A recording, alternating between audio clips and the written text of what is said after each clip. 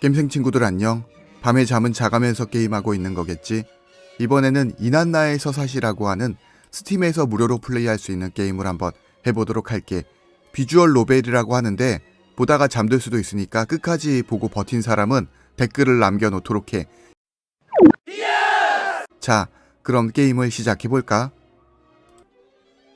이난나의 서사시 스타트.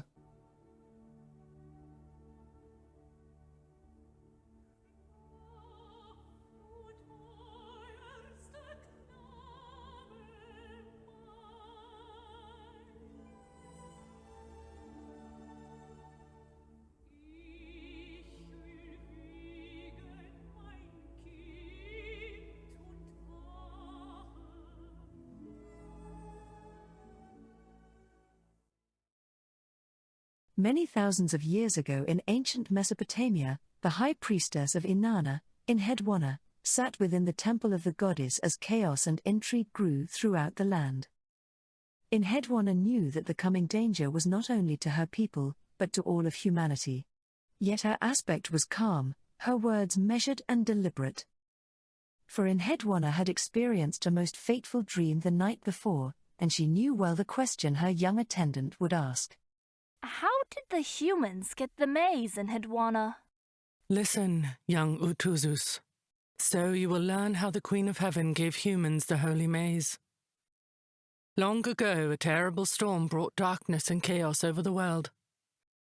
Many of our ancestors abandoned hope, for it seemed that the tree of humanity was doomed to extinction. But although the other gods ignored the people's suffering, the Queen of Heaven, Inanna, looked on with love and decided to save humanity. She boldly went to Enki, the god of wisdom in the deep sweet waters. Enki greeted Inanna respectfully, shared the drink of the gods, and then tested her with many challenges. Inanna prevailed against each of Enki's trials, showing herself to be his equal in intelligence. Enki was so enamored with Inanna's beauty and brilliance that he proudly offered to her the holy maze. Inanna accepted the maze graciously, placed them in the boat of heaven, and then set out for the land of the humans. After Inanna left and Enki recovered his sobriety, he realized his boastful mistake and sent demons to stop the boat of heaven. But Inanna called to Ninshinbur, the queen of the east, for aid, and Ninshinbur valiantly defeated the monsters. Again and again Enki sent demons to stop Inanna, but again and again Ninshinbur came to Inanna's rescue. At last the boat of heaven and the holy maze reached the humans' gates. Inanna freely shared the maze with the people, allowing humans to survive the storm and prosper greatly. Inanna laughed with delight at the people's joy and exultation of her. Enki, too, saw the people rejoicing and was moved to rejoice with them. All was in harmony. But humanity, which Inanna had saved and nurtured, was still young and vulnerable. The vigor and fertility of humanity brought an evil-hearted serpent to nest within its tree. This wicked one offered the privileges of exploitation to those who followed him, and this attracted many among the humans. Once the serpent amassed an army of followers, they ousted Inanna and denigrated her worship. Inanna called out to the other gods for help to rescue the worthy among the humans, but they saw only the humans' dishonor and so would not help them. Inanna spoke to the future, hiding the maze within a song unsung. Having set destiny in motion, Inanna rested in the heavens and awaited the dawn. In time, great heroes heard the call of Inanna and, one by one, they entered her garden to battle the serpent and his followers. When the fifth dawn came at last, the wicked one was slain and the tree of humanity was safe. The people again rejoiced and sang the praises of Inanna.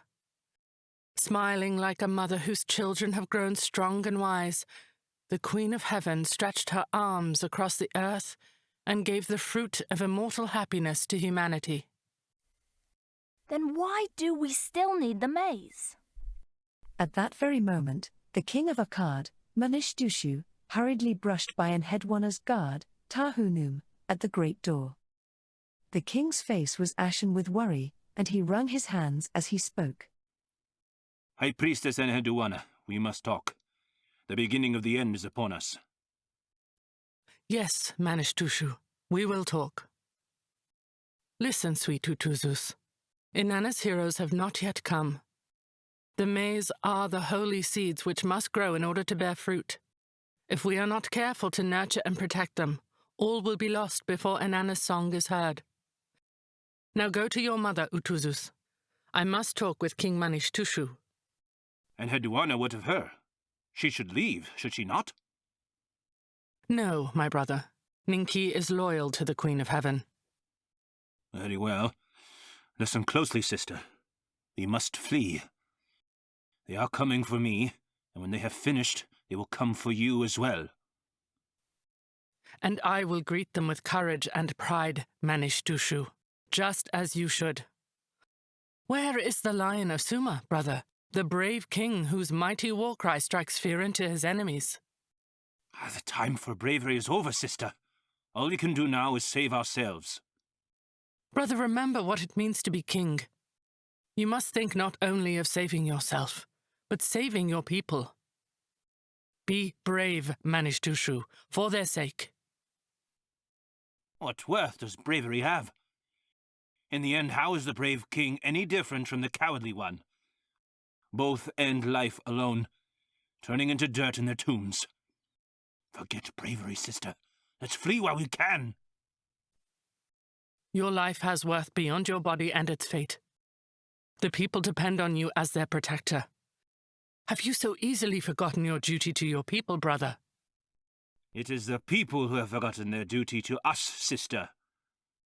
Where were the people when my son Naram Sin stalked me in these halls, plotting my downfall?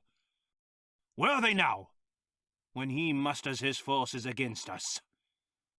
Let us leave this land in Inanna, and hasten to our cousins over the mountains. I will not, brother. I will never break the oaths that I have made to the people and to the temple of Inanna. And what of your oath to me, your own brother? Do not ask me to choose, Manishtushu. I am sworn to the goddess. Stand with me against the usurpers. Tahu Noom's flawless hearing detected another visitor ascending the temple steps. He furtively looked out the porthole of the great door. High Priestess, Naram Sin approaches. Shall I block his way? Sister, you must come with me now. I cannot wait any longer. Brother, stay and fight. The temple will aid you. I must flee. Remember when they come for you that I tried to save you. Manishtushu. Goodbye.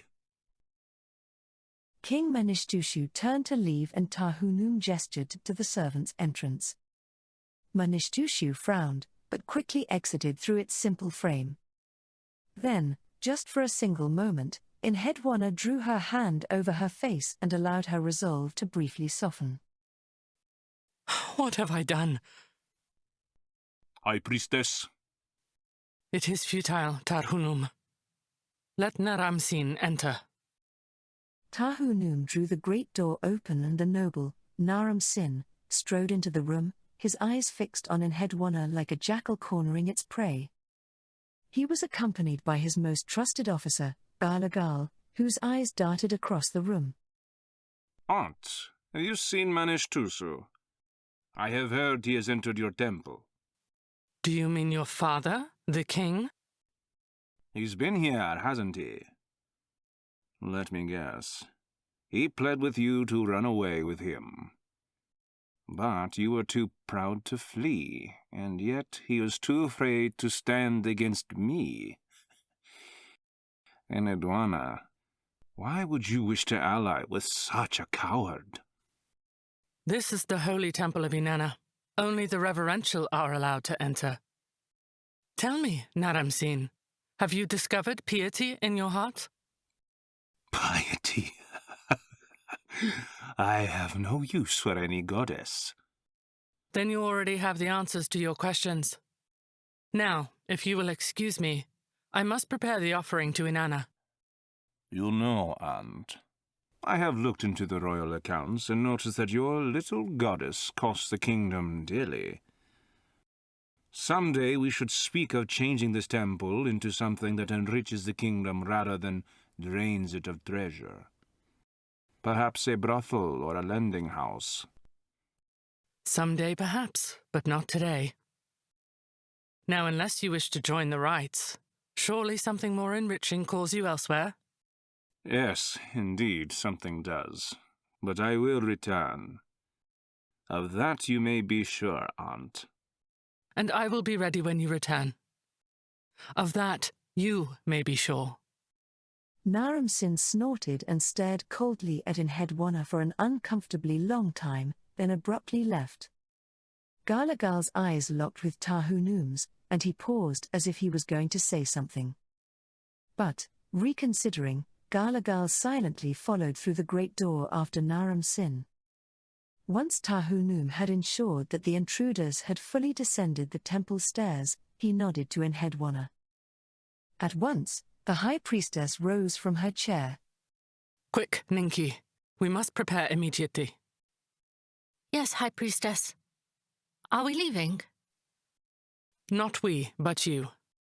I will stay, and, with Inanna's blessings, I will fend off my nephew and his ruthless ambitions. But there is something much too precious to risk falling into the hands of Naram Sin. You must take it to the other world. The other world of the West?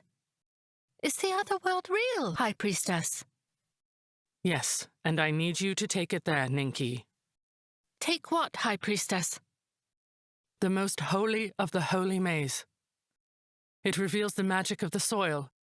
This is the secret of creating life from death and purity from filth, and came straight from the star of Inanna. I must enter the innermost chamber of the temple to retrieve it. Ninki, you must take the May to the Druidia, for only the Druidia know the way to the other world. The Druidia? I thought they were only a story. They are indeed real, and the Mainoan know the route to them. Thus you must go to Crete, and from there to the Druidia. We must hurry. I am going to the chamber to get the tablet. Wait here with Tarhunum, and pray for me, Ninki. Yes, High Priestess. Inanna traced her fingertips across an engraving of Inanna in the back wall of the room, then pressed carefully in two features of its figure. The sound of expertly carved stone sliding was heard as the stone panel pivoted and revealed a secret door. Inanna disappeared into the pitch-black passage and closed the panel behind her, her path in the dark guided by memory as much as by touch. Ninki waited praying while Tahunum stared at the ground and searched his mind for its own secret passages. Suddenly Tahunum raised his head, for another visitor approached. Tahunum gripped the hilt of his sword with one hand as he slid open the slit of the porthole. You may not enter further, Galagal. Calm yourself, Gudyan. I come with a message from Naram Sin for Inanna. What is the message? Tell her that her brother is dead. The king is dead. Yes. I found him outside the temple. The wretch had ended his own life. With the spear in the back, I'm sure. Tell Inanna she is to come to the throne room of King Naram Sin and give him her blessing publicly. This is the path to peace, Gudyan. I will tell her. Now leave. I will be back soon. Tahunum drew the slit closed and looked searchingly at Ninki, his concern interrupted seconds later by the wall's secret passage reopening as Inanna emerged, blinking in the torchlight. High Priestess! I heard, Tarhunum. But I do not have time to grieve. I must go to Naram Sin and make it clear that I stand against him. His impiety must not appear to have my approval. But, High Priestess, he will have you slain. Not if I make my reproach in public, for he would lose the people's favor if he killed me. He is surely anxious about his authority, and so will try to appear magnanimous in response to my censure. Perhaps I will be banished, but he will not harm me directly. Ninki, listen carefully. Naram Sin has repeatedly defamed Inanna in order to weaken my standing with the people. To show his power, Naram Sin's men will soon ransack and pillage the temple. They will be looking to destroy the tablet of the holiest May, but we must ensure they do not find it. You must escape with the tablet and bring it safely to the Druidia. But how will I reach the Druidia, High Priestess? First, you must travel up the Euphrates until you can go no further, and then make your way on foot to the Western Sea. From there, you will sail to Crete and seek the help of King Bansabira. Within the tombs of the temple, there is a route that leads under the city to an exit near the docks. The path is well hidden with puzzles to lead astray the unworthy. You will need to make your way carefully through the underground passages to the dock. Could I not simply go publicly to the docks, High Priestess? Naram Sin knows you are my favourite, Ninki. The only reason they have not come for you already is that Naram Sin still hopes I will support his coup. The moment he knows I will not support him as king, you will be in great danger. He will hope to punish me through your pain. Tarhunum, you must go at once and prepare a boat to sail through the marshes of the Euphrates. Be ready to meet Ninki at the old dock tonight. But, High Priestess, surely I must stay and protect you. Do not argue with me, Gu Tian. You must protect Ninki and the tablet now. Swear to me that you will. I swear to do so, High Priestess. I swear on my life. I will hold you to it, brave warrior. Remember, Ninki, the tablet contains the key to restoring Inanna to her rightful throne. You must succeed. I understand, High Priestess. I will bring the tablet to Druidia. May you succeed in doing so, my beloved Ninki. Now go, both of you. May Inanna watch over you and guide you on your path. The young priestess Ninki followed in head warner through the temple down into the most ancient and long-forgotten corner of the tombs.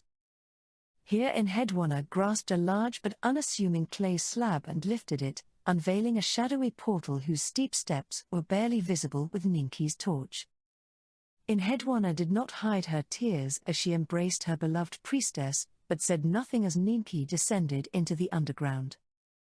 As Ninki reached the base of the stairs, she looked up one last time at the high priestess. In head warner regarded her gently and a final tear dropped into the underworld as she slid the clay covering back into place.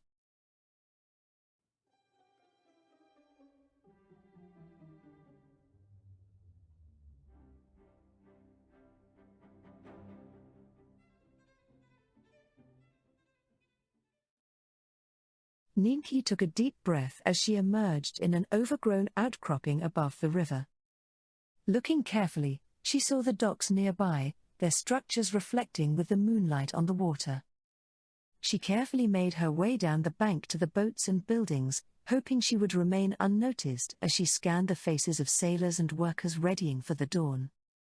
Yet, try as she might, she could not spot Tarhunum anywhere among them. After many fruitless minutes, she sat by an empty boat and stared at the inky waters, pondering her next move. Just as her remaining hope seemed to sink into the water's depths, an unfamiliar voice called from behind to her. Are you Ninki? Who are you, sir? You are seeking the Gutian that was waiting here, yes? Listen, child, for I am a Gutian too. Your friend was just taken away by the guards. What? Taken where? They were headed down that alleyway. But be careful. If you go after them, the guards did not look like they came to talk. Ninki cautiously entered the alley, its tall ramparts shrouding the moonlight in darkness.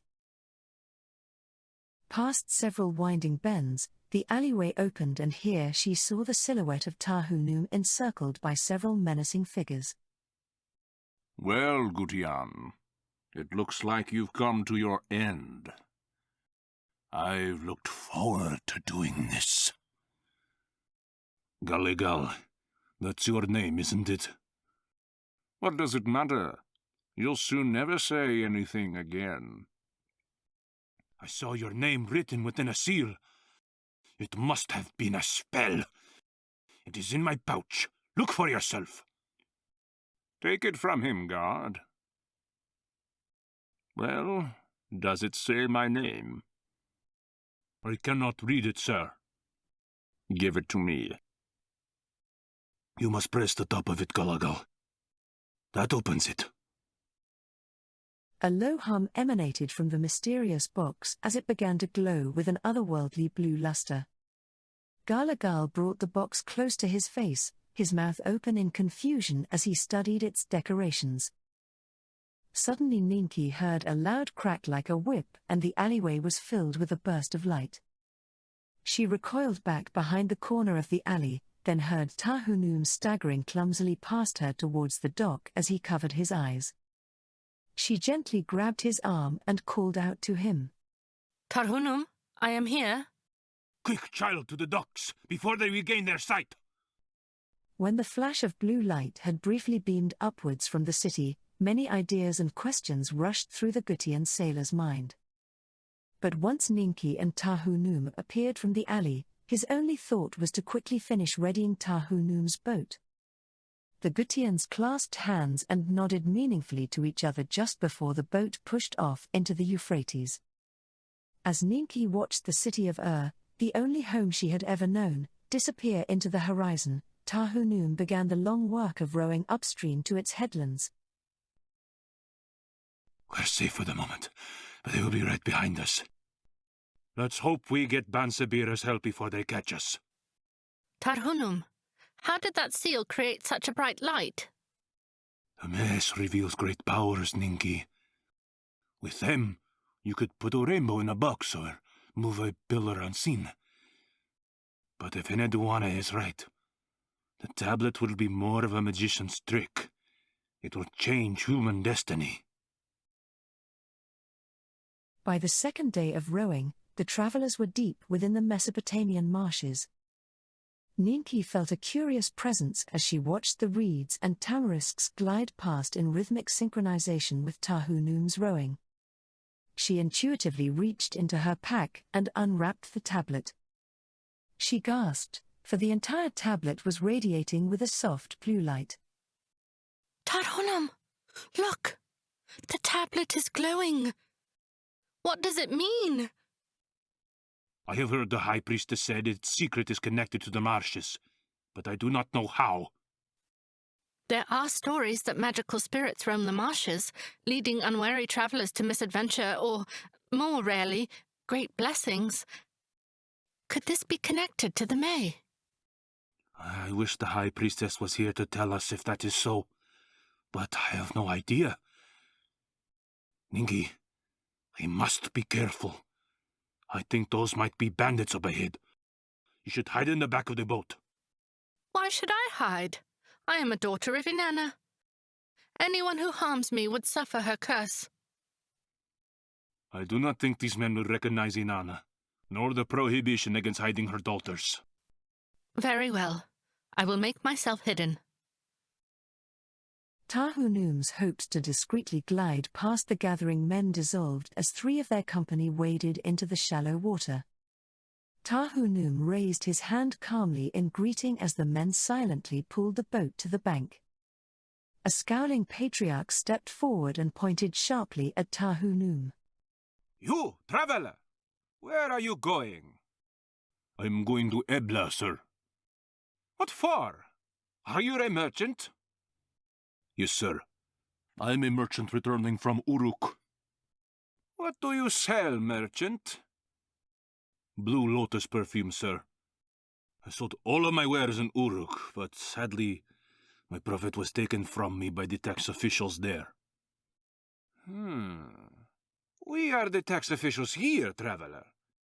You must let us inspect your boat to ensure you have not hidden away any of your perfumes. Or profits. I'm sorry, sir, but that cannot be. We are still in Sur-Mer, are we not? The tax officials are only in the cities. Traveler, you have misunderstood. We were not asking for permission. Seize him! 3 bandits held the boat firmly in place, while 2, particularly large ruffians boarded from the front. Tahunum feigned pliancy until the 2 brutes were nearly upon him. In a flash, Tahunum struck with the blade of his oar, knocking one brute into the water before slamming the oak handle into the ribcage of the second. A swift kick into the face of one of the bandits holding the boat caused the remainder to fearfully release their hold. For a moment, it looked like the boat was freed. But, as Tahunum repelled the invaders, their patriarch had been quietly scaling the back of the boat. Arcing forward like a viper, the bandit leader's bronze cudgel lashed the back of Tahunum's head, sending the Gutian careening into the floor of the boat. The bandit leader sneered murderously as he raised his mace high over Tahunum. But, before he could dash Tahunum's skull, the bandit leader suddenly stiffened and groaned, looking down with confusion at a spear point that now extended from his abdomen. Tahunum shook off the clouds of his concussion and threw the bandit leader over the side of the boat. Staggering to his feet, Tahunum shifted the oar and pushed vigorously off the side of the river. The bandits pulled their dying leader to shore and glowered darkly at the boat, but did not pursue it. Tahunum swept the blood from his brow and rode on through the serpent-like curves of the river, clutching the oar tightly as he fought the surging pain in his head. I am pledged to protect you, but it was you that saved me, Nikki. Thank you, daughter of Inanna. The goddess truly watches over the courageous, for you were very brave. You are badly wounded, Tahunum. Here, let me bandage you. You may be able to find some plants in these wetlands to help. Thank you, Nikki. But we need to hasten through here as fast as we can. These cannot be the only bandits in the area, and Golegal will soon overtake us.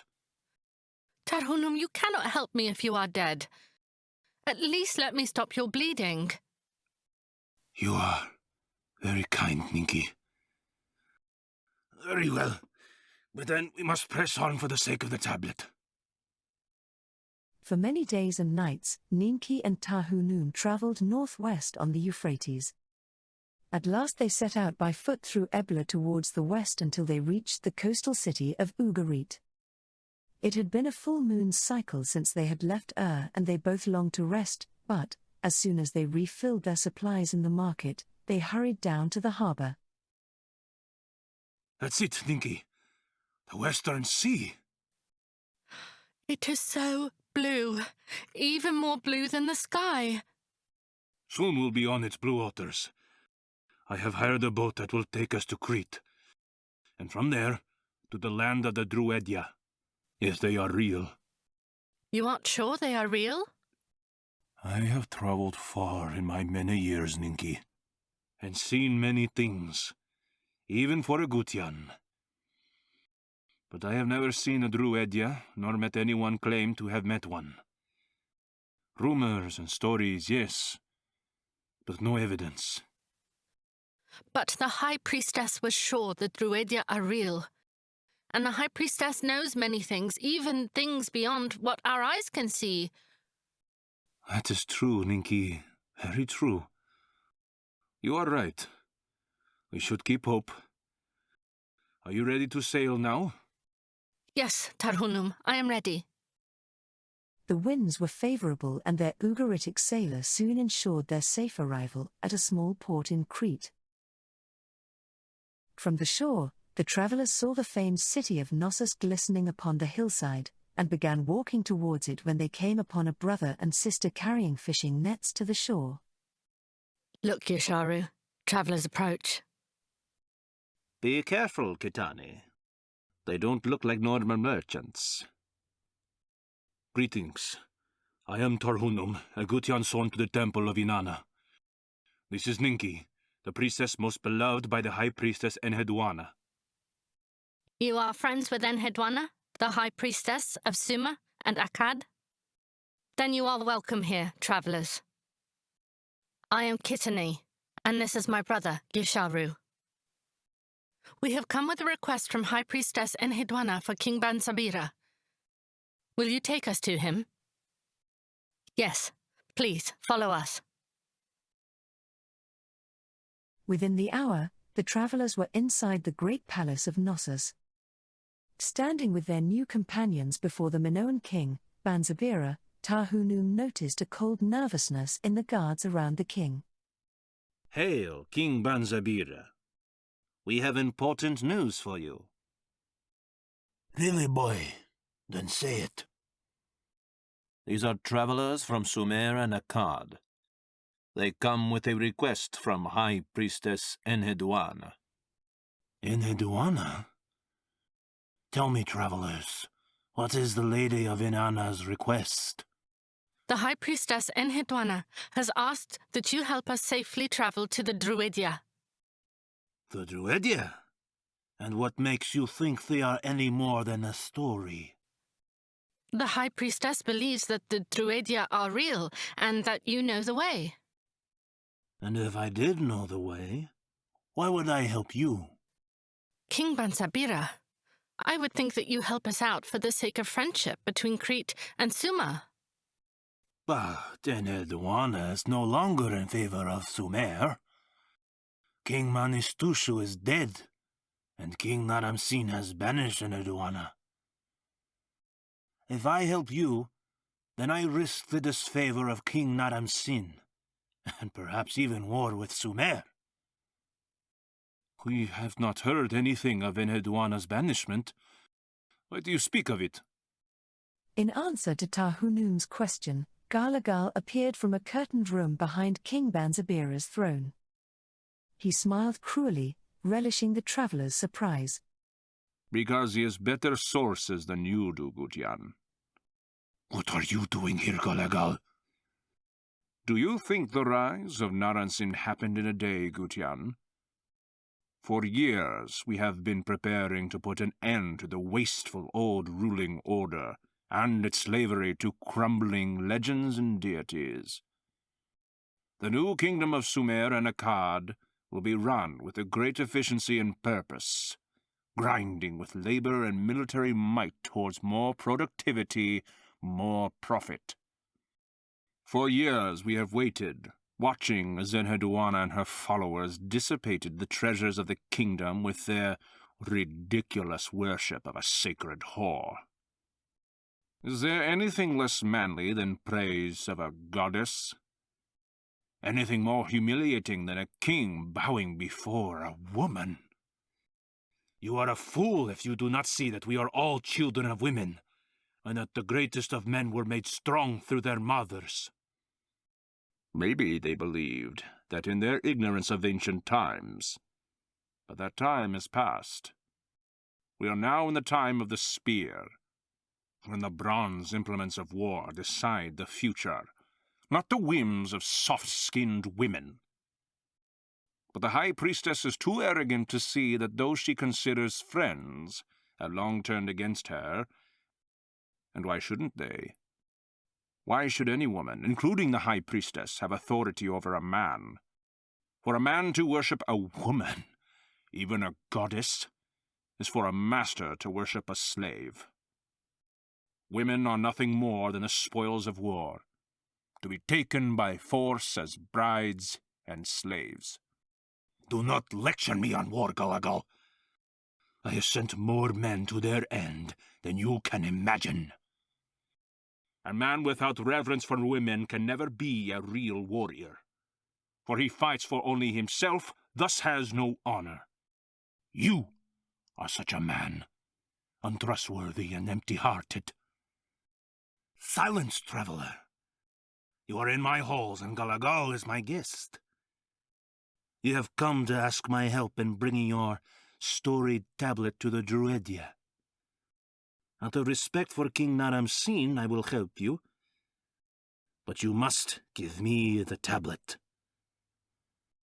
Respected king, we must give the Druidia the tablet ourselves.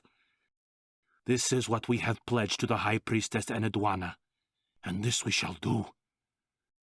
We ask only for your aid in navigating to their land. That will not happen.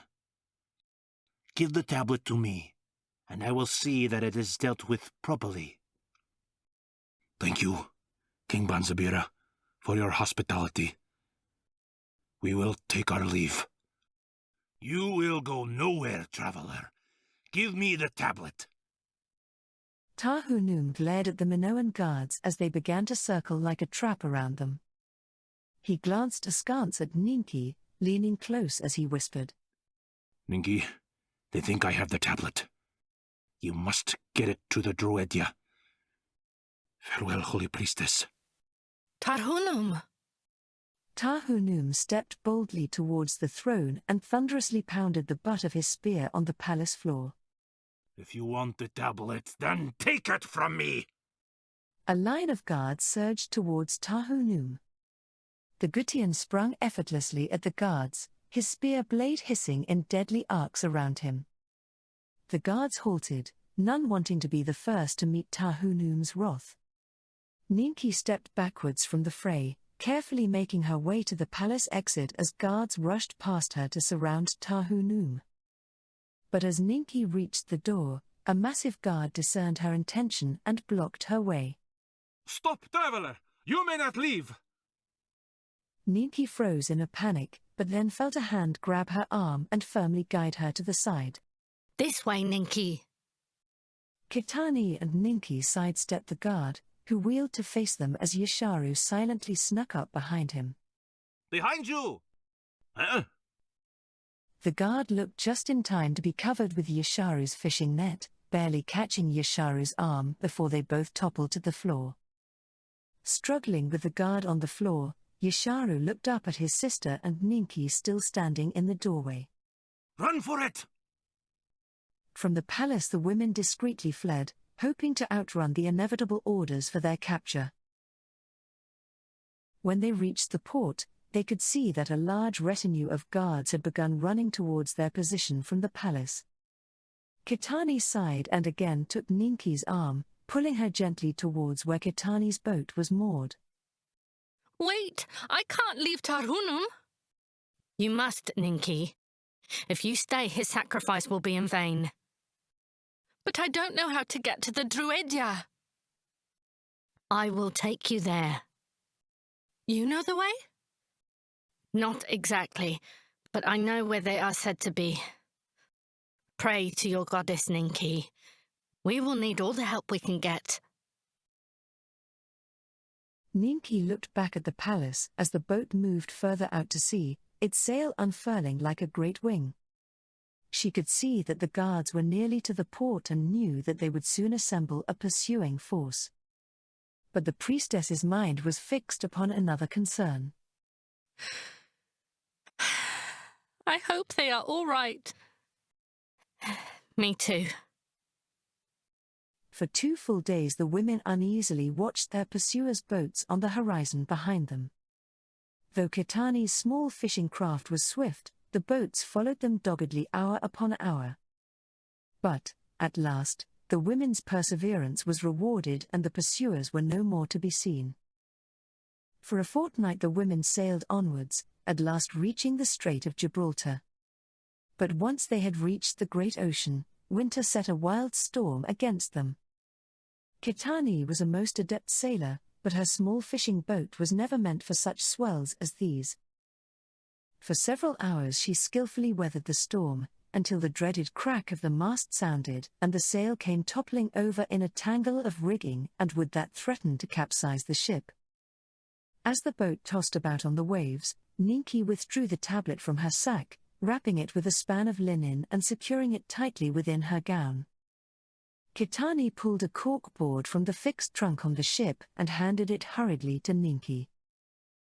Ninki watched, praying tearfully, while Kitani struggled to untie the rigging.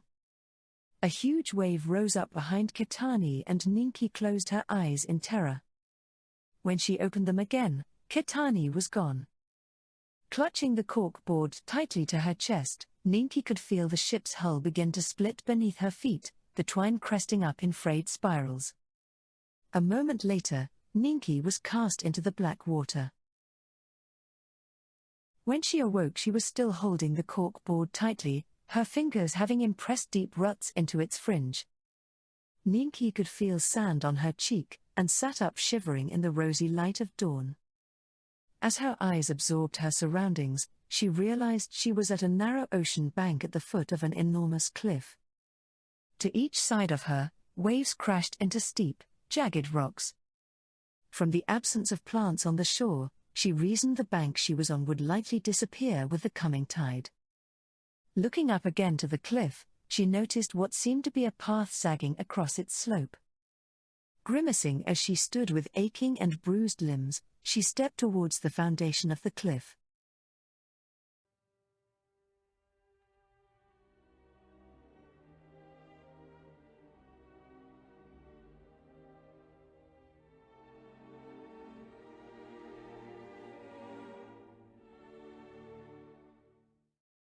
At last Ninki reached the top of the bluff, collapsing shortly past its edge.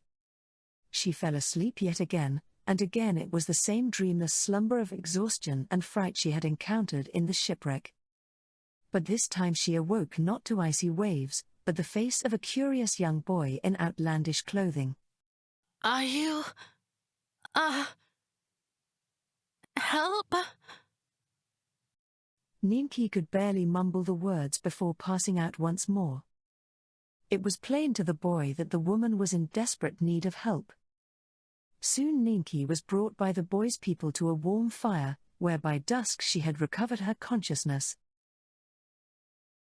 Offered a large horn of fresh water by a strangely familiar old woman, Ninki immediately drank and drank, enraptured by its delicate sustenance.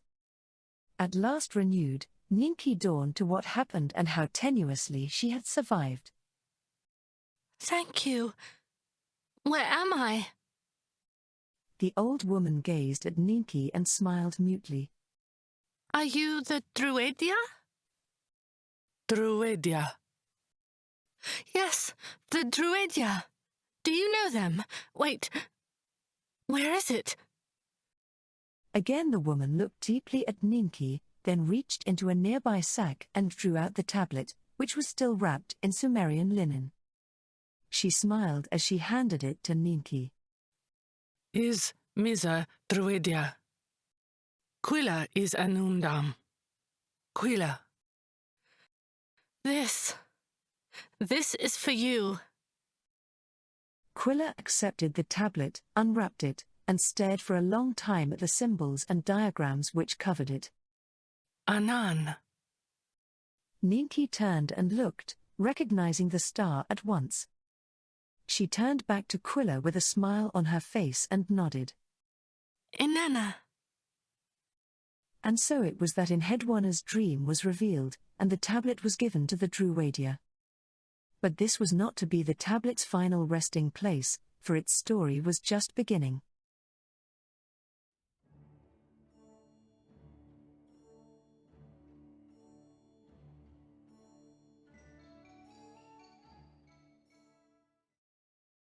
Humanity soon fell into a perilous age of war, slavery, and empire.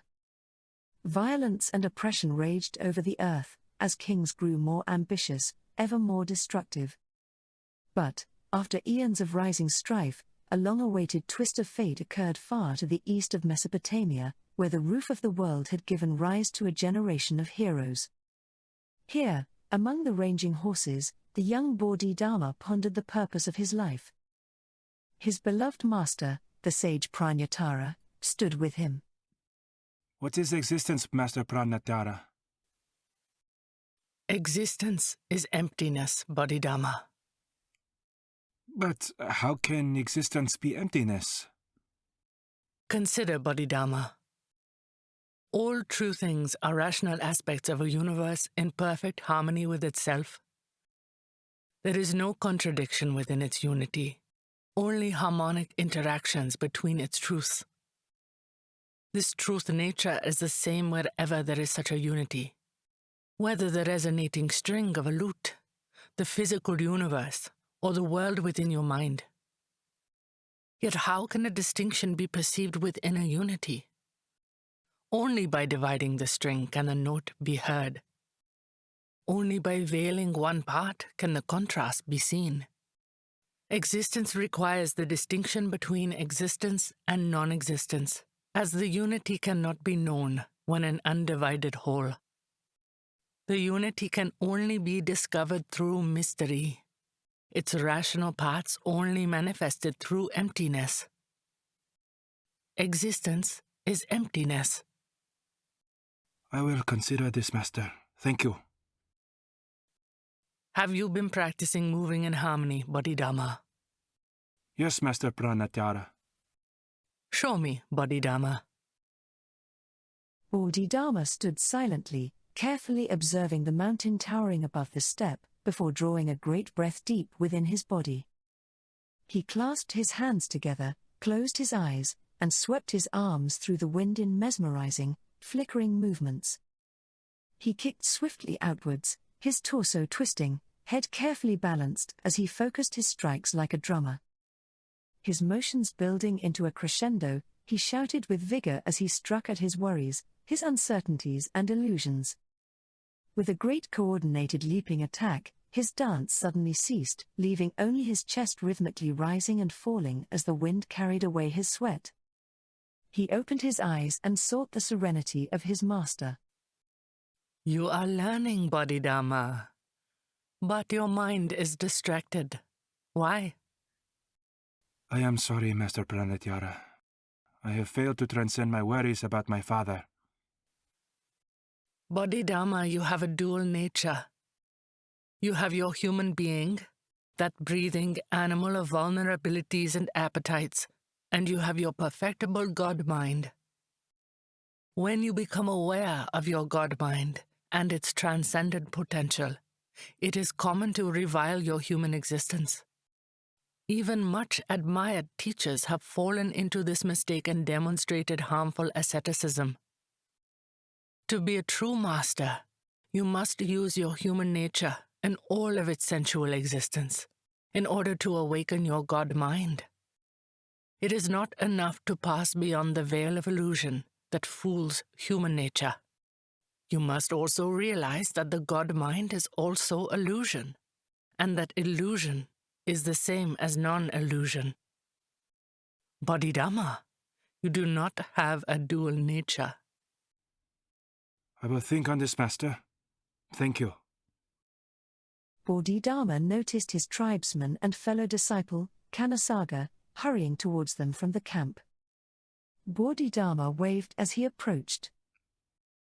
Peace to you, Master Pranatara. Bodhidharma, King Kushnavas has asked for you to come immediately. He said that there are important guests on their way to the camp. Thank you, Kanasaga. Will you come with me, Master? Yes, Bodhidharma. Let's go now. When Bodhidharma and Master Pranatara reached the camp, King Kushnavas peered suspiciously at the sage before turning to his son. What were you doing, Bodhidharma, that you took so long to come to me? I am sorry, Father. I was practicing in the horsefields with Master Pranatara. We came as soon as we could. You are always following her around. What is it that you think she can teach you with her muttering nonsense about Buddhist spirits? Father, Master Pranatara is an enlightened woman, and can teach me great things. Many in the tribe respect her. They do, but it is you who will be the tribe's king someday, not her. What does she know about ruling? Pranatara, I put the question to you. What is so great about you? I am ridiculous, King Kushnavas. See, Bodhidharma, even she admits she's foolish. Don't follow her or that Buddhist devilry so closely. You should learn from my example instead. Father, Kanasaga said there are guests coming. Yes, very important guests. King Yazdegerd and the Sasanian elite are on their way here right now. They have sent word that they have a promising offer for me. But what do I have to do with such politics, Father? Everything. Are you still resisting your destiny to be the next king, Bodhidharma? If you were a lesser man, that would worry me. But I have no doubts about you, son. You are the lion cub of the Yeptha, and will someday rise to great things. I know you dream of being a sage, maybe even a famous master like Pranatyara.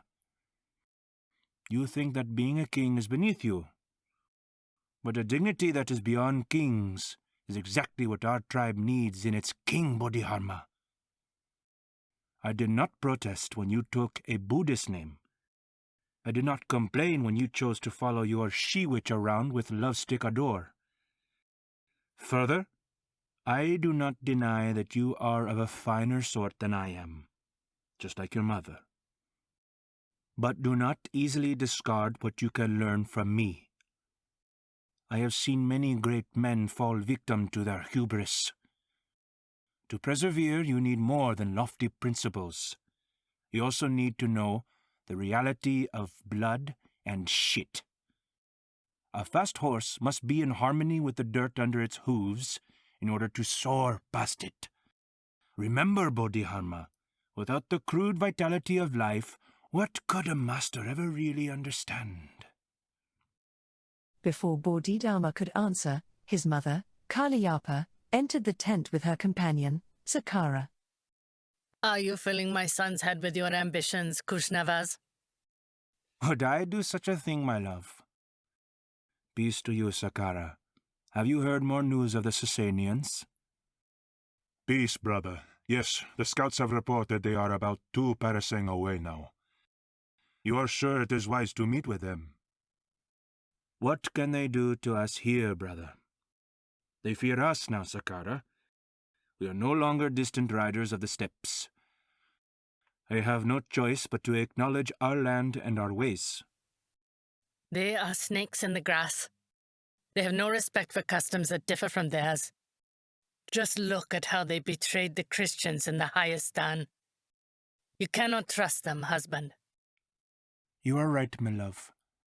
I cannot be trusted and I don't trust them.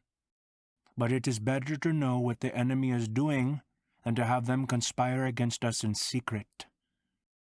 Besides, they have fought us for years, and for years they have lost. They are afraid and want to protect themselves. They must think whatever they are going to offer is better than continuing to lose ground against us. You expect them to recognize the Yeptha and make peace. But at what cost? You will not make us vassals to them, Kushnavas. Of course not, Kalyapa. The Yeptha will always be free. But let's see what they want, what they offer. Perhaps we can gain more from peace with them than with war. That will be good, brother. But peace is often worse than war. You say that because you only love war, brother. You're never happy unless you're riding into battle. It's not true that I love only war, brother. I also love Kalyapa. Talk, talk, talk. That's all you men ever do. Come, let's get ready and show these fancy folk that the Yeptha tribe knows how to host guests. By the time the sun had nearly dipped below the high mountain ridges, the Yeptha were assembled in the great tent, sitting and talking among themselves. Only their tone betrayed the nervousness and curiosity they felt, and any outsider would have thought them entirely relaxed. King Kushnavas, the Sasanians are here. Show them in, Ganasaga. Bowing slightly as he passed the tent's curtains, the king of the Sasanians, Yazdegerd II, carefully entered and walked to where the Yeptha were seated. A group of lavishly dressed Sasanians accompanied him, armed only with ornate daggers. Yazdegerd expertly sensed Kushnavas's authority, approached, and bowed deeply to him. King Kushnavas, it's an honor to meet you at last. King Yazdegerd II, we are honored to have you and your party as our guests. But surely we have already met on the field, have we not? King Kushnavas, I have fought many enemies over the years. The Romans, Attila and his Huns, and the Hayastani rebels. fact, I have not ridden against the Yeptha. Then who have we been fighting against for the past decade? This is my brother Sakara, King Yazdegerd. He has led the offense against the Sasanians many times. King Kushnavaz, you must understand. I am not responsible for a few errant generals among the Sasanians. The Sasanian Empire is extremely vast, stretching from here to the waters of the west. Our land is not part of the Sasanian Empire. King Kushnavaz, my point is that we have such a large empire, a king cannot directly control every corner of it. He needs trustworthy allies who can rule over the realm while enjoying the security and trade of the larger empire. The problem, as I see it, is that my empire has lacked good leadership near your land. I need a strong ruler here, one that has the respect of the locals. So you want to make the Yeptha a pawn in your empire? Who is this woman that keeps interrupting us, King Kushnavaz? That is my wife, Kalyapa. I see. This is my favorite wife, Denag. Perhaps they can go and speak of women things while we finish our conversation. I do not think she would approve of that, King Yazdegerd. King Kushnavaz, among the Yeptha, the women stand alongside the men in all things. Why do the men permit that? Do you think we could stop her? King Yazdegerd, I thank you for coming to our tent and meeting us in peace. But our ways are very different from those of the Sasanians. I do not think you or your ministers could countenance the Yeptha as your representatives. I suspect you have heard rumors of my intolerance, King Kushnavaz. But that is due to slander spread by rebels. The truth is that I am very tolerant. In fact, there is only one thing I do not tolerate: disloyalty.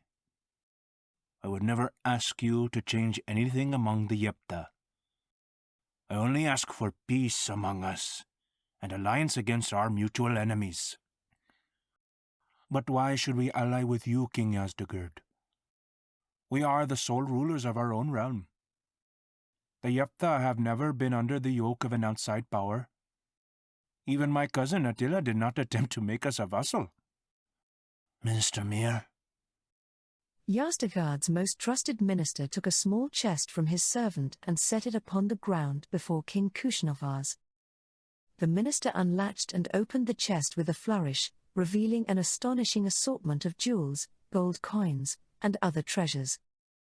Drawing a torch near to the chest, Mir proudly smiled, his teeth glinting nearly as much as the fortune he had set in front of the king. King Kushnavaz, for hundreds of years the Yeptha have existed only as a horse people, knowing only the harsh ways of the vast wilderness. But perhaps you will be immortalized as the king who brought the Yeptha the joys of the city. I can hear the barbat play, the singer recounting how it was King Kushnavaz who made his people rich and happy. What will your legacy be, King Kushnavaz?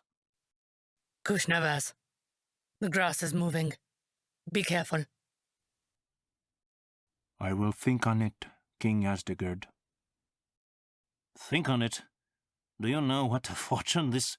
Silence, Mir. Thank you, King Kushnavaz. We are grateful for your consideration. Thank you, King Yazdegerd. Now, Sasanians, allow us to show you the hospitality of the Yeptha. May the feast begin! Soon a great variety of dishes were laid out before the party, including countless cheeses and breads, melons and other fruits, sundry meat dishes, and all manner of vegetables. Yogurt drinks were poured as the musicians began to play, and the two houses began to relax with each other. At one great table sat the kings and their immediate entourages, at another sat those of somewhat lesser status, including Bodhidharma and his master. Across from these Yiptha at the table were the Sasanian princes and their companions. Greetings to you, Yeptha. I am Hormizd, the eldest son of King Yazdegerd. This is my brother, Peros, and Mazdak, our advisor. Peace to you, Hormizd, Peros, Mazdak. I am Bodhidharma, and this is my teacher, Master Pranatyara. A woman as a teacher? You Yeptha have strange ways. Be polite, brother. So tell me, Bodhidharma, have I heard correctly that you are the son of King Kushnavaz? Are you next to be king, then? Kushnavaz and Sakara are my fathers, and Kaliappa is my mother. What? I don't understand. So it is true that among the Yeptha a woman marries more than one man? Not always, but yes, that is customary. But who is your actual father, then? What do you mean? They are both my fathers. What my brother is trying to ask is, which of those men lays with your mother at night? They both do. Is this custom so strange to you? Even stranger than a woman teacher. Is there not jealousy between these men, Bodhidharma? No, why would there be? They are as brothers to each other. Brothers can be jealous of each other. Don't you think my brother here is jealous of my status as his elder? After all, it is I who will be the next king, not him. Why should you be jealous of each other? That is like the left hand being jealous of the right hand. A family should be as unified as one body, its fortune and misfortune shared by all. What do you know about family? You don't even know who your father is. Control yourself, Peros. It's not his fault his mother... I'm not insulting him, brother. I'm helping him. Bodhidharma, listen. I know each tribe has their own customs, but the basic nature of people is the same. Whatever country, their babies cry for their milk. They don't care if any baby goes hungry, as long as they fill their own bellies. Everyone must look out for themselves. It is human nature. What do you think, Master Pranatara? The baby cries because the mother listens. When the baby grows and becomes a mother, she will then listen in turn.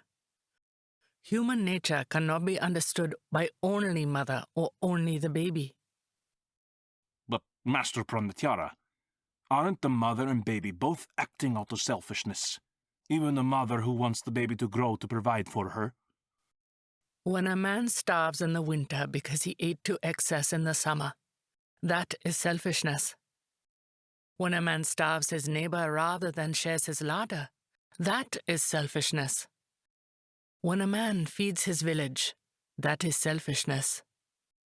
When the earth feeds all, that is selfishness. Are you saying that people should be more selfish? I am saying that it is better to love ghosts than to ignore them. Your teacher is the most confusing person, Bodhidharma. Enough of this philosophical talk. Bodhidharma, you did not answer my question. Are you going to be king after King Kushnavaz? When King Kushnavaz has died, Kaliappa will choose the next ruler. She is the descendant of King Tomiris and has the authority to decide the king. Wait, a woman decides who will be king? Yes, she chose King Kushnavaz and she will choose the next king. What if she dies before King Kushnavaz? How is the king decided then? The next in the line is Kaliappa's cousin, Master Pranatara. But she is a mad woman! She would likely choose a yak to be king. Hormizd, I think you are underestimating Master Pranatara. So who would you pick to be king, Master Pranatara? A yak can be eaten. The conversation was interrupted as the two kings approached the table. Yazdegerd beamed as he drew Kushnavaz's attention to his eldest son, Hormizd. Kushnavaz, this is Hormizd. As stout as I said, is he not? Stout and strong, just as you said. But no wife? No wife, and yet heir to the empire. Greetings, King Kushnavaz. I am deeply impressed with your hospitality. Peace to you, Hormizd. I have heard that you are a fine horseman, is this so? Indeed, sir. I am the best among the Sasanians. Second best, brother. You have yet to beat me. Then you must be Poros. He is indeed. But come, let me show you to the recent maps. Mir had these prepared just this past week. As the rulers wandered off, Peyros finished the yogurt in his mug with a single exaggerated swallow and belched. Always the same with him, no matter what I do. You are luckier than you know, Bodhidharma. Stop feeling sorry for yourself, Poros. Look, they're just now opening the wine we brought. I regret to say that we must leave the feast early. Thank you for conversing with us. You won't join us for a drink, Bodhidharma? Come, let's swap war stories. Thank you, but we do not drink. Good night, gentlemen. As soon as they exited the tent, Bodhidharma saw his cousin, Rishto, rise from a nearby stack of hay and greet them. Peace to you, Master Pranyatara and Bodhidharma. You have escaped? Peace, Rishto. You have waited for us. Suddenly the tent curtain behind them opened and Mazdak stepped outside, his eyes glancing nervously at the ground before he spoke. Master Pranatyara. I am sorry, Mazdak, but we really must be going. Forgive me, Bodhidharma, but I must ask Master Pranatara something. Master Pranatara? What is it, Mazdak? Master Pranatara, I ask that you take me as a student. But you are Sasanian and not even a Buddhist. Surely this is impossible. Do you know what it is to be my student, Mazdak? Whatever you require of me, I will do it. Do you understand the worship of women? In the old times, we made sacrifices to Anahita, but the House of Sasan has forbidden that for generations. The worship of women does not mean homage to a goddess far away from us. It means the worship of real living women like me, the honoring of our divinity. Zoroaster taught what is unclean and evil. He said that women's emissions are more impure than death itself. How can someone afflicted by such impurity be worthy of worship? Truth is impurity. If you wish to be my student, come dance with us at the charnel ground. Teach me, Master Pranatara. Though the feast concluded amiably with half-hearted pledges to further conversations, many months passed and little changed for the Yiptha. But much changed for Mazdak, as he threw himself into studying under Master Pranyatara. By the time winter had come, Mazdak had proven himself a most devout student. But dynastic memories crept into every night's dreams, and one morning even into reality as the disciples spotted a group of Sasanian horsemen approaching the camp. The horsemen were soon intercepted by a group of Yiptha guards, who, after a brief conversation, trotted along vigilantly with the Sasanians as they approached King Kushnavaz's tent. What do you think the Sasanians want this time, Kanasaga? There are fewer of them, but they are more well armed. Maybe they are upset that your father did not agree to be a vassal. Where is King Yazdegerd? I don't know, but let's go and see what's happening. Although they hurried, by the time they reached the tent, several mugs had already been refilled with rich, fragrant wine, and Kushnavaz sat close to the Sasanian prince, Peyros. Kushnavaz gestured eagerly for Bodhidharma and his companions to approach, his chin still dripping with wine. There you are, Bodhidharma. You'll remember our guest, Peros. Peace to you, Peros. Greetings, Bodhidharma. Mazdak, my old friend. I hope you have thoroughly learned from the Yepta. Peace, Peros. The Yepta and Master Pranatara have been very generous in their teachings. You speak truth, Mazdak, and now it is time for you to repay our kindness. The Sasanians and Yepta are forming an alliance, and it will benefit from someone who understands both peoples. Please forgive me, King Kushnavas, but I have renounced worldly matters to follow Master Pranatara. Mazdak, perhaps you do not understand the Yepta as well as I thought. There is no distinction between the worldly and spiritual for us. Our sages like Master Pranatara are not hermits alone on snowy peaks. They are respected and valued amongst our tribe because they contribute to the tribe's well-being, whether in peace or in war. What has Pranatara been teaching you that's different from this? Before Mazdak could answer, Kalyapa and Sakara strode into the tent. Kalyapa's brow was furrowed and her look most severe, but Kushnavas smiled artlessly at her. What is all this commotion, husband? Did you know these guests were coming? He did not. Forgive us, honored lady, but I rode here with great haste and could not send an advance party. Father, why an alliance now when you did not form one before? Where is King Yazdegerd? An alliance? Slow down, Yeptha. It is good that you are all here to know the answers. So listen carefully. King Yazdegerd is dead, and the struggle for the crown has broken out between his sons, Peroz and Hormizd. Hormizd, guided by the Minister Mir, has launched an all-out assault on any who are not Zoroastrian. But Peroz has offered a path of greater tolerance than any Sasanian king in centuries. What else has he offered, husband? My eagle-eyed bride knows me too well.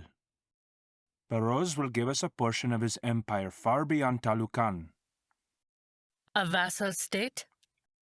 As an independent state, honored lady, paid yearly tribute. Why should we pay tribute to help you win the crown, Peroz? He means the House of Sasan will pay the Yeptha tribute every year. The winds are blowing in our favor, tribe. We must seize the opportunity and strike on target. What say you, Kalyapa? Sakara? So be it, husband. If it is as you've said. Peroz, we must understand all of the relevant details of your troops, resources, allies. It would seem that there is agreement, Peroz. Show us that it is possible and we will fight alongside you. King Kushnavas, I know every weakness of the Empire and every flaw of my brother. With your warriors, all of our critical moves may be made. Victory is certain. Let us feast. You can tell us the details. Note them well, Bodhidharma, for this is your opportunity to establish yourself among the generals. That night the disciples huddled by the fire in their tent. For a long time they sat mutely before the fire, until at last Mazdak broke the silence, prostrating himself before Master Pranatara as he spoke. This is very troubling. I don't want to stop studying under you, Master Pranatara. Master Pranatara, what should we do? We should ascend the mountain and stare at the roof of the world until we have forgotten what we do not know. They trekked through the dark, snowy night up Bame Jahan, recalling its ancient paths. By the time they finally reached the holy site at the crest of the mountain, the clouds had been carried far to the west and limitless heavens were revealed above them. The disciples carefully placed the wood they had brought within the sheltered hollow and sparked a fire. As the fire grew, they took out more treasures and delights carried up the mountain, and prepared their sacred feast. They ate and drank heartily, and soon began to sing the songs of realization. As their spirits lifted, Master Pranyatara's smile shined like a great diamond, and she signaled for them to listen, as the time of vision was nearing. 2 yogis were once on a long pilgrimage to holy sites and had made great progress. They came upon a woman tending to animals on the hillside. But because the men were still caught in the veil of illusion, they saw only an old woman in low circumstances. One of the yogis stopped and pondered the situation, choosing to doubt his perception. He prayed to the great star of heaven, the mother of all, to forgive him for his ignorance, and she blessed with clear vision of the woman. The old woman was Tara herself, and her cattle and goats were powerful spirits and demons. Tara rewarded the yogi's devotion by blessing him with magical powers. But his companion, who remained unaware of women's true nature, did not progress spiritually. Master Pranatara, is it true that all women have the Buddha within them? Yes, Mazdak. This divinity must be awakened and developed. Each man should devote himself to the worship of the woman in his life. She is his goddess, and he should find his spiritual sanctuary in her, honor and revere her devoutly, give her gifts and offerings, and worship her through the tantric rituals and service. Through this devotion and love for her, he will develop the Buddha within himself. Master Pranatara, I do not want to lose the opportunity to worship you. Mazdak, you have great potential. But the Sasanians have long strayed from the path, and they face a time ahead when they will stray even further from the goddess. It will become your duty to plant within them the roots of future enlightenment, and you must accept that duty with gratitude. But, Master Pranatara, I am attached to you. Mazdak, you must find me in a different form. Remember that the goddess is in all women. The waters of Anahita must be preserved among your people. I accept the duty, Master Pranatara. Master Pranatara, my parents have asked that I lead the attack on Damgan. What should I do? Bodhidharma, you have a special destiny, but you must ask the mountain to reveal what you are to do. Only by purifying your heart and slaying the demons that haunt you will the way become clear. The fire is glowing and the ganja is prepared. Come, lovers, and walk within the smoke of holy Magoo. Focus, Bodhidharma. Slay your demons and discover your destiny. Bodhidharma danced joyously in the smoke with his master and the other disciples. Time seemed to stretch in all directions until finally Bodhidharma closed his eyes and fell into a deep meditation. When he opened his eyes, he was in another world entirely.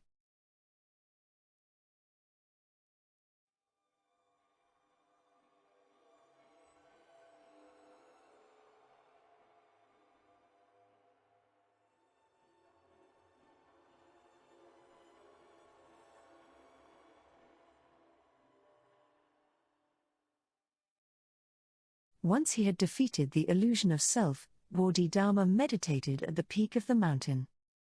From this high vantage point, he saw the struggling souls of his brothers and sisters. His heart filled with empathy for their plight, and he bowed deeply as he made his choice. He then looked up into the sky to see a beautiful Dakini descending towards him. She laughed melodically, floating in the air as she held a glowing amulet out to him. So, you have chosen the path of truth, Bodhidharma. Then give this to your master. Upon taking the amulet, Bodhidharma became very tired and soon fell into a deep sleep within the dream. He saw many things that were to come, including the brutal empires that would terrorize the great mountains under false banners of peace. The oppressors wore the masks of gods and god-killers, tyrants and revolutionaries, but always drew their power from the blood of the innocent. Bodhidharma tossed and turned in his sleep, as if he had a high fever, but he could not wake from the visions. At last the compassionate hand of his master softly touched upon his navel, rousing him from his slumber and waking him to the light of dawn. Wake, Bodhidharma. Master Pranatara, I saw the future. Our people and culture will be lost. Even the Sasanians will be lost to the monster that is coming. What meaning will anything I do have? What is in your hands, Bodhidharma? This was given to me by a Takini for you, Pranatara. What is it? It is a Gautama, Bodhidharma. It contains secret knowledge for the future. It will have an owner in the future. It's Gautestan, who will understand and use the Gautama's teaching for a great purpose. Master Pranatara, I'm at a loss. I thought the visions would allow me to see my destiny, but I only see ruin. Like the Gautama, some things are too precious to be destroyed. To save them, they must be transplanted into new soil where they will grow with new life. Like a fire, destruction changes and recreates truth into new forms. The old you has been destroyed, and you have been reborn. What does that mean, Master? I must bring the Gautama to its Gautestan. The journey is long and of great difficulty. Those who come must leave behind their old selves and become heroes. May I come with you, Master Pranatara? You have chosen the path of truth, Bodhidharma. You are becoming a bodhisattva.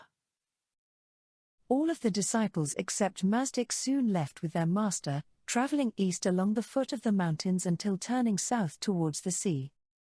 Their path through the fertile valleys and hills gave rise to countless local accounts of their adventures and teachings, but the most remarkable one occurred once they reached the famous port town of Shitaka.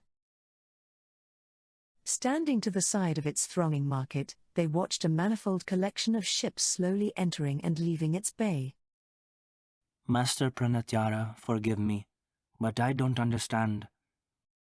You're saying that not only do we not have any money to pay for a ship, but you also aren't sure where we are sailing? Yes, let go of what is to become, Kanasaga. Focus instead on correctly being in the now. Once you are perfectly aligned with the now, the right future has already taken place. Their conversation was interrupted by a child running carelessly through their group. The boy tripped, then quickly stood up, but not before a rough-looking man grabbed hold of him. Hey, urchin, where did you get that cake? You must have stolen it. Give it to me! No, mister, it was given to me. A liar as well as a thief. Go eat roots, boy. Give that back, I need that. What? I'll teach you to lay a hand on a member of the Black Datura! Before the thug could harm the boy, a tall, thin man with a shaved head emerged from the crowd and put his hand on the boy's shoulder. Child, where's the cake I gave you? He took it. The tall man looked at the thug and smiled mildly before speaking. Sir, is there a problem? Back off, monk, unless you want the same beating I'm going to give this kid. It isn't necessary to beat a child, sir. Just beat me twice as badly instead. Are you crazy, monk? Fine. You will be beaten blind, but the runt must learn his lesson as well.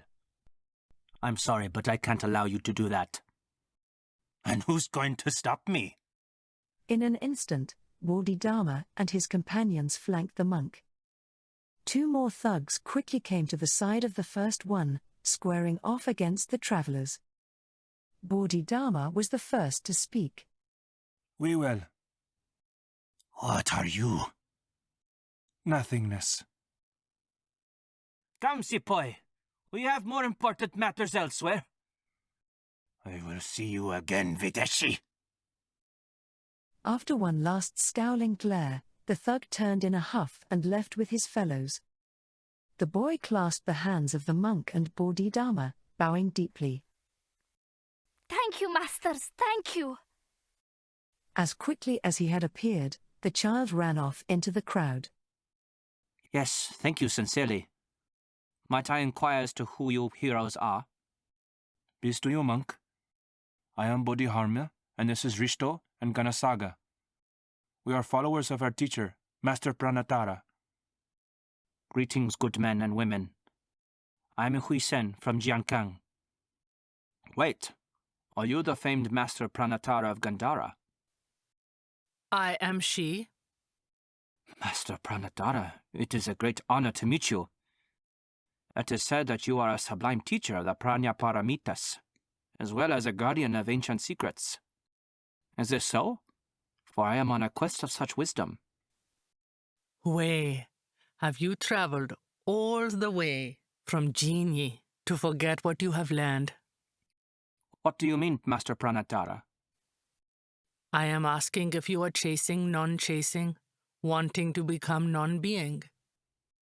How else may I reach enlightenment, Master Pranatara? Do you feel the wind blowing, Hui? The foolish stand as oaks, while the wise bend like reeds. But the enlightened are fragrant scents upon the wind itself. How can you join them while so attached to wisdom? Hui, I believe you said you are from Jiankang. Where is that? Jiankang is to the farthest extents east within the land of Zhonggu. It is ruled by Emperor Xiaowu of the House of Liu, and it is this emperor who has sent me here. And why were you sent to Chataga, sir? The House of Liu has been subject to much intrigue and infighting among its ruling family.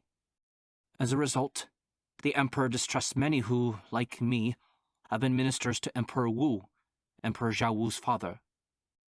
Thus, Emperor Xiaowu has sent me on a quest to find the elixir of life and remove my presence from this court. The elixir of life? Do you mean the Amrit? Yes, the Amrita. I have been told there that in Gandhara there are masters who know its secrets. I had intended to travel there and learn if this is true, but perhaps you know of the Amrita from Master Pranatara, yes? The Amrit is part of our rituals. But I do not think it is what your emperor seeks. To experience the Amrit requires initiation into hidden mysteries. Are you referring to the secret mantra rituals? Hui, you have heard of our Tantra? I have studied all of the texts available to me, but I have not met a master of your Tantra until now. I have heard that those who follow it are not bound by the Eightfold Path. Is this true? What is sought by Emperor Zhao Wu does not exist. The Amrit would destroy him entirely. But why then is it known as the elixir of life, Master Pranatara? The most forbidden truth is the one that cannot be known. When knowledge is forgotten, then learning may begin. The goddess places her foot on those seeking enlightenment, revealing the creation is destruction and life is death. The Amrit lifts the veil to the holy ecstasy of non-being. Dancers who are in perfect unity with its song find their cups are always full, while those who grasp it more lose their balance. Hui, are you still chasing non-chasing, wanting to become non-being? Please teach me, Master Pranatara. I wish to become your disciple. Our path is not to Gandhara. We are on a pilgrimage to where the dawn will be born. But the way is dark and uncertain. Where is it that you wish to go, Master Pranatara? I have a well-outfitted ship that could travel any sea. Let me take you there, please. Hui, what is beyond the Chonggu? Beyond Zhonggu? Some islands, most significantly the land of the Wa. And then endless seas. Endless? There is a very old story that the sorcerer Zhu Fu was once sent by the first emperor of Qin across the sea with hopes to discover where the immortals kept the elixir of life. After sailing for many years, Xu Fu found an unexpected land beyond the sea, but he chose never to return, sending the expedition back to the first emperor empty-handed. Can you take us there, Hui? To the land beyond the sea? Master Pranatiana, it is a very old story, and likely mythical. Thousands have been lost in those waters, never to return. It would be very dangerous to attempt such a thing. The wind has made my path clear. Destiny is like a mighty wave carrying us forward. We can resist it and create much strife for ourselves, or we can ride upon it to new shores. I will accept you as my student, Hui, but you must choose whether my path is also for you. Think on it tonight, and return to tell us the answer in the morning. Night fell upon the disciples and they hurried to set up camp outside the city, where they assumed they would be safe. But the thugs had many informants and morning brought an unwelcome surprise. Kanasaga, Risto, wake up! I can't find Master Pranatara. Look! A note where Master Pranatara was sleeping.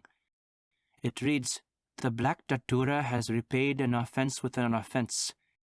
If you want for your auntie to see tomorrow, bring 100 gold dinara to the temple of Mangala today." That temple is not far from here, but we don't have any dinara. Perhaps we could ask Hui for help. Yes, you two go, and see if Hui can help. I will go to the temple and scout out how to approach it safely. I'll watch for when you reach the temple with Hui, and rejoin you then. Be careful, Bodhidharma. Although you are a skillful warrior, they have every advantage. I will be careful. I'll see you two soon. Bodhidharma followed the path to the temple until its stone towers were in view, then slipped into the jungle hoping to find a way to enter unseen. Scrambling over a damp embankment, he saw a small door on the east side of the temple that appeared unguarded. But as he descended the hill, a vine caught his foot and he tumbled forward, rolling and slipping until he landed in a muddy puddle. Seeing Bodhidharma's unlucky fall, 4 guards hurried to the disciple as he rose from the mud. Grinning as they brandished their weapons, they circled him like hungry wolves. Look what fell into our hands. Take him prisoner. Bodhidharma calmly drew in a great breath and clasped his hands together and brought forth the warrior within him.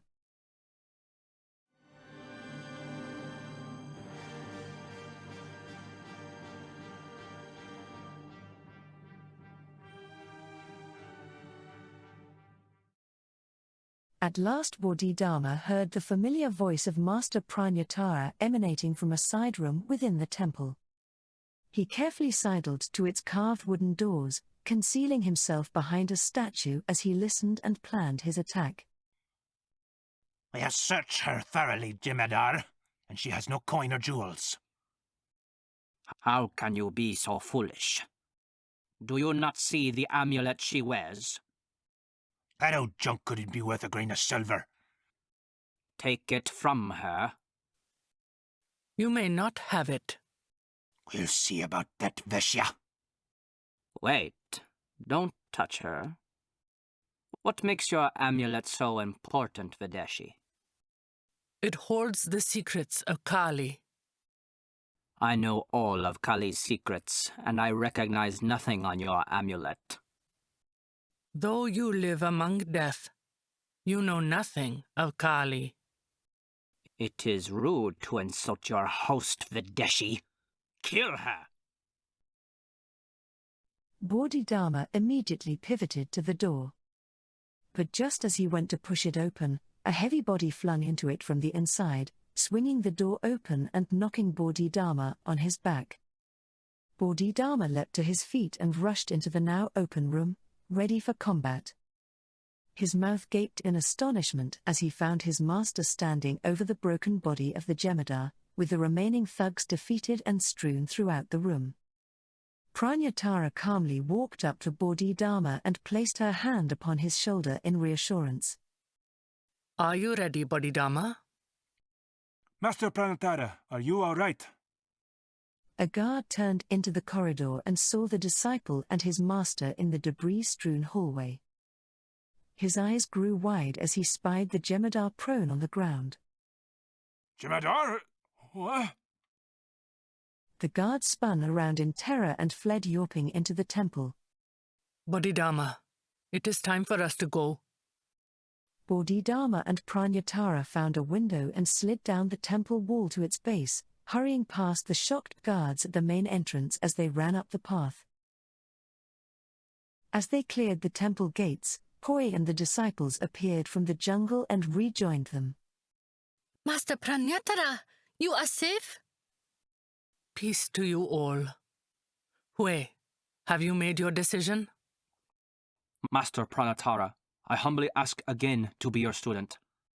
I gladly offer to take you and your followers to the land beyond the sea. Whether I live or die, my pleasure will be in serving you. Thank you, Hui. I accept you as my student, and your timely offer to bring us across the sea. While they spoke, a great party of dozens of thugs assembled outside of the temple. Word had spread of the Jemadar's defeat, for the thugs had brought out a great assortment of axes, swords, and spears. A vengeful roar resounded through the jungle valley as the thugs charged at the disciples. It appears that we have angered a nest of hornets. Hui, how soon could we set sail? Immediately, Bodhidharma. Quick, we can't lose them through here. The speed with which the disciples left towards the land beyond the sea remains a testament to Hui's cleverness and diplomacy. Indeed, they left so quickly that the Black Datura was certain they were still hidden within the city, and wasted several days searching for them. Hui's ship was as swift as a golden eagle and, by the time the thugs returned to the temple to mourn their fallen leader, the disciples had already reached the Strait of Malacca. Yet, even with as fast a boat as Hui's skillful steerage and fine vessel, the journey ahead was very long and uncertain. For 3 months they sailed upon the great ocean, through storms and blue skies, through stagnant calms and thrilling westerlies, all wondering if any shore would be ever found.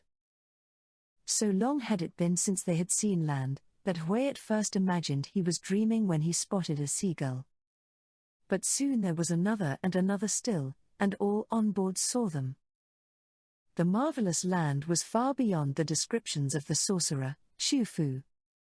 When Hui recounted their wonders to the court historians years later, the scribes could scarcely do other than to laugh and suppose the tale was a fantastical invention. But Hui did not share the most important part of his story with the historians, as they would have found it even more unbelievable. For it was there in the land beyond the sea that Master Pranyatara planted the seeds of the great harvest to come. One auspicious day, several years after their arrival and sharing of the secret mantra, Pranyatara spoke with the tribal elders about a vision the goddess had placed within her dreams. Great was these elders' regard for the Master's vision, and all were in agreement on the necessary path forward. By morning, Pranyatara was ready with her beloved Dhiheru disciple, Letha, to depart. Zathi, thank you for entrusting me with the tablet of Dhihera. I will take it to the Isatsinam as the goddess instructed. Thank you for your teachings you have brought to our people, Master Pranatara. May your blessings shine upon the Isatsinam, and theirs upon you. Ready, Master Pranyatara? Yes, Letha. Bodhidharma?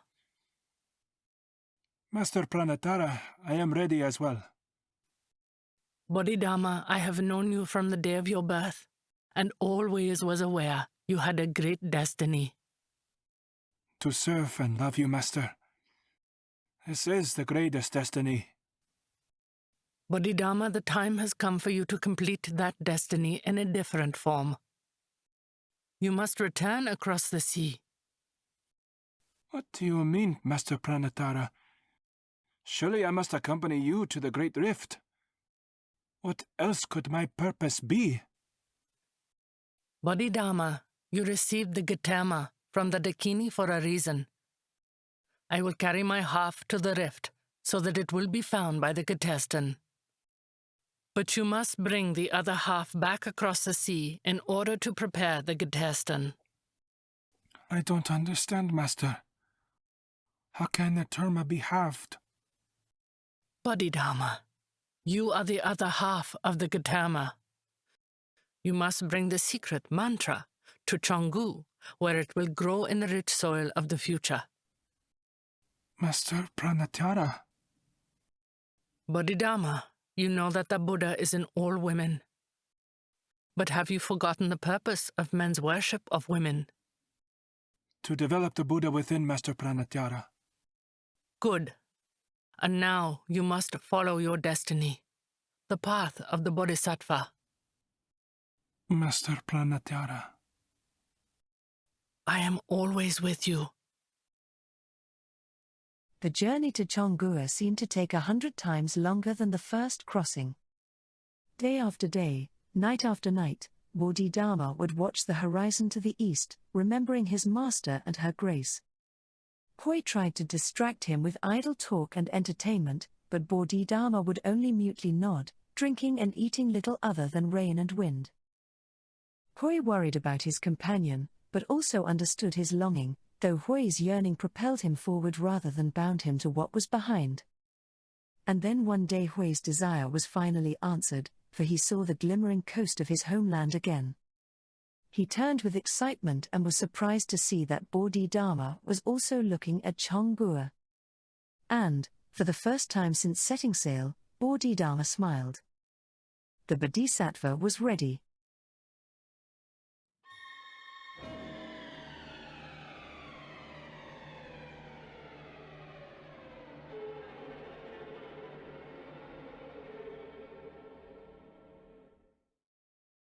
Near the beginning of the 21st century, the initial pandemic spread, unchecked until China alerted the world. Although such diseases had periodically occurred throughout history, neoliberalism had spread a new level of global vulnerability through hegemonic economic and social policies. But during the spring after the Chinese warning, few Americans were worried about the consequences of such prerogatives. In the towering New York City complexes of supranational environmental technology, Sarthak Bakshi sat chatting comfortably with his government guest, Jacob Hoffman. There, in the well-appointed office perched over the Hudson River's eastern bank, supranational CEO, David Abramson, stood silently at the window, watching a sailboat leisurely drift downstream. His reverie was interrupted by a knock at the door. Thanks for coming in, Kai. Have a seat. Hi, thank you. I tried to come in as soon as possible. I understand. Things are pretty crazy right now with the Wuhan virus. Anyways, Kai, this is Agent Hoffman from the FBI, and he would just like to ask you a few questions, okay? The FBI? Yeah, sure, of course. Hello, Kai. I'm Senior Special Agent Jacob Hoffman from the Federal Bureau of Investigations. Don't worry, you're not in trouble. We're just hoping that you might be able to help us with something. Sure, how can I help? I told you he's helpful. That's great. Kai, are you familiar with a Jose Atuarucu Cabrera? Of course. Everyone at Supranational has heard of Dr. Cabrera. What can you tell me about him? Well, his startup was bought up by Supranational. The biohydroxyl line that came from his research became Supranational's flagship product, generating hundreds of billions in revenue each year. Biohydroxyl. The oil spill bacteria? Not just oil spills, but yes. It's mandatory equipment for the fracking and offshore drilling companies now. Anyways, it was his work and patents that led to Supranational becoming such a huge company. I guess in that sense, he's the reason I work here today. You mean because you are a microbiologist? Yes, a bacteriologist. But also the company is large enough to employ dozens of scientists like me. It's one of the best places to work. So going back to Cabrera, it seems like you know a lot about the guy. Well, I work on the ideas he came up with every day. I mean, I've never met him or anything, but I'm pretty sure he still works there. Maybe you should talk with him? Kai, did you recently correspond with Cabrera? Maybe. I mean, I'm not actually sure. But it wasn't really about work stuff anyways. Tell me about it. Okay. I'm on this scientific forum about the production of electricity from living things. I've been chatting with some researchers there, and I proposed an idea I've had for a while. It's basically a way of enhancing bioenergetic transduction and heterotrophic... Could you say it in layman's terms? Oh, sorry. Basically, we're talking about making electricity from environments like bogs or swamps. I had some ideas about how to improve this. And you were telling Cabrera about this? No, I mean, well, I was telling the researchers about it, and this user on the forum jumped in and told me a dozen reasons why my idea wouldn't work. The person definitely knew a lot about the subject. And that person was Cabrera? Yes, well, probably. Their username was Bio Cabrera, and I just kind of assumed it was him because, well, Dr. Cabrera has a reputation for being really blunt. But I'm not 100% sure it was him. Besides, we weren't really talking about work stuff at all. I mean, it's microbiology, but Supernational doesn't sell anything in the bioenergetic space. How did you even know that I was on that forum? Did I... Oh, was it illegal to... Don't worry, Kai, you're not in trouble. What is your opinion of Cabrera, Kai? My opinion? Yes, what kind of person is he? I mean, well, he was pretty harsh on the forum, but... Well, he was right. I would guess he's maybe one of those geniuses without a lot of social grace. But like I said, I've never met him. Kai, how do you feel about America? I mean, it's the only place I've ever lived. I think it's one of the greatest countries in the world. I mean, the current administration isn't my favorite. But the American system, its values and principles are wonderful. I mean, there are a lot of places where I wouldn't be accepted. You mean because of Terry? You know about... Well, yeah, because of Terry and the color of my skin. Many reasons, really. I mean, America has problems, but they're mostly because the country hasn't always lived up to its principles. But the American dream, I mean, that's pretty much perfect, isn't it? I think it is. Kai, let me show you something. Do you see this? This is my husband, Jason. Most of the world lives in a place where Jason and I not only couldn't be married, but where our lives would be in danger. But some people in America want to make it unsafe for us. Just look who they elected. Sure, there's that. But I'm talking about something even more extreme, even more sinister. You know, the truth is that even most of the bigots in America still respect the American dream. They are attached to an immature phase of it, one that specifically advantaged them through prejudice against others.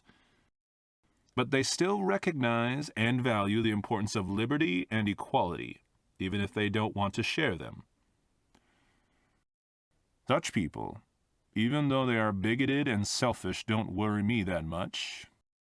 But there is a small minority of people who are so regressive, so backwards, that they're not just against more people taking part in the American dream. Instead, they want to take away everyone's freedom and equality, everyone's hope for making things better.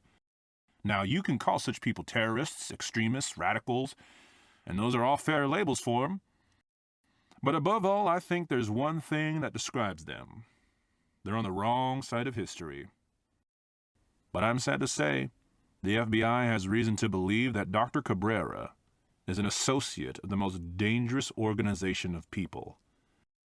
They are called ZWF, the Zirkelwutender Frauen, and they are dead set on destroying the freedom and safety of the entire Western world. but we need your help to stop them. This is your chance to really make a difference. Will you help us, Kai? I would, but I don't know what I can... You can do a great deal, trust me. We believe Cabrera has taken special interest in you. He has requested that Supernational allows you to come to work with him at his laboratory. Our analysts believe he may intend to groom you to be his eventual replacement. Why me? We don't have good visibility on the activities at his lab, but he's contacted several people within Supernational to request evaluations of you and access to your work history. Based on the signals we've seen, we think Cabrera believes you are the most qualified to take over whatever work he's doing. Why would he want to have anyone take over his work? I don't understand his motivation. Our intel suggests that ZWF is planning a large-scale operation in the near future, and Washington thinks Cabrera may be part of this. Cabrera is not a run-of-the-mill terrorist. He's not only capable of designing and producing a bioweapon, he also understands how to strike effectively at the American economy. We're talking about an attack that would make 9/11 look like a walk in the park. But you can help us stop it. So what can I do? We believe Cabrera uses a specially secured tablet to communicate with ZWF. If you can find that tablet and bring it to us, our code breakers can do the rest. That should allow us to not only stop the ZWF's plans, but also to uncover and break their network. If you can get in with Cabrera, make him trust you, and find that tablet, you would be saving millions of lives. Oh my God. I'll do whatever I can. But I don't know anything about being an informant or spy. I'm just a scientist. There's got to be a better way to get what you need. Abramson turned suddenly from the window and stared coldly at Kai. I don't think you understand the gravity of this situation, Kai. I'm sorry, Dr. Abramson, but the gravity is what worries me the most. With so much on the line, I wouldn't want to screw it up. Kai, I've known Cabrera since we were in school together. He's an arrogant, bigoted egomaniac who respects virtually no one. Frankly, I am shocked that he would be willing to ever mentor anyone to be his replacement. But clearly, there is something about you that has caught his attention. Now, I may not understand all the evidence that he does, but I know that he isn't given to trust no matter how well deserved. Maybe he's desperate, or maybe you're just that good. But whatever it is, the ZWF is moving very quickly, and we're not going to get this chance again. My company needs you to find that tablet and take Cabrera down. America needs you. The world needs you. You can't let this be someone else's problem. It's up to you to stop the ZWF in time. Understand? Yes, Dr. Abramson. I'll try my best. Before we proceed, we just need to go over some paperwork first to ensure your confidentiality. I know some of the legal aspects may seem a little heavy, but let me promise you something, Kai. If you help us with this, you are America's friend. And America rewards its friends. Kai couldn't sleep that night. Instead, he sat at his computer, anxiously scouring the internet for information on Cabrera. Long past midnight, the front door loudly opened and Terry flopped down on the couch. Kai stood up from the glowing blue light of his laptop. Hey, were you deliberately ignoring my calls? Hey there, baby. What? I wasn't ignoring anything. I just went out to have some fun and didn't look at my phone. Are you drunk? What, are you the good time police? Come on, Kai, lighten up. Don't you know what tonight is? What? Dude, don't you ever read the news? Governor Cuomo just made it so New York is on pause. He's trying to make the city that never sleeps pause, Kai. Don't you get it? What do you mean? Look, all the nightclubs, bars, Even boring businesses like Supernational are going to have to close starting Sunday. This is the best night's party. It's only Friday. Besides, who cares about partying? Dude, it's the last Friday night. Come on, you know you love to party. Come here. No, I don't. I never have, and I never will. Besides, why would you go out and drink when they're closing things because of a virus? Doesn't that seem dangerous to you? Jesus Christ, Kai, what the fuck? I can't even go out and have a drink without you being all up on my shit. You know what? Fuck you. Fuck you and your little goody two-shoes routine. Like I've never seen you drink. Terry, just go and sleep it off. Sleep it off? What? You know, you're looking pretty fine right now. Annoying as fuck, but pretty fine. Maybe you can make it up to me. I'm not interested. Dude, you're fake. Fake Asian, fake gay, fake everything. You just want to judge, but you don't. Go sleep it off. I will, by myself. I don't need you or your crap. I got plenty of people who appreciate me. Remember when you thought I was fire? Well, you better step up your game, Kai, because you ain't the only show in the town. Let me tell you, there are a lot of pretty boys out there, and I've got their numbers. I got their numbers. An unpleasant ringtone woke Kai the next morning. With his eyes closed and still slouching uncomfortably in his chair, Kai lifted his phone. Hello? Kai, you seen the news about the pause? Yes, how am I supposed to do what we talked about if I can't even come into work? Don't worry. Supernational has an exception as an essential business.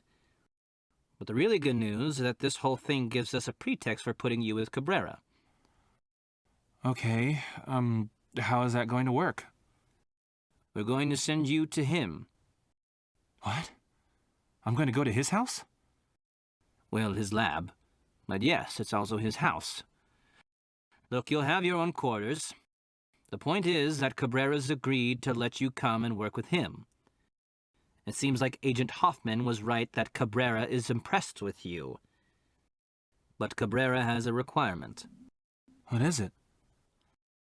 Apparently, Cabrera is scared of the Wuhan virus. So, for as long as you are working with him, you have to stay on premises. He wants it to be like an isolation pod or something like that. Point is, you gotta humor him about this. Wait, you're saying I'm going to be stuck living with him at his house? For how long? Look, this is no one's first choice, okay? We've got to make this work. We don't know how long this lockdown is going to be, and the danger here is critical. Between you and I, it's even more urgent than Jacob let on. You need to get Cabrera to trust you, and then find that tablet so they can bust the ZWF. Kai, no one is expecting you to do this for free. You've been with Supernational for almost 8 years. I'll be the first to say that you're overdue for a promotion. But what do you think is going to happen when Cabrera goes down? Come on. There's no way the company would give me Dr. Cabrera's job. Oh, really? Listen, Cabrera is a liability for Supernational, not an asset. He has created one HR disaster after another, and the company is done cleaning up his messes. And there's a reason he's willing to have you work with him. You've got amazing talent, and Cabrera's admiration means something, especially with the CEO. And what Dr. Abramson wants, he gets. So listen, Kai, don't fuck this up. This is a once-in-a-lifetime opportunity. Yeah, okay, I'm in. Smart choice, Kai. I'll text you the address. It's out in the suburbs. Just head over there on Monday. And, there's one more thing. What's that? He wants you to bring a fresh stool sample on Monday morning. A stool sample? To check for the virus or whatever. Just be there Monday morning, Kai. Good luck. Kai figured he was as ready as he ever would be when he pressed the buzzer on the intercom. The tone was almost embarrassingly musical, causing Kai to jump back from the understated yet clearly very expensive gated entry at Cabrera's estate. The intercom answered so quickly that Kai guessed that he must have been being watched. You are Kai, correct? Yes, I'm here to meet Cabrera. You will need to quarantine until your sample has been processed. Please leave the sample on the table and follow the path to the guest house on the right. We will contact you once your quarantine is complete. Okay. The gate opened with surprising speed, revealing an artfully curved drive up to a gargantuan mansion. To the right, colorful stones led towards a guest house that was more opulent than anywhere Kai had ever lived. Stepping inside, Kai marveled at the fully stocked kitchen and extravagantly large bed, wondering what such luxury would cost if he was renting it by the night. But, despite the elegant accommodations, Kai found himself unable to relax. After several days alone playing computer games, watching shows, and working out in the impressively furnished home gym, Kai wondered if Cabrera had simply forgotten he was there. A surge of excitement came when his phone rang, but vanished just as quickly when Kai saw who was calling. Hello? Why didn't you answer earlier? Hi, Mom. I'm sorry, I've just been very busy. Everyone's busy, Kai. But you should have at least texted me back. I need you to do me a favor. I'm stuck at work for the next few days. Can it wait? It'll just take a few minutes. I need you to drop by Riverview and check on your grandmother. I'm sorry, but I really can't. I literally am stuck at work. Besides, can't you go see her? Kai, you know your grandmother and I don't get along. And I'm really busy too. She left a message last week saying there had been an outbreak and... Wait, Mom, did you mean there's a COVID-19 outbreak at the retirement center? I don't know. She's always exaggerating. It's just the way she is. Always wanting attention. But she's a cold-hearted person, Kai. I wouldn't be surprised if she wrote us out of the will if you don't stop by. Mom, it really sounds like you should check on her. If there's an outbreak there, that could be serious. Did you see what happened on Long Island? You don't really believe that garbage, do you, Kai? The CDC said we don't need to worry about it. So many more people have died from the flu, and I don't see you acting like a scared little boy about that. Mom, the whole state just went on lockdown. Because a Democrat governor wants to score points against Trump.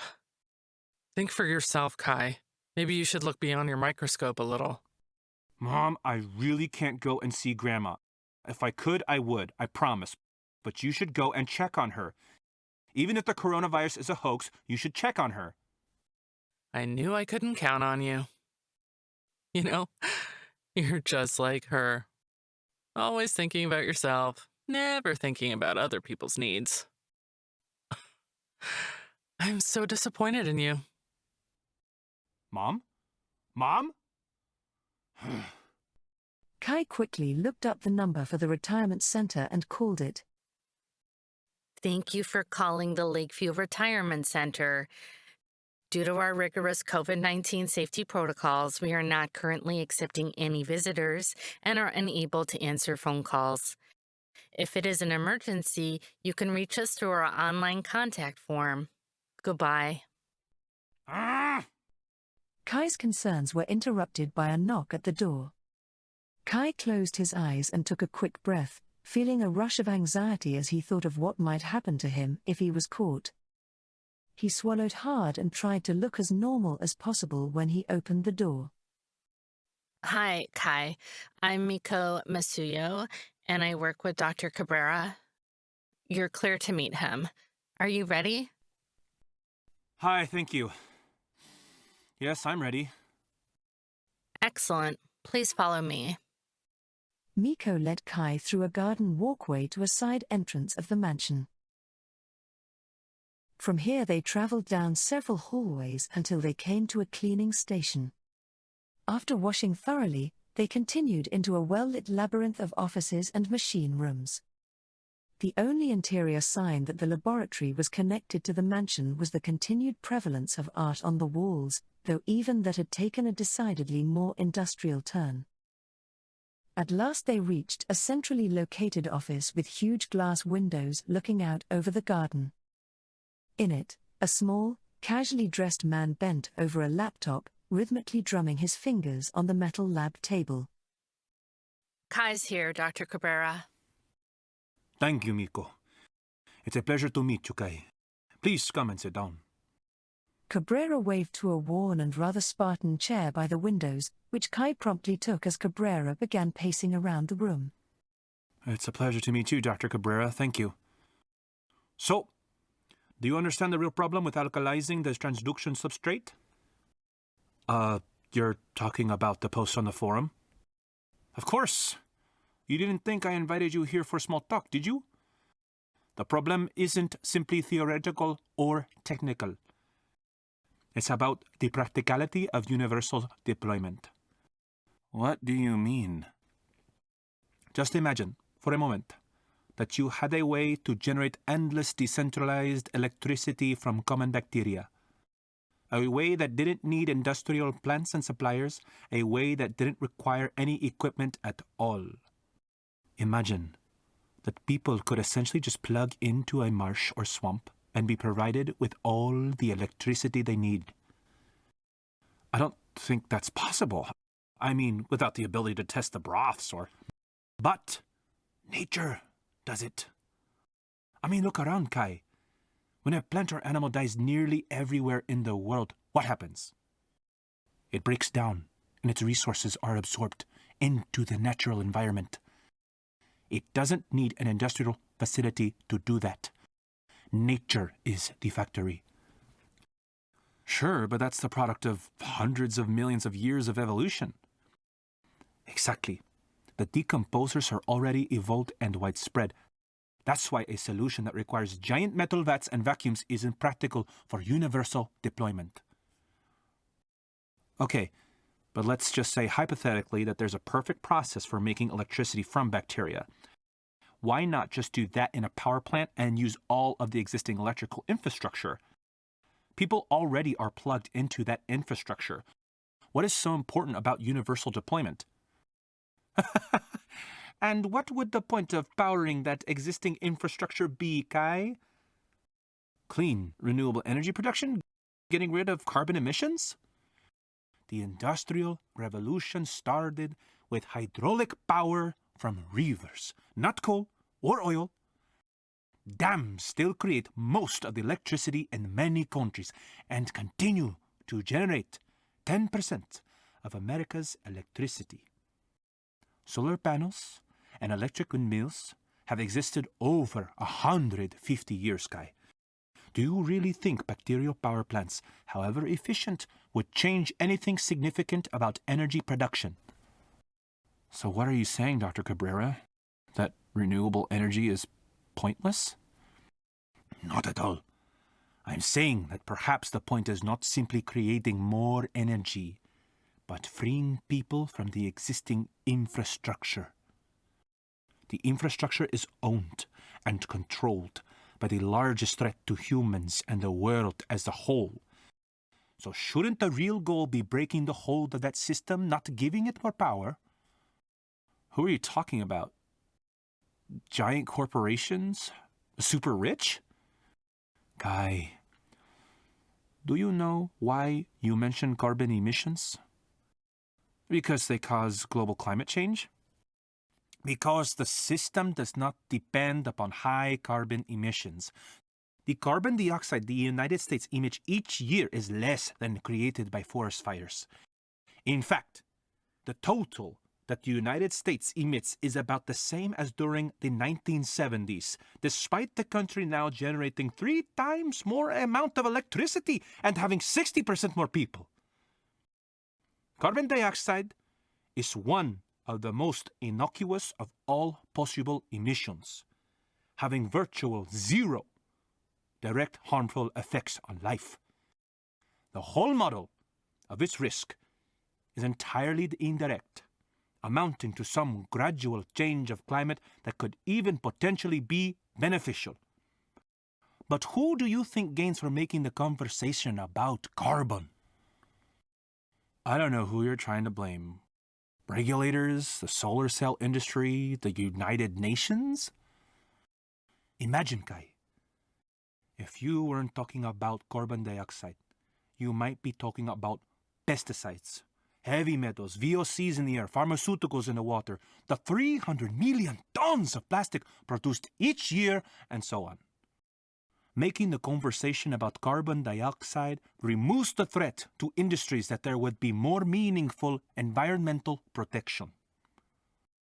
The world could be entirely carbon neutral, yet still be terribly polluted and damaged by industries, which is precisely why those industries and their politicians want to keep the focus on carbon and away from everything else. You can't really believe that both climate deniers and carbon activists are conspiring together? Have you ever been to an executive meeting in a large corporation, Kai? They strategize and conspire towards whatever will benefit them the most. Every single major business strategy is formed through conspiracy. It's not strange at all. It's perfectly normal. And those conspiracies get translated into something actionable for thousands, even millions of employees a corporation has. Are those employees conspiring? No. They are just doing their job. But their job fits into conspiracies of the company as a whole. Look at the political system in America, the way that is constant conflict oriented around two parties. It's an extraordinary, inefficient, and divisive system. But that's exactly as intended. Keeping people caught in a vicious battle over relatively inconsequential matters prevents them from realizing something that would be dangerous to the ruling class, recognizing that both sides are victims of that common enemy. The brokenness of politics is deliberately created and maintained so that the conversation remains safely about topics like racism and gun laws. But those are important topics. They are felt symptoms of an invisible root issue. These symptoms are safe to debate because their solutions leave that root problem entirely in place. Just look at how they are used. The civil rights movement was only given attention in the 1950s because it was useful propaganda against the communists. It had been difficult for America to convince countries of brown, yellow, and black people to align with the United States instead of the USSR and China because the American government appeared openly racist. So the government created a massive public relations effort to link neoliberalism with civil rights. But nothing substantial ever changed. Only superficialities that remain token arguments within the country. Americans will always be racist because of the essentialism with which they justify themselves. Their economic system is based on the basic premise that some people are fundamentally entitled to oppress others. And it doesn't ultimately matter what that entitlement is based on. It is consistently disguised as meritocracy, but really always amounts to the conditions of someone's birth, whether due to their caste, inherited wealth, or innate ability. The core ethics of oppression are never questioned, just hidden away through morphing legal and social rules. Almost nothing is what it is pretended to be. Democracy is a great example of this, effective at convincing people they want their own enslavement. But here's a question for you, Kai. What makes democracy better than any other system? Voters can choose how they are governed. What basis is there to assume that those voters could be able to make rational, informed, or socially irresponsible choices about government or, really, any other matter? I think people usually choose what's in their best interest. If most people think something is good for them, then it makes sense that their government reflects that. Kai, most American adults are barely literate. The impression of general intelligence given by media is very inaccurate. Newscasters, television writers, politicians, and celebrities are almost always above average intelligence. They may not be brilliant, but they are noticeably brighter than over half of the general population. The unspeakable truth is that most people are extremely simple-minded and capable, a virtual no original thought.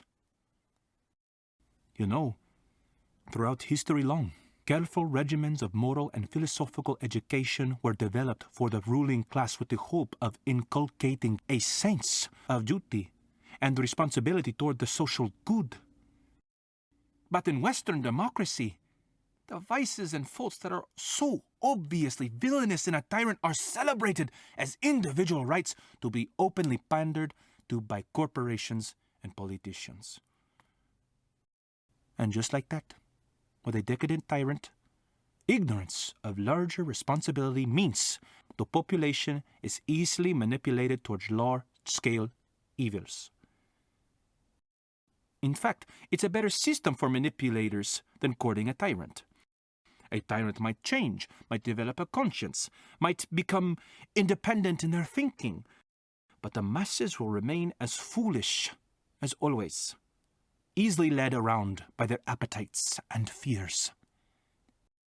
So yes, we can point at the super-rich and rightfully hate what they do, but do you really think that if you elevated a typical poor person into similar power, that they would be any better? You see, Kai, the entire Western culture is built on selfishness and evil. And that culture and its systems will never change itself. If we invented a way to provide endless food or shelter for free, the system would ensure that people remained in fear of starvation and exposure. The truth is that we already live in a technological world of such efficiency that work could practically be eliminated. But instead of luxury and recreation, people still face the same existential horror of privatation that every slave has felt under the shadow of their master for millennia. Because through all the seeming progress of modernity, the root issue remains. And what's that root issue? Guy, if you want that answer, we have a lot of work to do and very little time. Please, start by looking over my work on bacterial energy production. You'll find all the notes and data you need in my lab. Find a way to make the solution universally deployable. I'm sorry, but that's likely impossible. Bioelectrical generation only works with... I've already done it, Kai. Years ago. Look over my work and see if you can find a way. If you do, I'll tell you the root issue. Deal? What? You found a way to generate electricity anywhere? Whatever the bacterial network is, yes. But that's not the whole story. Look, it'll be easy for you. I've left out just one key piece from my notes, and if you are who I think you are, you'll be able to figure it out. You have complete access to my lab, Kai. You just have to put the pieces together. Do you understand? Yes, Dr. Cabrera, I'll try. I'll leave you to it. Good luck. 2 days later, Kai was working in his own dedicated office within Cabrera's laboratory. Although it was minimally outfitted, Kai found he was much more comfortable in his office than in the guest house. He was scratching his head reading a report for the third time when his phone rang. Hello? How's it going, Kai? Any progress? Hey, yes, kind of. Dr. Cabrera has given me full access to the lab, but has me working on some kind of impossible project. I think it's a test to see if I'm worthy of working with him. How about ZWF? Have you found the tablet? No, I just started. I'm not even sure where to look. Well, you should hurry. If you have full access, you should be able to find it. If they catch you, just claim you are doing something for Cabrera's project. It'll be easy, okay? Yeah. I'll wait until the place seems quiet and then see what I can find. Good. Let me know when that happens. Kai waited until he was sure he was last person working.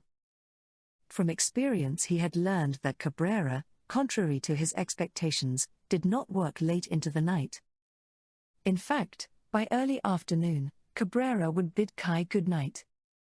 The various staff followed Cabrera's example, and the laboratory was typically empty by nightfall. After hours, knee-high robots continued to roll along through the laboratory floors, putatively cleaning and cataloguing them. Kai was certain they also served as some kind of security system, though they consistently ignored him during the day. Kai reached his arms behind his head and stretched his back. He knew that he could not put his mission off much longer. He walked to the office kitchen and initiated a program on the espresso machine. As nonchalantly as possible, Kai walked out of the kitchen while the coffee brewed and stepped into a section of the building labeled restricted.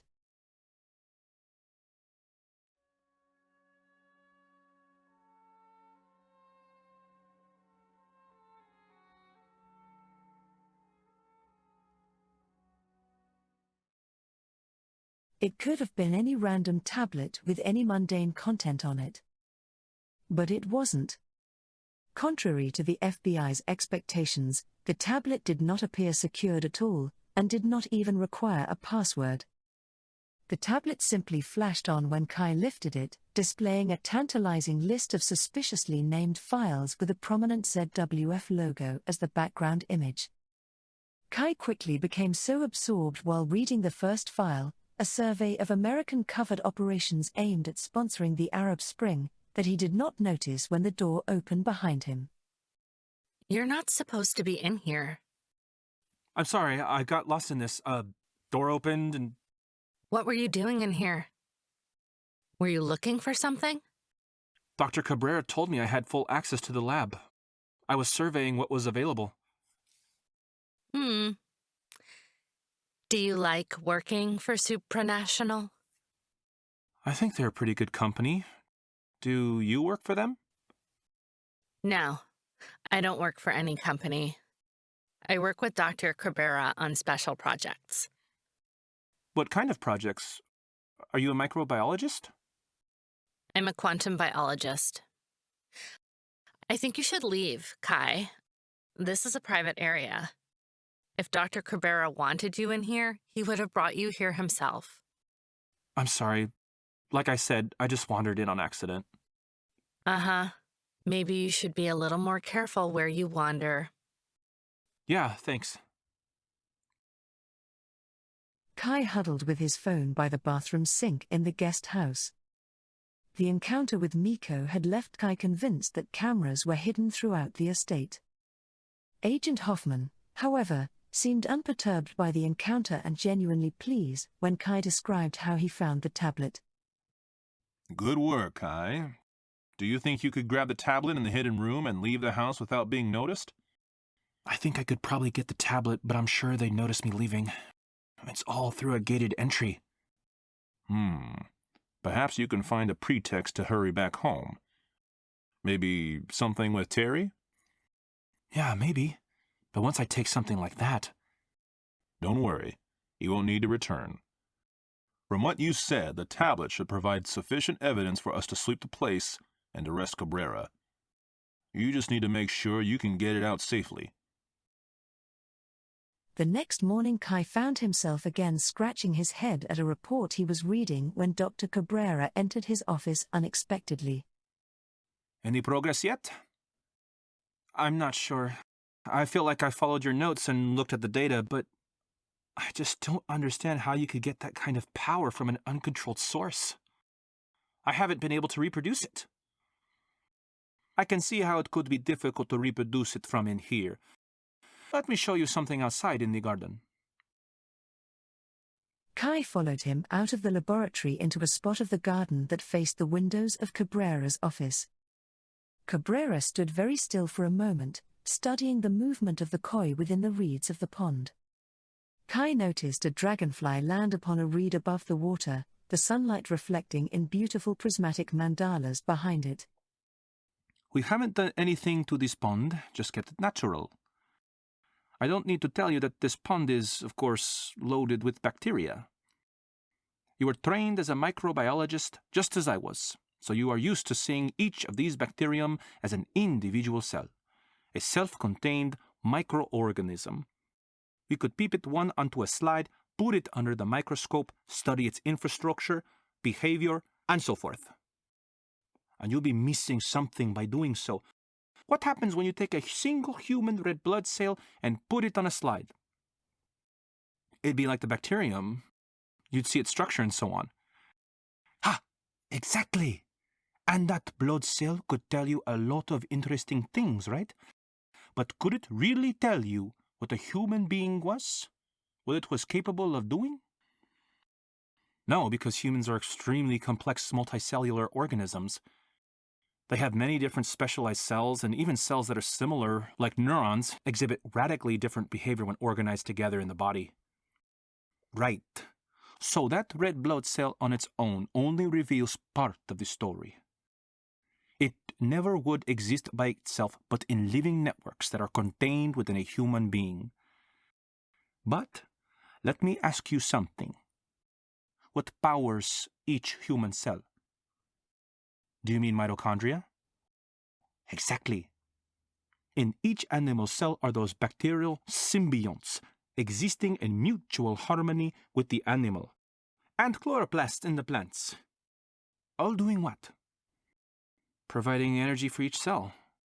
I know of the theory you're referring to, but technically those aren't bacteria. They're organelles that are part of the animal or plant cell, not a separate life form.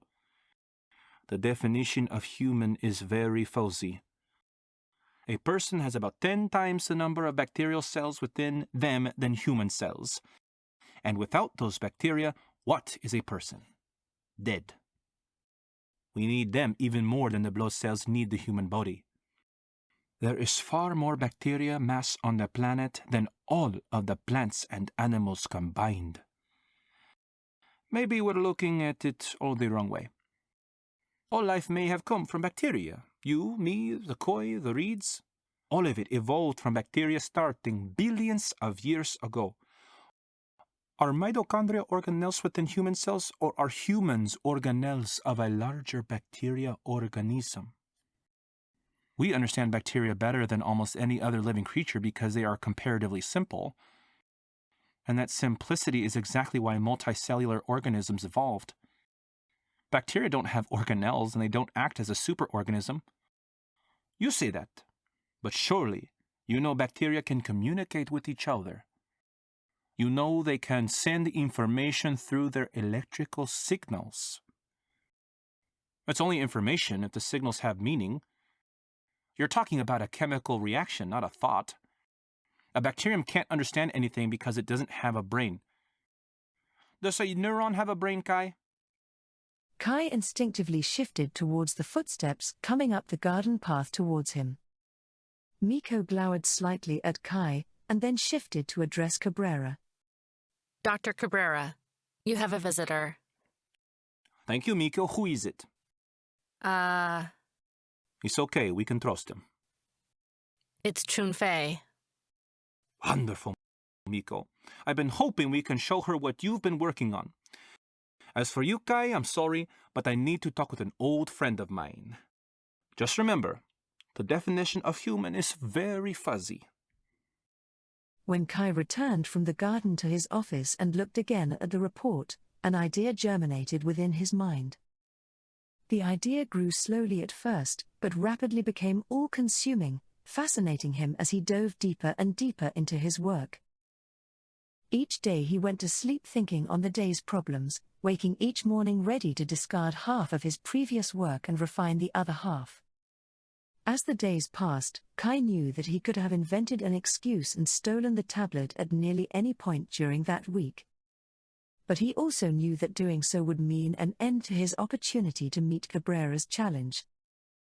And then one night, After a particularly large meal of cabbage and tofu, he woke up before dawn, brimming with an epiphany.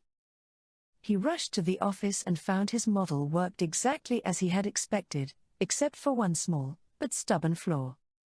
After 3 days of struggling with this final hurdle, his ego finally gave way to exhaustion and he resolved to approach Cabrera. As he walked to Cabrera's office, Kai wondered if Cabrera had purposefully given him an impossible problem. Okay, I think I'm close to figuring it out. Excellent, show me. Kai opened his laptop and spent the next hour clicking through his files, at times sketching diagrams and formulas on a nearby pad of paper.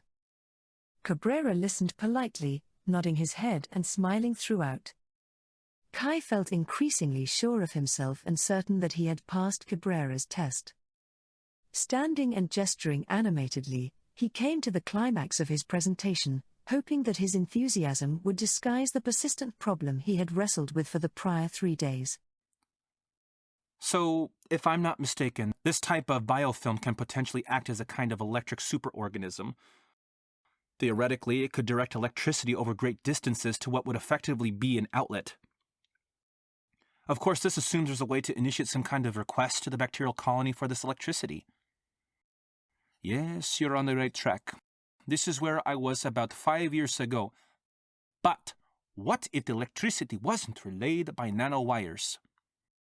What do you mean? How else could it work? Well, I was trying to understand exactly that when the most amazing coincidence occurred.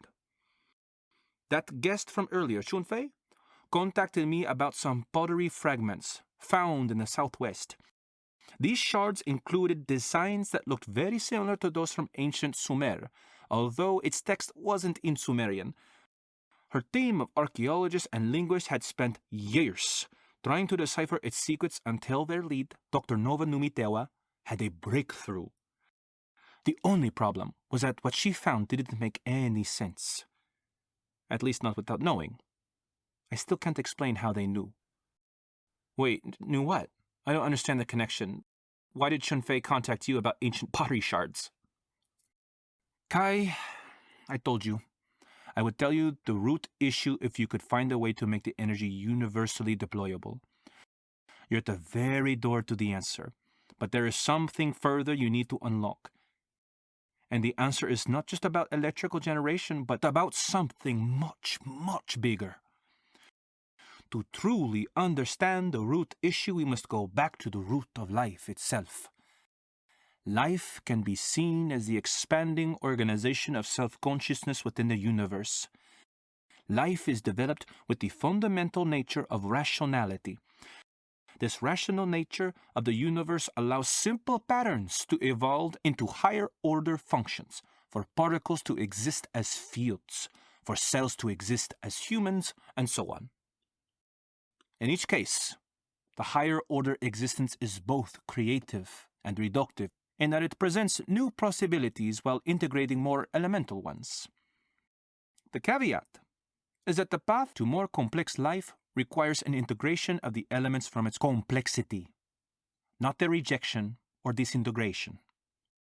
When the higher order is not in harmony with its components, the result is unstable and thereby constrains advancement to yet higher levels of complexity. We can describe the harmonious integrated relationship of complex life and its elements as the fundamental feminine principle. You can see that this internal harmony provides both the sustaining and generative nature of life. This can be contrasted with what we might call the masculine principle, the externalization of life into alien space. Another way of putting this is that all life is fundamentally female. The male sex is an externalized projection of the primary female life force, a particular evolutionary adaptation, just as embryology and other research suggest. What? That's just untrue. I am male, you are male. Obviously, all life is not female. Aren't we living? Don't we count as life? Your body has trillions of cells, and each one is individually alive, in some sense.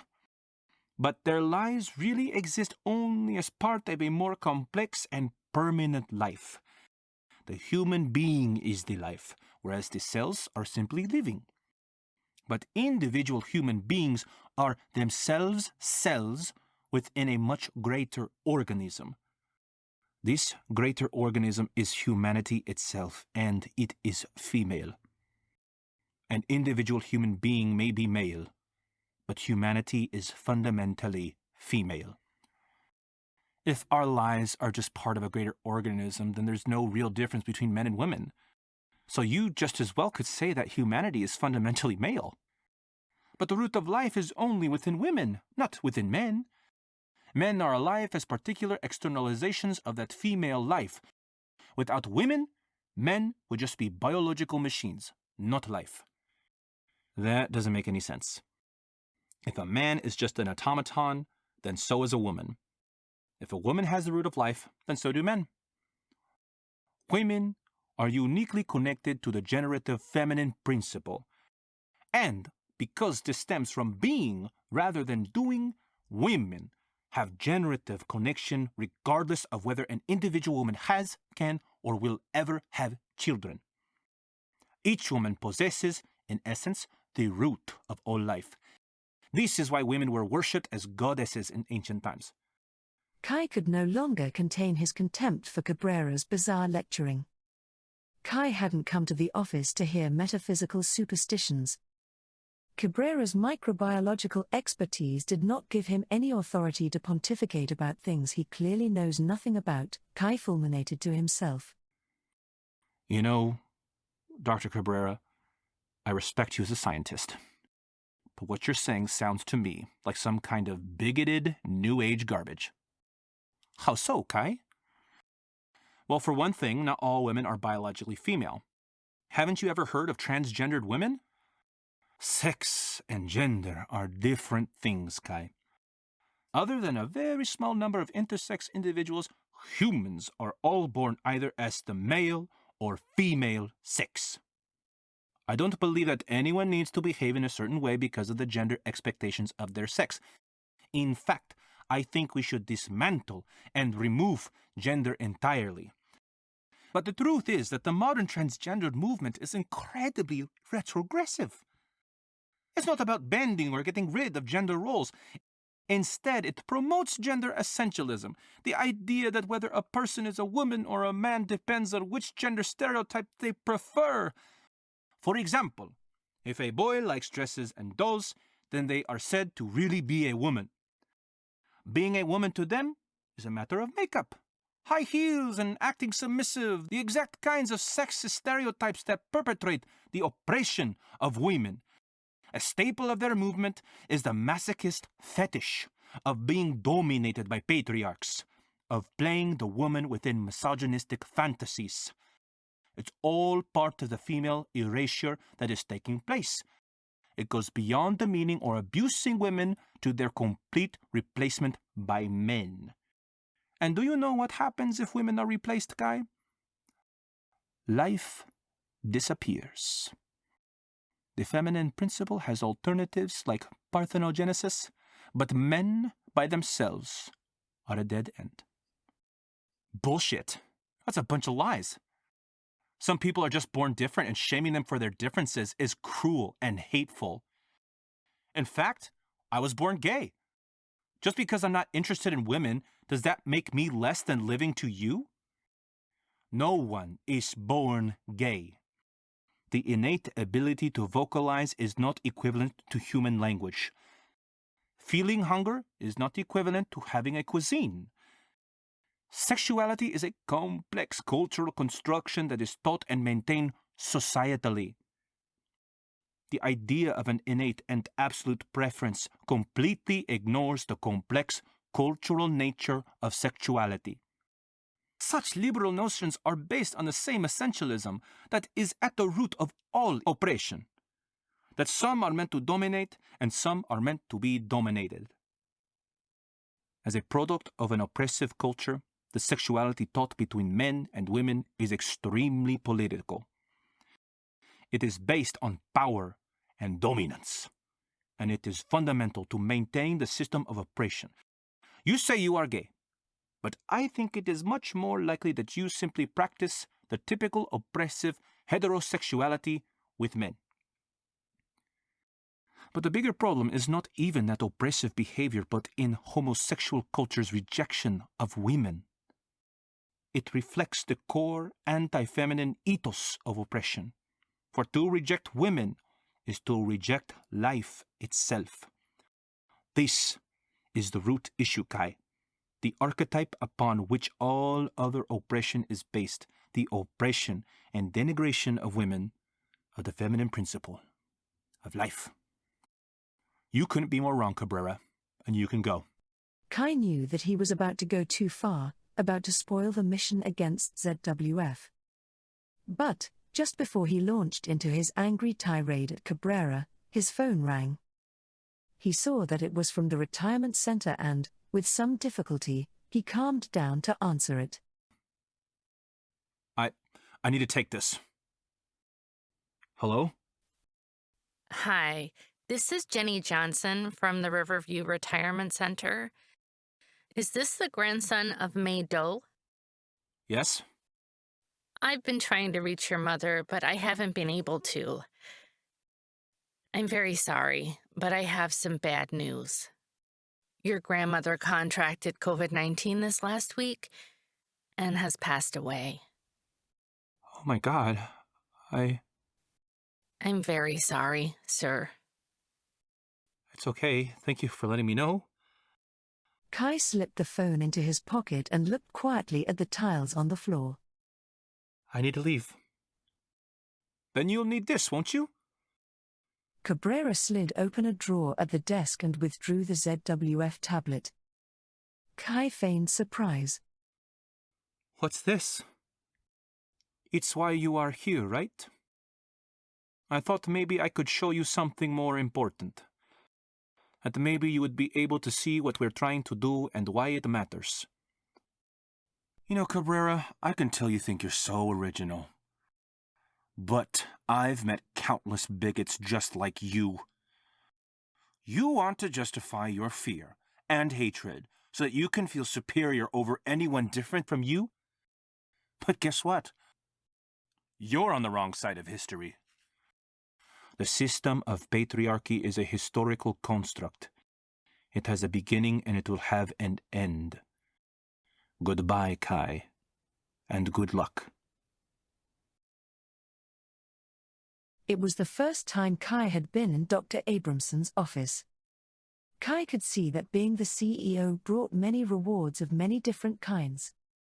Completing an unabashedly long examination of the tablet's files, Agent Hoffman handed the tablet to Abramson, walked over, and shook Kai's hand. This is exactly what we were hoping you'd find. I'm going to place the call and have Cabrera brought in. You saved people's lives today, Kai. You're a hero. Good job, Kai. With Cabrera out of the picture, Supernational can move forward with some big new plans. We're launching a division focused on a new antimicrobial technology that we've had in works for years. I discussed your work with the board this morning. We'd like you to head up the new division. How does that sound to you? That sounds fantastic, Dr. Abramson. I'm glad to hear that. I'll get you the details today. We take care of our people, Kai. Remember that. It had been several weeks since Kai had been home, and he felt very relieved as he unlocked the door to his apartment. The comforting familiarity of television news greeted him as he entered, but the story caught his attention like never before. The renowned microbiologist Dr. Jose Atureruku Cabrera was arrested at his home in Edgemont tonight on terrorism charges. Officials from the FBI Joint Terrorism Task Force said in a press release that Dr. Cabrera had been part of a terrorist conspiracy to develop bioweapons for the secretive terrorist group ZWF. The FBI says that ZWF has been publishing anti-American propaganda that threatens large-scale economic destruction if their demands are not met. In other news, President Donald Trump appeared to suggest today that injecting disinfectants might be an effective treatment against COVID-19. During a briefing with the White House Coronavirus Response Coordinator, Deborah Birx, President Trump said, Kai heard a strange voice in the bedroom and switched off the television to listen. Yeah, just like that. Kai called out loudly, too uncomfortable to simply enter the bedroom. Terry, are you here? I'm back from... After a brief commotion, Terry stepped out of the bedroom with a towel around his waist. A tattooed man looked sheepishly at Kai from behind Terry. What the fuck, Kai? Don't you ever text? Who's this? The tattooed man grabbed his clothes and apologetically slipped past Kai. I should go. Sorry, dude. I thought he was single. Kai stood staring silently at Terry until the stranger had left. How long has this been going on? It's not a big deal, Kai. Don't act like it's not normal. You wouldn't even have known. If I hadn't walked in on you, how does that make it okay? Don't try to guilt trip me with that bullshit, Kai. You didn't seem to mind me getting fresh when we met. What? You didn't think you were the only one then, did you? Get away from me! Hey, fuck you, man. Get out of my apartment. What? I live here too. Not anymore, jackass. This is my apartment and you are unwelcome. Now get the fuck out before I call the cops. What about my stuff? I'll put it outside the door tomorrow. Get a hotel room or whatever. Just go. Kai felt on top of the world that summer. The pandemic seemed to be vanishing, while stock market investment reached record heights. Supranational poured money into their new division, and public relations positioned Kai as the new genius of the company. Terry tried repeatedly to reconnect, but Kai rebuffed him at every turn. The truth was that Kai didn't mind being alone. In fact, he found that he preferred it to being with Terry. Yet, even as his outward success soared, Kai felt a growing uneasiness. Staring out the window at the Hudson, Kai wondered if Cabrera had really found a new way to get the bioelectrical bacteria to communicate. It was at this moment that Sarthak sauntered into the office, hopelessly oblivious to Kai's musings. Did I call it or what, Kai? I knew there was going to be something big, but you hit the jackpot. And I see you're making the most of it. Rumor has it that your division is going to make a big announcement soon. Is that true? You know, insider trading is illegal, right, Sarthak? Come on, you're not going to show any love for your old boss. Let's just say there's something in the pipeline that could permanently change things. But it could be years before it's ready, who knows? That's not what I heard. People are saying that it's going to be ready this year. What's the real timeline? Confidential, Sarthak. I don't want to get you in trouble. Let me worry about that, Kai. Let me worry about that. I've got to get back to work. Just give me a heads up, okay? Okay? Kai watched the doorway for a moment after Sarthak left.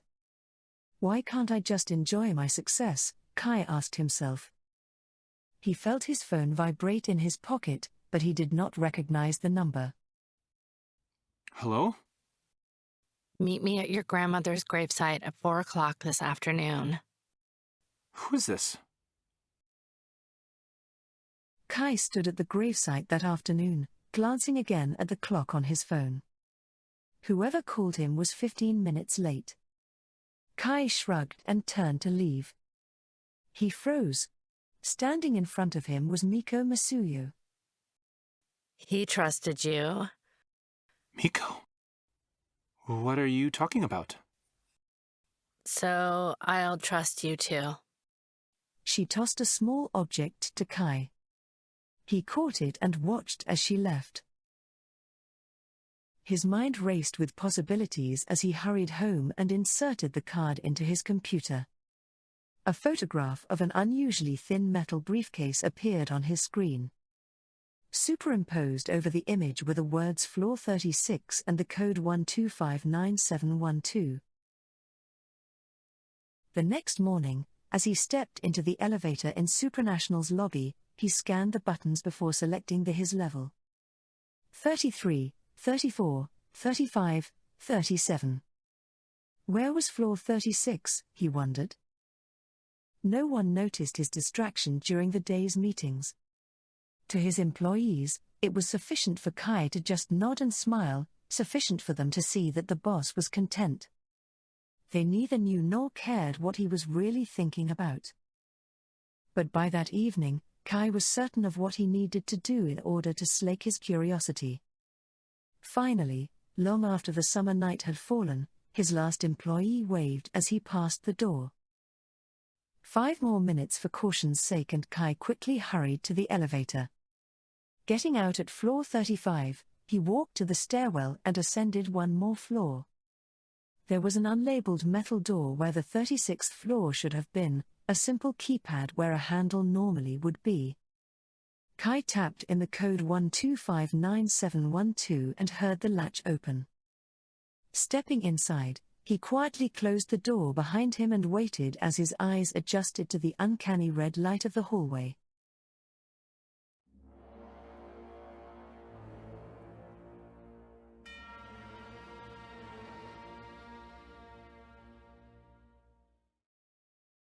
When Agent Hoffman got the call from Kai early the next morning, he immediately drove over with 2 other agents to Kai's hotel room. As he listened to Kai's excited narrative of the files, Hoffman began to meticulously examine the briefcase's contents. After a few minutes, he nodded to the other agents and at last spoke to Kai. I'm really glad you called me, Kai. These documents, frankly, I'm shocked. If I didn't have the evidence in front of me, I wouldn't believe it. And it's not just David Abramson. It's nearly all of Supernational's leadership. And if you look at this file, it wasn't just theoretical. They released a kill switch strain that caused numerous pneumotic cases that were later misidentified as COVID. If it wasn't genetically limited, it almost certainly would have spread like wildfire. I don't get it, Kai. What was Supernational's motivation here? It doesn't seem like good business for them to sicken thousands of Americans. Not thousands, but millions. If their super strain works as well in the wild as it did in the lab, it would spread hundreds of times faster than COVID has.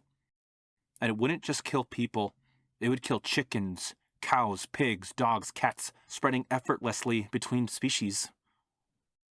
But why? What's in it for Supernational? Supernational is working on a new product called Nilobstat. It's a universal environmental antibiotic. The executives want to put it everywhere, in the water, HVAC systems, woven into clothes, anywhere they can. They call it the end of disease. But isn't that a good thing? Not really. The ramifications of universal sterilization are uncharted territory, ecologically speaking, but very, very dangerous. So what does it have to do with seeding the plague? From the documents, I think their plan is to wait until COVID-19 is under control and then leverage people's fears of another pandemic. It looks like they want to release their Yersinia pestis variant when they believe it'll cause the most panic, and I would guess that they will time this to coincide with the release of Nilobstat in some way. But I think they're really underestimating how long it will take to get the coronavirus under control. Hi, you're in this Nilobstat file. Did you know about this plan? Have you heard anything about it before?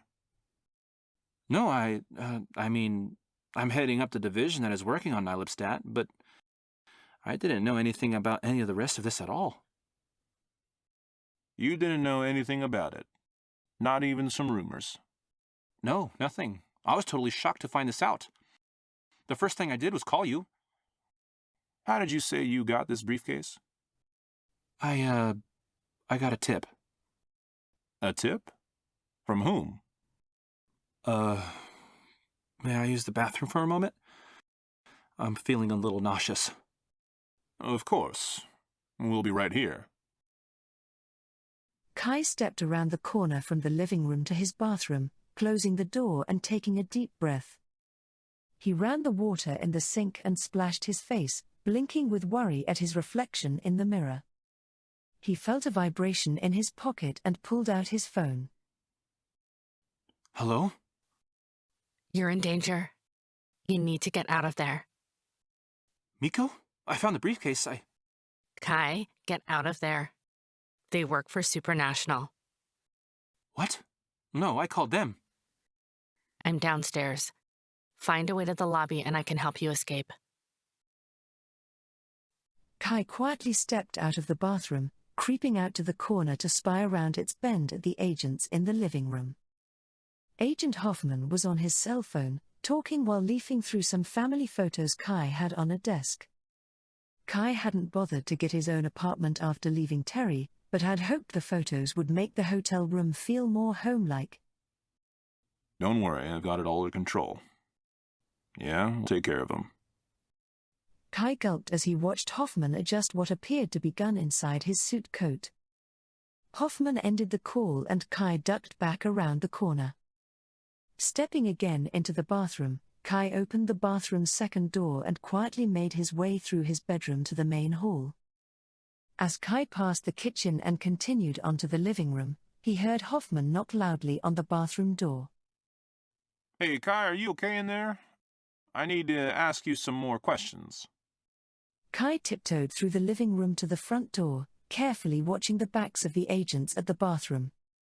He opened the door as quietly as he could, but one agent cocked his head and noticed as Kai stepped out to the hotel's hallway.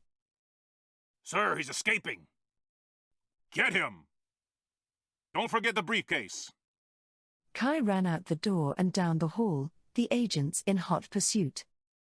Crashing past a room service card as he spun around the corner, Kai hurried towards what he hoped was a stairwell at the end of the hotel corridor. He heard the agent's shoes pounding behind him and felt dizzy as he realized there was only a broom closet at the end of the corridor. Looking desperately around, Kai spotted a utility door down the hall to the right and took off towards it as the agents closed in on him.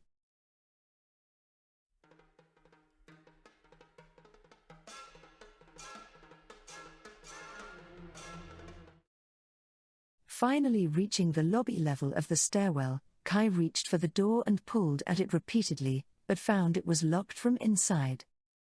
He looked up with terror as Hoffman and the other two agents caught up with him. Hoffman frowned grimly as he caught his breath and walked slowly down the last few stairs. That was a big mistake, Kai. Let's go for a drive.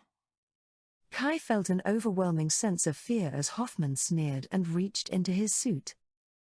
But then the lobby door suddenly clicked open and Miko grabbed Kai's hand. Kai, this way! Just as they slipped through the door, a single shot rang out from the stairs. Hoffman clasped his ears at the deafening boom, and angrily struck the shoulder of the agent who had fired a gun. Running past the shocked bystanders in the lobby, Miko led Kai to a car waiting outside. They pushed inside next to the driver. They're after us, Nova. I got it. Hang on. The car peeled out just as the agents emerged from the hotel. Kai could see Hoffman yelling furiously at the other two agents in the mirror as they sped away. For almost an hour, Kai said nothing and just sat, biting his nails in the car. Miko's patience fully exhausted, she turned abruptly to Kai and rolled her eyes. So do you get it now? Supranational is going to blame us for their plague. We're not terrorists, and we certainly aren't going to kill anyone. I don't know. I'm not sure what I believe. Maybe I should have run. They shot at us, Kai. But I was running away from them. They probably think I'm part of the whole Nilebstat plan. It doesn't really matter what they thought then. You're a fugitive now. Nova showed an alert on her phone to Kai. His employee picture was displayed along with a flashing warning on the Chiron. What the fuck have I done? Oh my god, I should have turned myself in. Just calm down. If you want to go turn yourself in, you can. But before you make any decisions, you really need to talk with the Circle. The what? Nova pulled into the driveway of a beautiful Victorian home. Kai momentarily wished he had paid attention to the route Nova had taken before, thinking it was probably better that he remained ignorant. The Zakelvutende Frauen. Come on! Inside the mansion, Kai stood uncomfortably in front of the three conspicuously important women standing regally in front of him. They looked vaguely familiar, like celebrities, but he knew that he could not guess their names. Smiling faintly, he wrung his hands and rocked back and forth on his heels as he waited for someone to speak. Welcome, Kai. I am Chunfei. This is Rukaya and Meirichi. Hello. Are you the... ZWF. We are part of the Circle. Yes. Tell me, Kai, why did you turn Dr. Cabrera into the FBI? I didn't turn him in. I don't know anything about that. Trust has two components, honesty and mutuality. Who are you lying for, Kai? Yourself? Why? We are not your enemy. I'm not lying. I didn't turn him in. Dr. Cabrera told us about you. He knew you were working with Agent Hoffman on behalf of supranational environmental technology. And he knew what you would do when he gave you the tablet. He said you had a reason. What was it? Cabrera is a bigot. I wouldn't believe anything he said. Dr. Cabrera also said that you were brilliant and that you would be able to take his work further than he could. Should we believe that? No, I don't want anything to do with his work. Kai, you don't yet understand his work. You barely scratched the surface of what he was doing and what he wanted to do. But you threw him to the wolves. Why? What did Dr. Cabrera say that bothered you so much? Kai found a certain comfort in the feeling of righteous outrage that thinking of Cabrera provoked in him.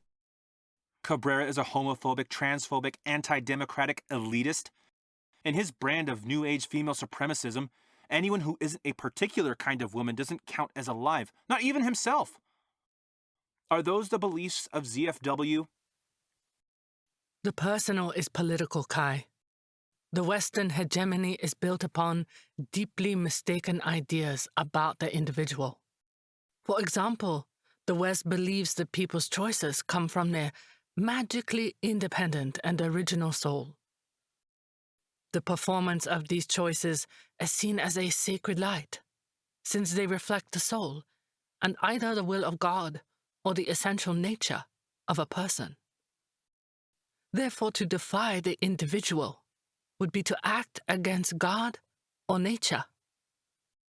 This is the ethical foundation of liberalism and democracy, where right and wrong are primarily questions of how an individual's actions infringe upon the choices of other individuals. But what if the choices of individuals were actually more entirely unoriginal, almost entirely dependent upon their culture? After all, it is a culture that makes us human. Other animals are born with ample innate knowledge, the supposedly individual soul apparent in their behavior.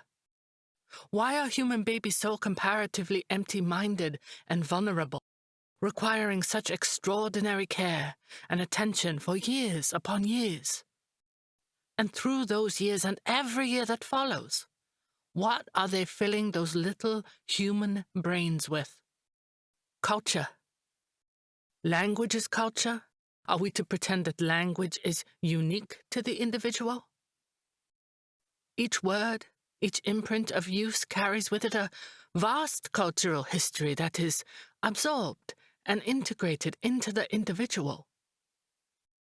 The individual, from their thoughts to their behaviors to their beliefs, is so fundamentally cultural, so much a product of the collective cultural history they've experienced, that we could question whether there is even such a thing as individual choice.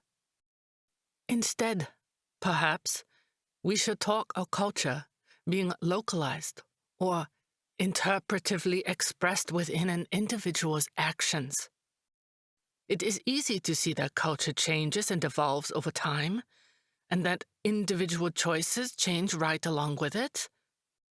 And perhaps this can help us see that the cultural soul is also not magically entitled to rights.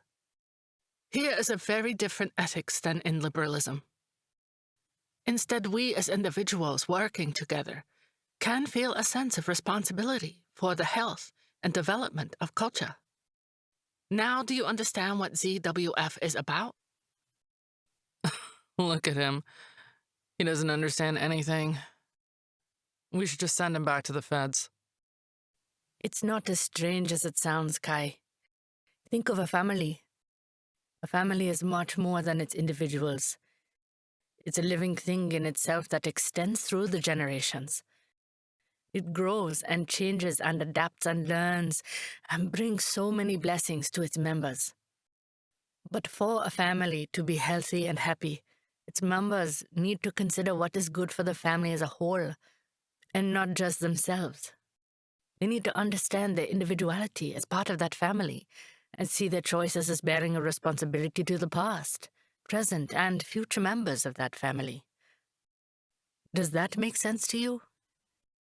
I just don't see how a good family would exclude and hate its own members. How can you expect me, a gay man, to help you when you hate me for who I am? I see you are really stuck in your thinking. Let me say it plainly. We don't hate you. We don't hate men. And we don't hate homosexuality. First, perhaps you have misunderstood our beliefs about life.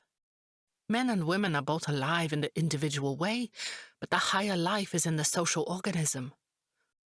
Through their sexual biology, women occupy a much more central role in that social organism. Men exist evolutionarily to support and serve women. That is likely disturbing to you because of the implications of service within patriarchy. But it actually has nothing to do with oppression or exploitation. It is more like spiritual love, and men can and should find great personal achievement and happiness in it. Second, we don't think the minds of men and women are different in any essential way.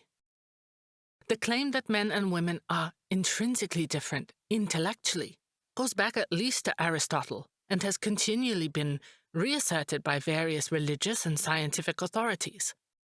But, in fact, the brains of men and women are virtually indistinguishable, as are their natural preferences, emotions, and other mental characteristics. All careful modern research shows that the mental differences attributed to sex are products of acculturation.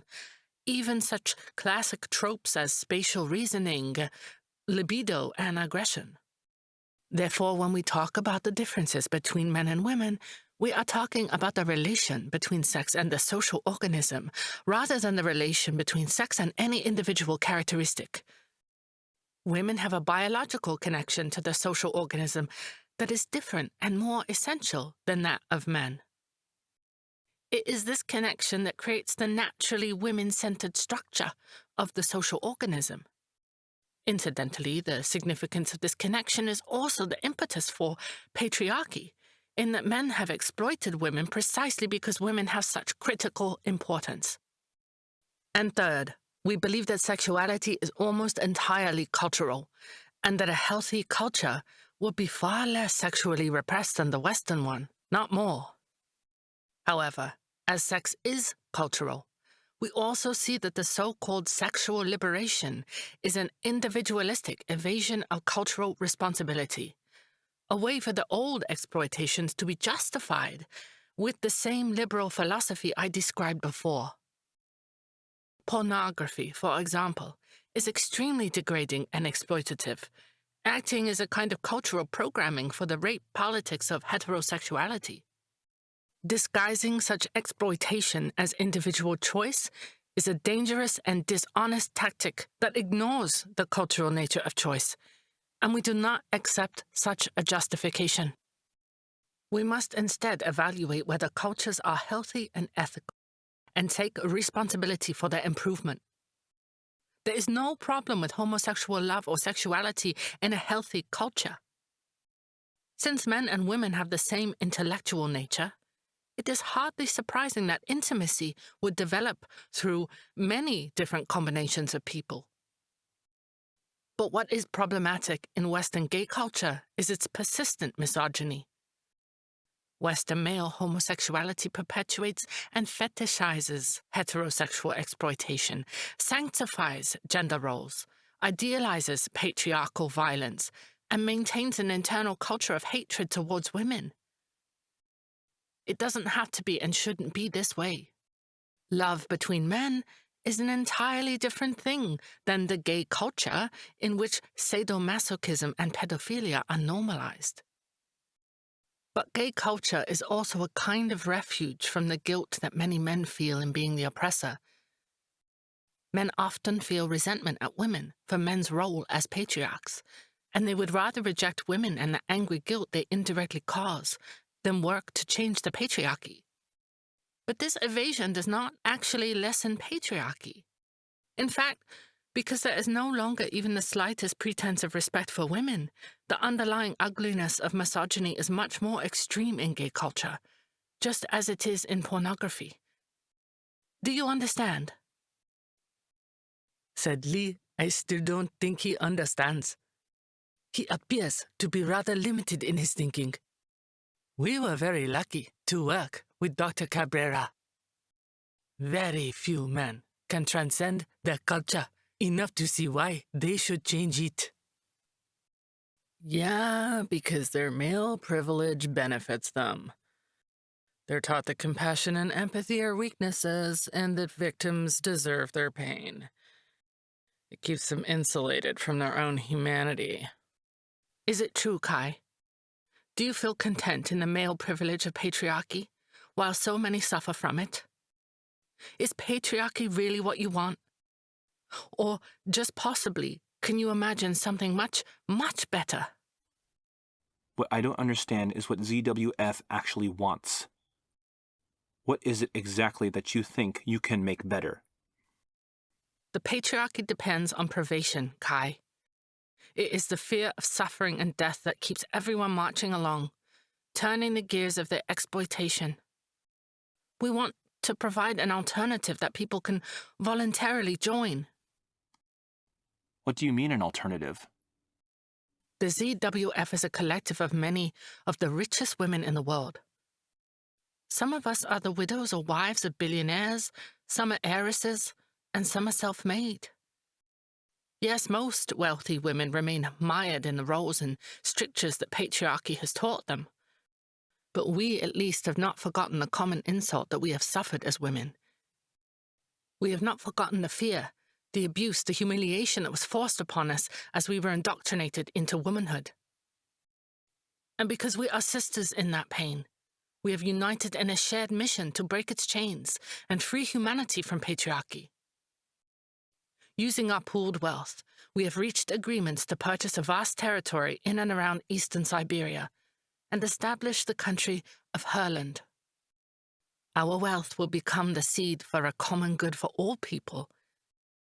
The bioelectricity system we are building will limitlessly extend and increase Herland's wealth through a variety of means. And with the wealth we generate, we will offer to every biological woman in the world a permanent, regular income. Each woman will also have the option to join our community in person, along with any young children at no cost. If she does, all of her material needs will be provided indefinitely. And these initial steps alone will remove the basic material inequality of the sexes, which provides the foundational fear maintaining patriarchy. That's the craziest thing I've heard so far. It's also tremendously unfair. Aren't there men that deserve your help as well?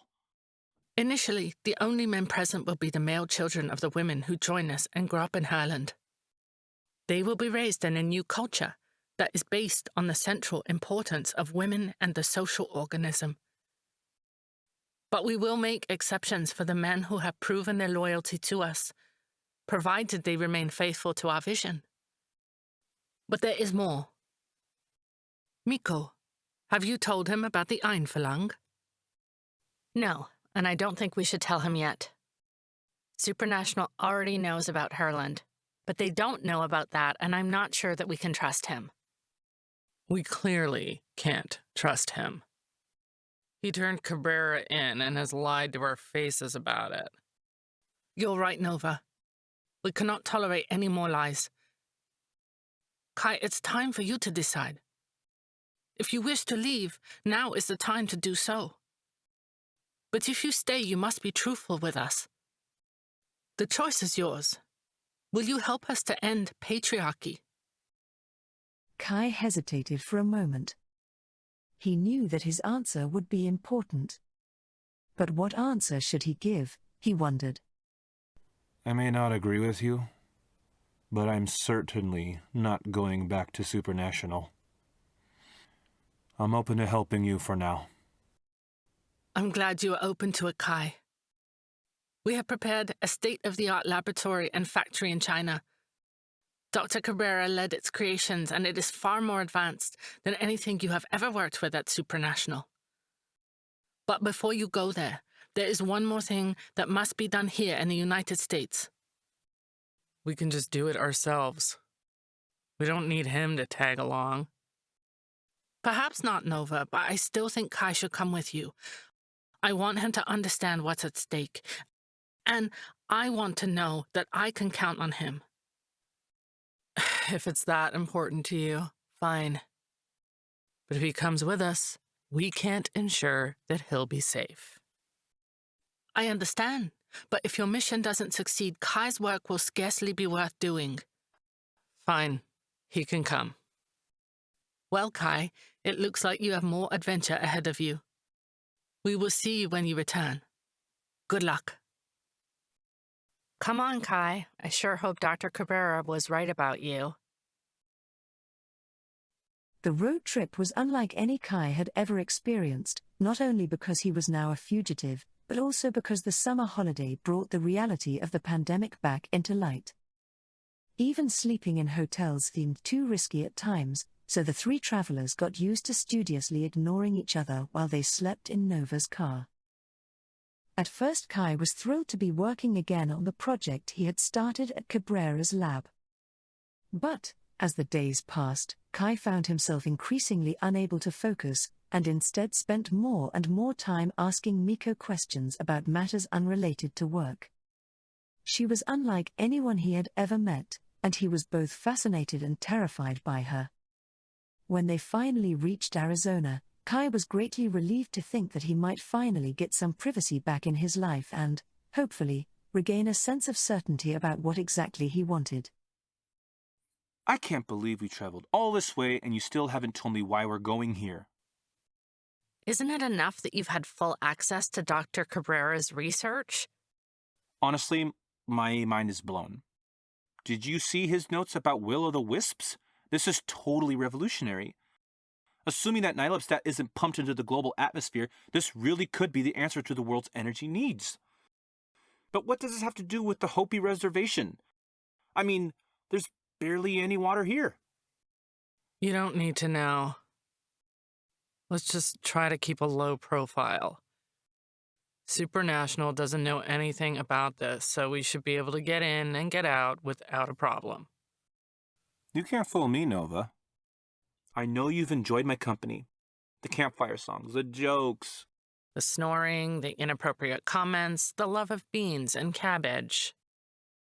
Just try not to draw attention to yourself since, you're wanted by the FBI and all. Ugh. I feel so anxious being here. It's like a bad memory I can't forget. Have you been here before? Nova's car pulled into a trailer park and slowly drove along until finally coming to a stop in front of a particularly dilapidated beige, single-wide mobile home. I grew up here. It's part of the other America. Don't ask me about it, okay? Sure, whatever you want. Thanks. Okay, here goes. Good luck, Nova. Yeah, good luck. Thanks. Nova closed the car door and walked up to the trailer. She knocked, then entered without waiting. Kai had seen plenty of squalor on their road trip through the United States, but the trailer park looked singularly run down. Why would anyone want to live here, he wondered. Kind of a sad-looking place. It's her grandmother's home. Wow. Well, it's nice that she can see her now, especially with the virus going around. Having access to real-time PCR equipment has its advantages. Hey, Kai. Yes? I'm sorry about your grandmother. I meant to say something earlier. Sorry. Thank you, Miko. You know, it's weird. I haven't even talked with anyone about it. Not even my mom, who only seemed to ever care about the inheritance. I seriously wonder if we're even related. Were you close with your grandmother? Yeah, actually I was. Or at least I was close when I was a kid. After my father died, I spent a lot more time with her than my mom while growing up. She had been sick a lot before the virus got her. I don't even know why I was surprised when I heard the news. I guess I just thought there'd always be more time. I just wish I had spent more time with her, you know? I wish I had been a better grandson. I'm sure you were a good grandson. You know what I think is the strangest thing about losing someone? The way they're gone forever. And there's no way to fix things anymore. I know what you mean. I lost my mom last year, and I feel like I am just waiting for her to call me. You know, like you kind of feel like your parents are always going to be there, and then it's really hard to believe it when they're gone. Wow. I'm so sorry, Miko. That's really sad. It's fine. I mean, we weren't as close as I would have liked, honestly. We were both always so busy with work and school and just everything. But I know what you mean about not being able to fix anything after they're gone. I guess people should really make the most of the time they have together. Yeah, they really should. Kai.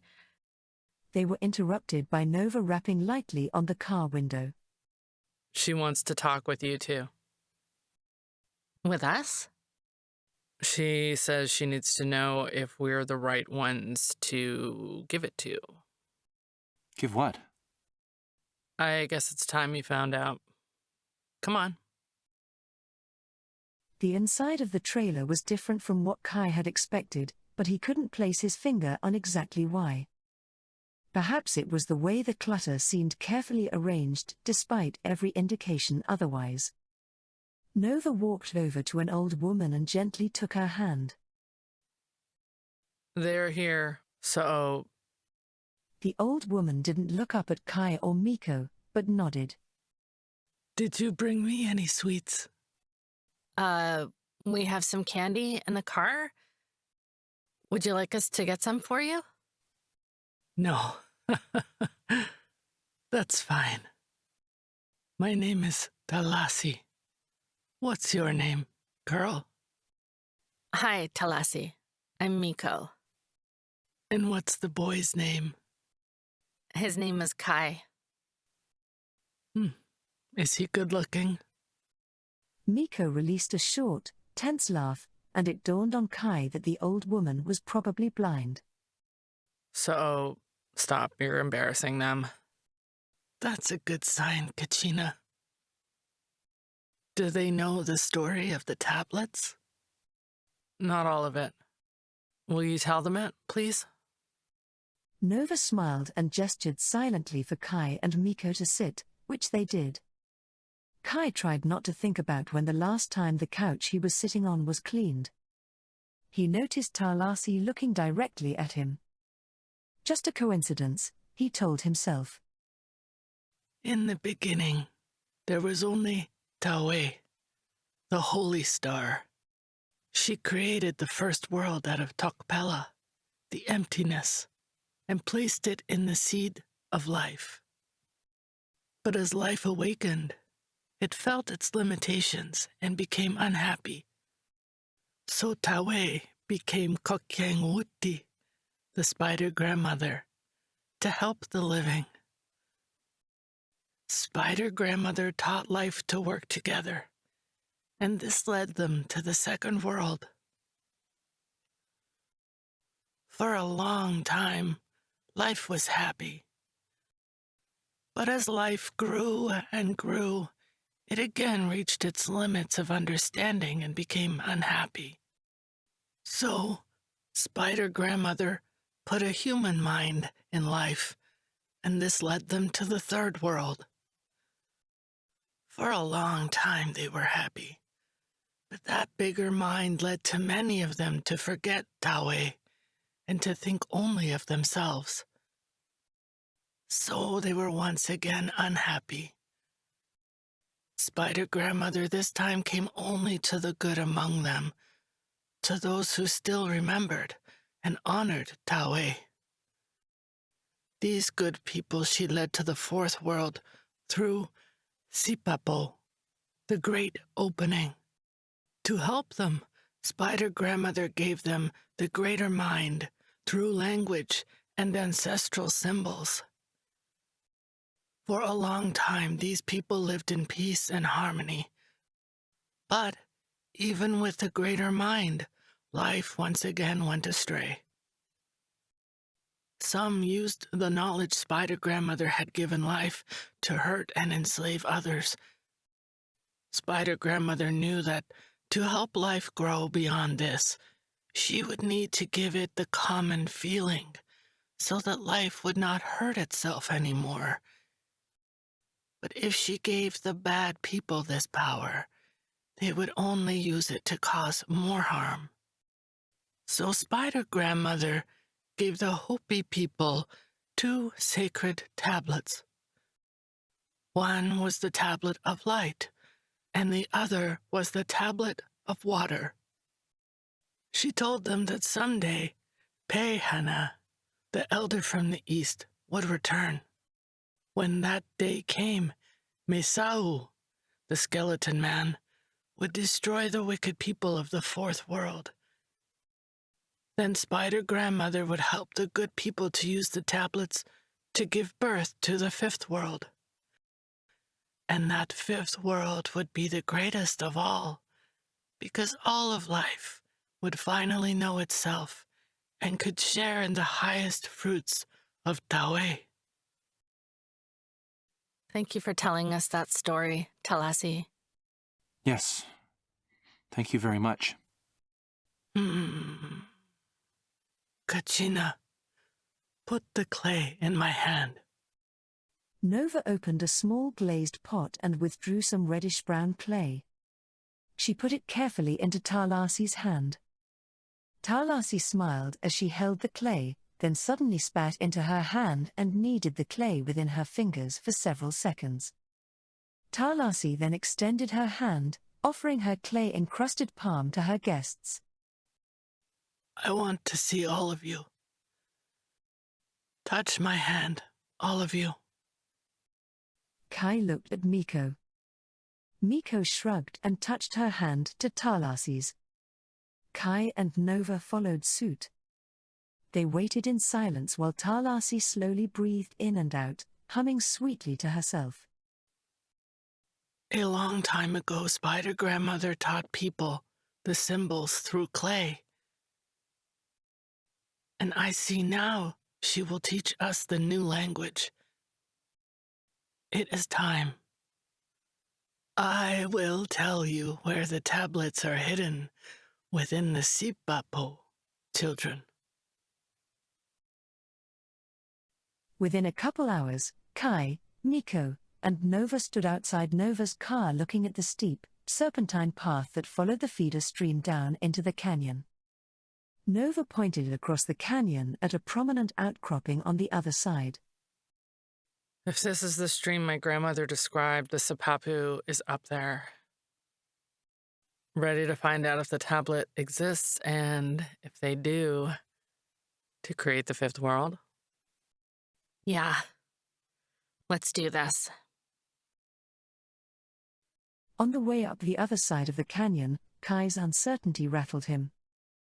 He still had no idea what they were doing or even why they were trekking up the side of a steep cliff. I'm still confused about what this has to do with bacteria. How would these tablets help with generating electricity? Whoever created the tablets knew something about electricity and how to get bacteria to focus it. Hopefully. I thought the tablets were supposed to be ancient. We've never actually seen them, but the pottery shards were hundreds of years old. Wait, so how do you even know what's on the tablets? The tablets are part of Hopi mythology. I grew up hearing about them from my grandmother. Chunfei had discovered a very similar story in some long-lost Chinese scrolls about a place called Fusang. She believed there was a connection between these stories and had purchased a large collection of Hopi pottery fragments that were on the black market. She returned them to the tribe, and that's when I began working with her. There was an unknown language on some of these shards, and she asked me to try to decipher it. She believed that it held clues to some prophecy or instructions for bringing the fifth world into being. Chunfei thought there might be a linguistic root in the symbols in common with classical Chinese. And she was right, except the roots went much older, back even to the oracle bone writings. Even more strange, there were also linguistic connections with Sumerian. I know it sounds absurd, but after working on it for 3 years and feeling stuck for months, I had this vivid dream, and the pieces all just fell into place. What was written down were not symbols, but songs. And what the songs were written in, I call Dakini script. Well, that's really cool. So, what did it say? Essentially that there were 2 tablets from a great mother star in the rift, and these were gifts for her children. There were also ratios and patterns, depictions of vibrating water and networks. Is that all they said? What does any of that have to do with bacteria? Kai, there were some very strange things on the shards. It took us a year to realize that they had to do with bacteria, and it was totally by chance. One of the researchers brought her daughter into work, and she said an engraving looked just like something in her microbiology textbook. We just laughed it off until she showed us the page. From there, you wouldn't believe it. There were patterns on the pottery that almost exactly matched models of riboswitches, magnetosomes, you name it. The chance of these models just randomly matching is virtually impossible. They must have known. And we still don't know what half of the patterns on the shards were. It's amazing. Or maybe it's interpretive bias.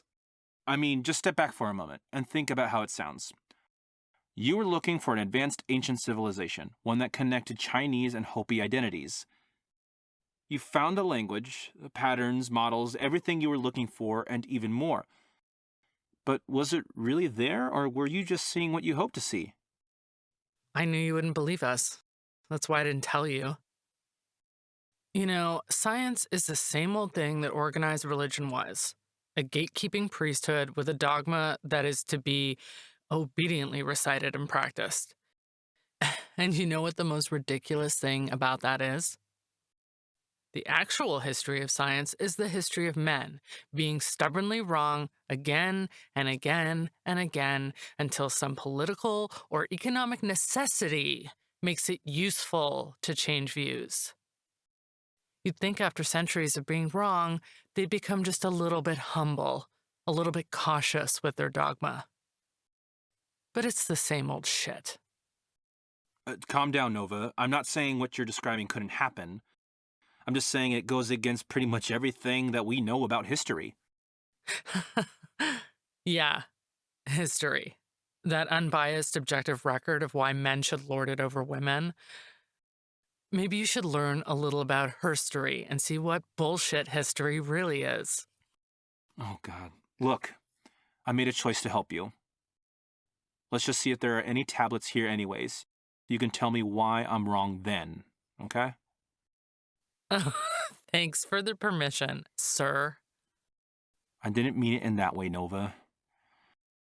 Look, I'll try to have an open mind. A man with an open mind. That'll be more surprising than the tablets. Kai, you should know that this is about a lot more than just electrical generation. We've been observing the electrocommunication of magnetotactic bacteria to create a new kind of collective intelligence. What's most remarkable is that we have tracked bacteria actually developing into a kind of endosymbiotic communicator within a host. Are you saying that the bacteria could act as a kind of electrical radio for a host? Not exactly. It's more like the bacteria plug its host into a kind of bacterial internet. And once multiple hosts are connected, the hosts become aware of the thoughts and experiences of each other. I don't see how that's even remotely possible. So much for the open mind. No, I do have an open mind about bacteria. I know they are complex and can act as a group.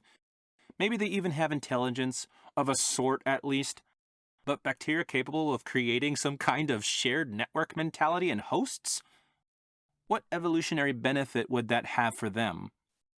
Cabrera's view was that the host actually is a child of the bacteria.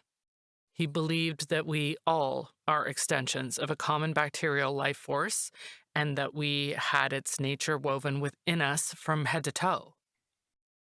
I think it's fair to say that Cabrera had some ideas that were beyond strange.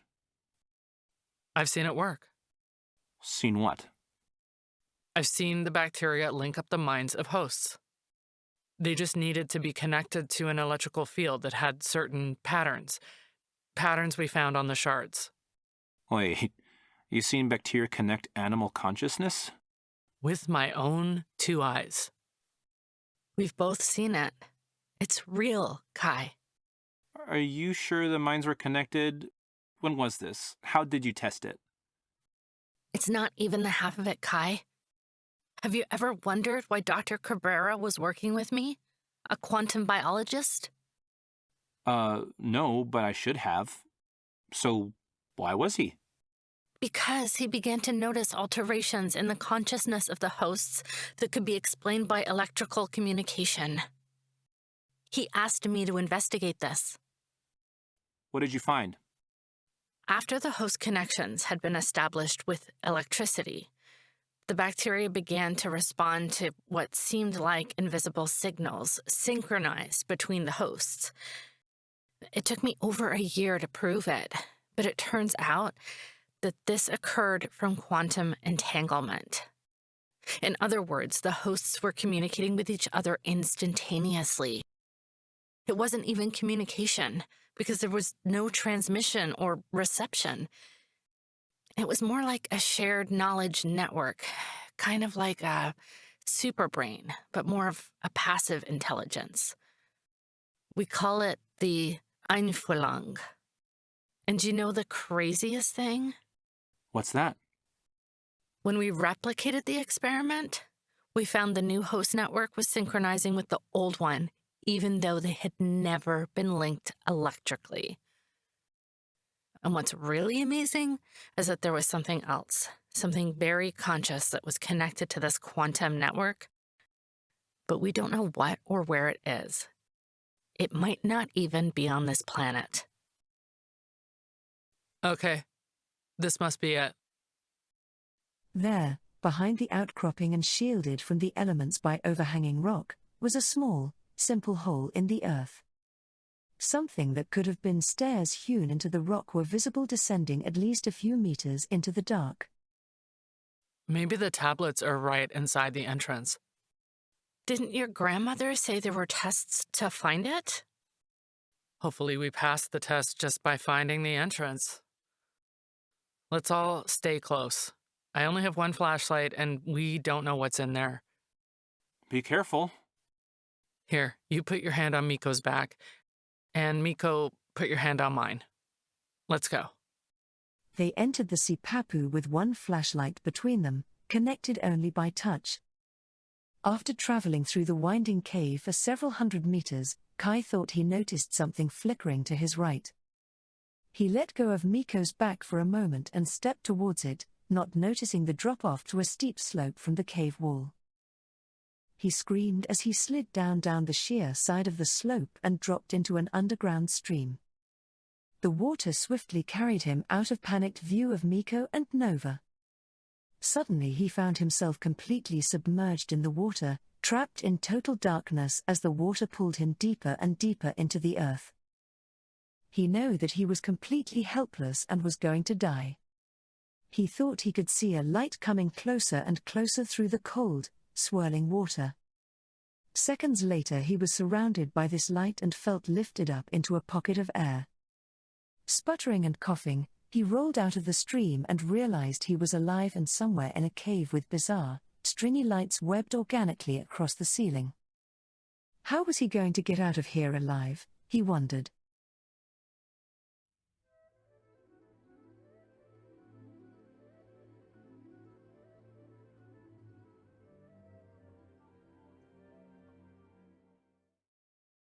A moment later, Kai heard the familiar voice of Miko resounding through the cavern and called back to her. Their voices echoed back and forth until at last Nova and Miko were able to locate the chamber Kai had discovered. As Miko emerged from a small opening in near one of the maze-like fringes of the chamber, Kai helped her and Nova down to the smooth cave floor. Miko looked at Kai for a long moment and then silently hugged him. Kai closed his eyes and felt her warmth on his body, smelling the flower-like fragrance of her hair. This is it. Look. Nova held in her hand a perfectly round amulet made of metallic rock. Her fingers trembled with excitement as she shined the flashlight on the myriad of strange symbols that covered the amulet. Nova gasped as it began to softly glow with a warm, rosy radiance. Here is the other one. This must be the water one. Miko pointed behind Kai. There, sitting in a deep indentation on the ancient table, was a tablet made of the same strange, metallic material as the amulet. When they approached it, the tablet started to glow with an inviting blue light. Yes. And look, they fit together. I can't wait to see these in the sunlight. Nova had carefully noted the twists and turns they had taken from the car and, through meticulous backtracking, was able to safely lead them back over the course of several hours. It was twilight by the time they rounded the last curve of the path up the canyon. Nova smiled broadly as she saw her car, and then asked her favorite question one more time. So you do admit I was right? Well, I can't actually read what they say. You might just be making it all up for all I know.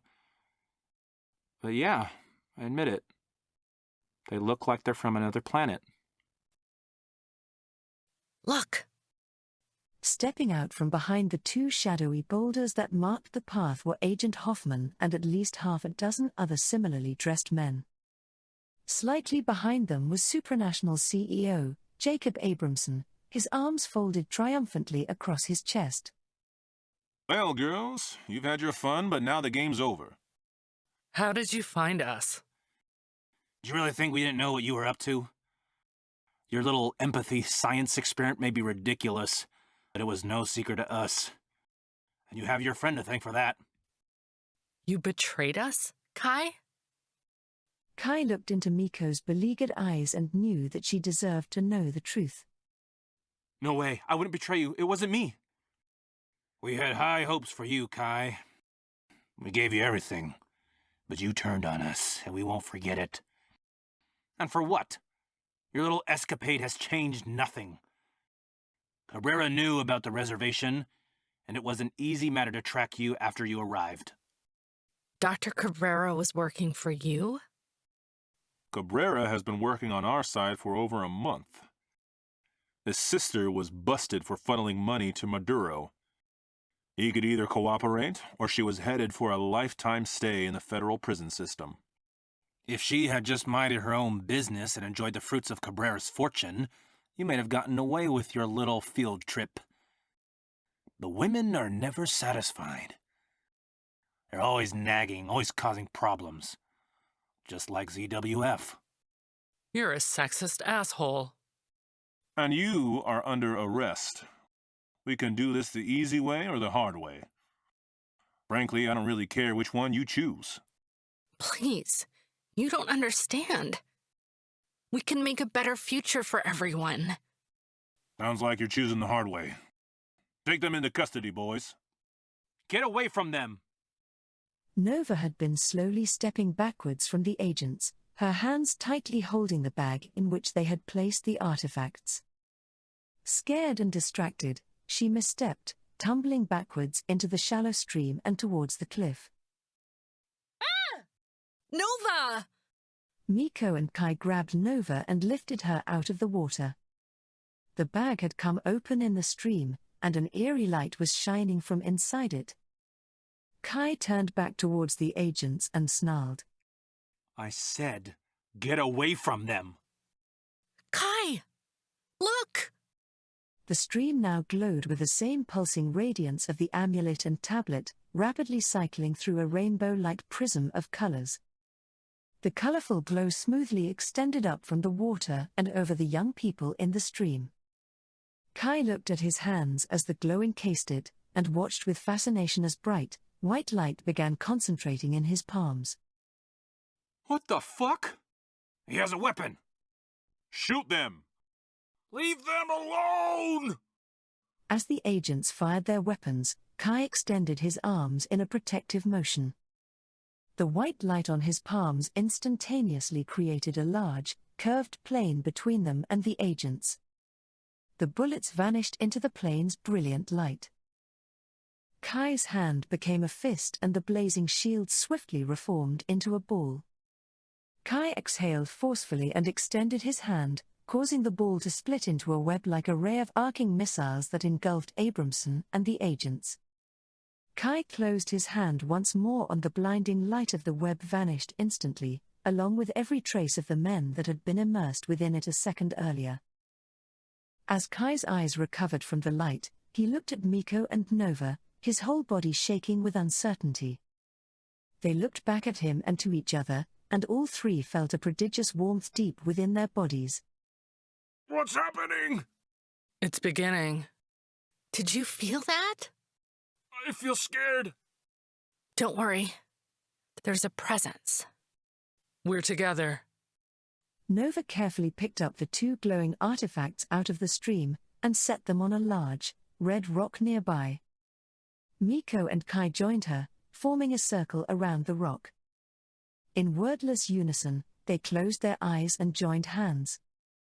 The tablet and amulet slowly rose from the rock and hovered in the center of their circle. The amulet eased towards the perfectly matching aperture on the tablet. As the artifacts fused together, their emanations merged into a shimmering harmony of colors.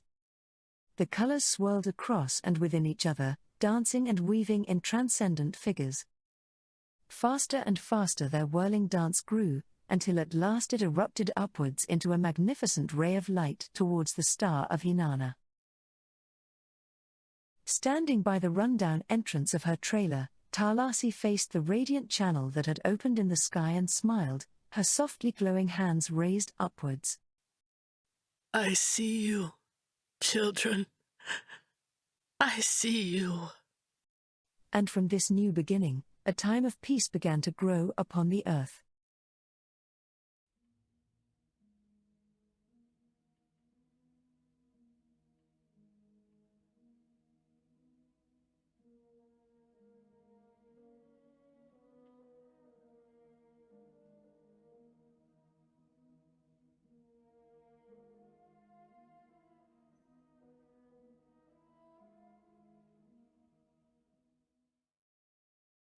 Just as the sunlight does not shine all at once, there was a long and often tumultuous period of gradual awakening after the opening of the fifth world.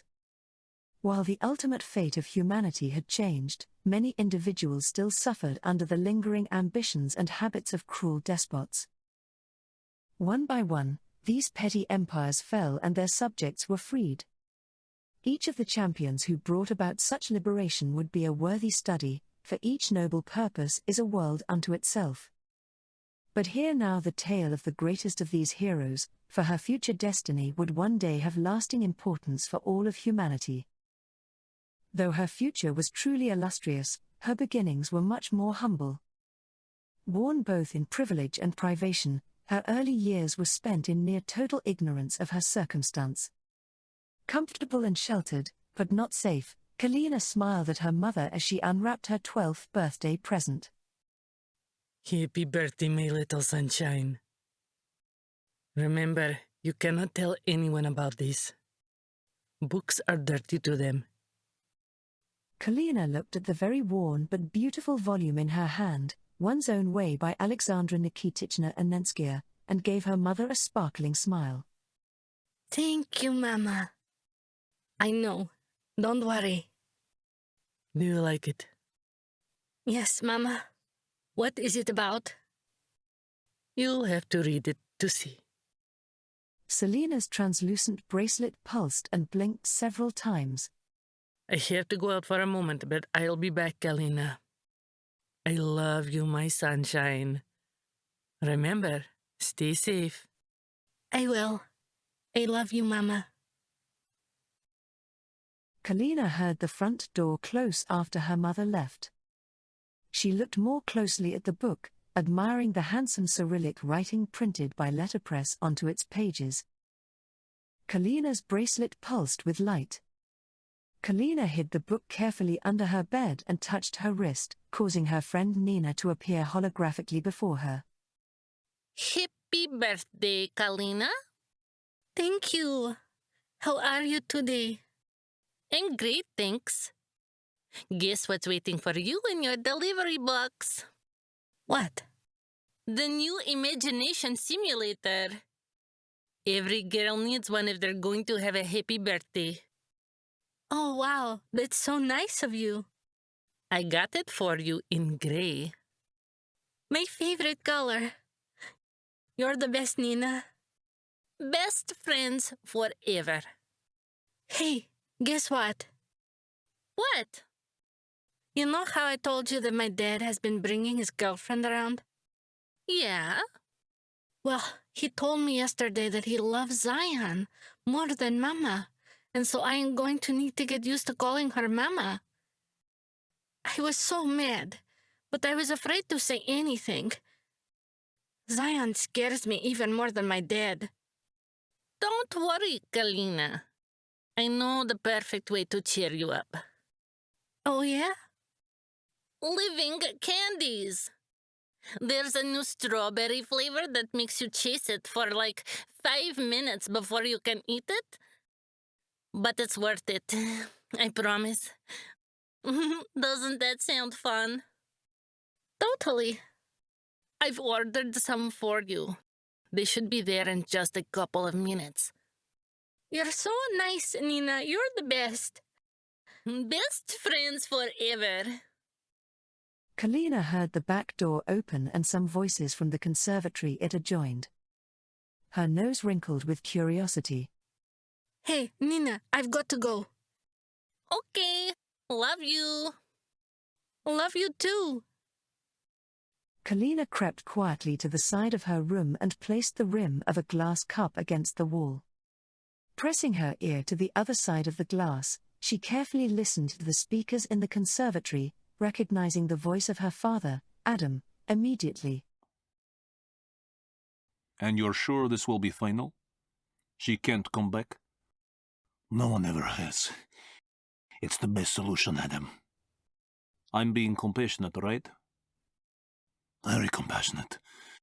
Cosmocorp's neotropine coma therapy is perfectly humane. She'll be happier than she's ever been, and she won't trouble anyone this way. She's been so unfair to me, Lev. I've been tolerant and loving. Too much so, obviously. What she's done with Koellia, it's a tragedy. Do you realize that she's kept her from having any nutritional meds from birth? From birth! She's always talking about how things were thousands of years ago. She's even found some contraband books. I mean actual books with paper pages. Why, she's a criminal, and if she was from the arcade, she'd be sold to the pornographers. But her inheritance has gone to her head. It really has, Lev. Her mother was exactly the same way, so full of disturbing ideas. I understand, Adam. It's not your fault. You're just trying to be a nice guy. It's the most treacherous thing for men, because women are never happy no matter what men do. Women are all the same, just crazy by nature. And if you are soft with them, they become out of control. I've seen it many times before. But niatropin coma always helps. Always. I just hope I can bring Kalina around. Selena has done so much damage to her. I hope it hasn't destroyed the possibility of making her a proper woman. You just need to take a firm hand. Don't let her follow her mother's example. Show her who's in charge. Oh, I will. You'll see. I have help now. Zion is so great with children, and she knows exactly what it means to be a lady. She'll whip some sense into Kalina, I'm sure of it. Very good. Zion is a catch. So gorgeous. It makes you wonder why anyone would ever want someone stinky. Truly, if Selena hadn't been such a lunatic about doing things naturally, I would have insisted on a boy-to-girl. God, I am tired of that woman. Don't worry. You'll be done with her for good soon. And you'll explain it to her? Yes, I know what to say, and we'll have muscle here if we need it. Kalina's bracelet buzzed and she nearly dropped the glass. Catching it just in time, she set the glass down and carefully tread to the opposite side of her room before opening the hologram. Hey, guess what? I'm sorry, Nina. I can't talk right now. What's wrong?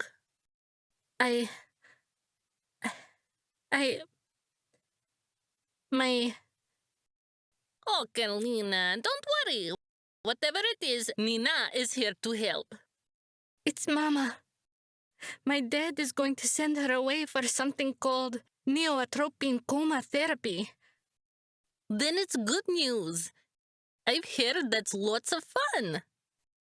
Really? Oh, yes. Your dad must really like her if he's going to get her that. You know that lots of people sign themselves up for it? It's like a vacation for the mind. But he said she's never coming back. Well, why would she want to come back? It's paradise. She'd come back to see me. Oh, Kalina, what do you even need a mom for? It's such an old-fashioned thing. You don't want people to tease you, do you? But don't worry. I'm sure you could visit her. Really? Sure. Maybe you could even get neoatropine too. But don't make her feel badly just for wanting a break from you, okay? You think she wants to go? Of course. Think about how exhausting it must be for her to take care of you. I'm your best friend, so I'm going to tell you the truth, Kalina. Your mom is a little weird. The way she's always talking with you and teaching you, it's really kind of creepy.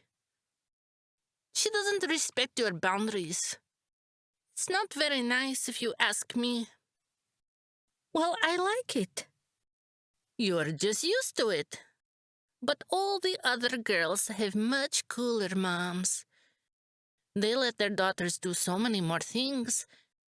Fun things, sexy things, expensive things that will help them find a boy. You'll be better off without her, Kalina. You'll see. I don't think so. I can't ever imagine being without her. Hey, guess what I found? A new anagraph just got the top funny spot. There are these boys hunting horses, and they find one and shoot it, but it won't die. They just keep shooting it, and it just keeps wheezing and wheezing.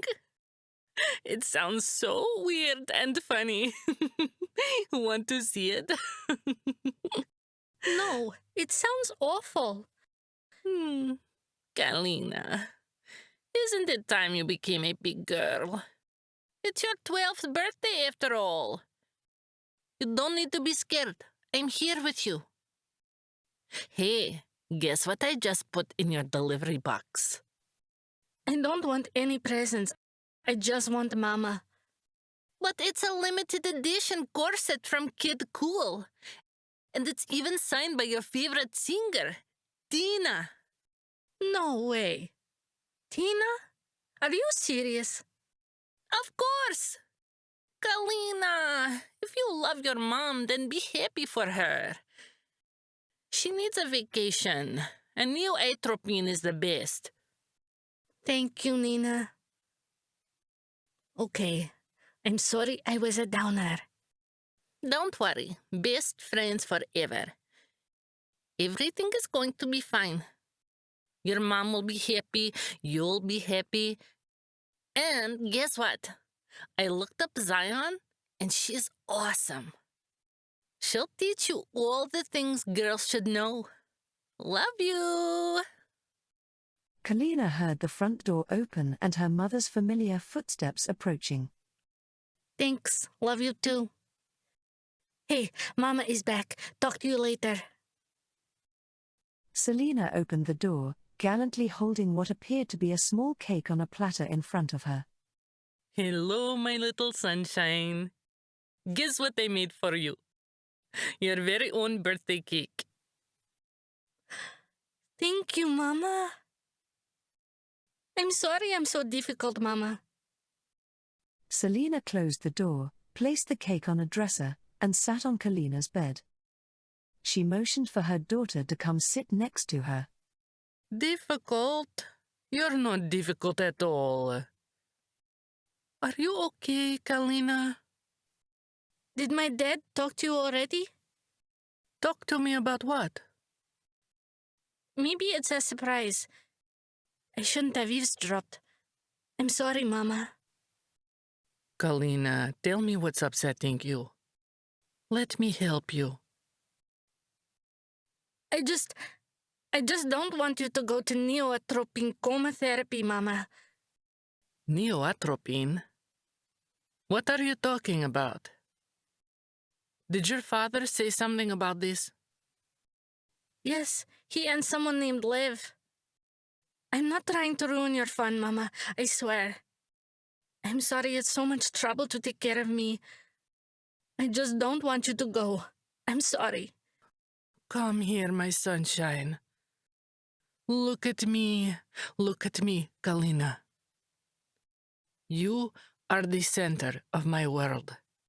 There is nowhere I'd ever want to be other than with you. I love you more than anything, even more than I love myself. And I always will. I promise. I love you too, Mama. Please don't ever go. Listen, Kalina, I have an idea. How about you and I go someplace far away where we can always be together? How does that sound? What do you mean, Mama? We always just stay here. Remember all the stories I told you about Herland? I have a secret for you, and it's a really big secret. The biggest secret of them all. Herland is real. It's real? Are you serious, Mama? But how would we get there?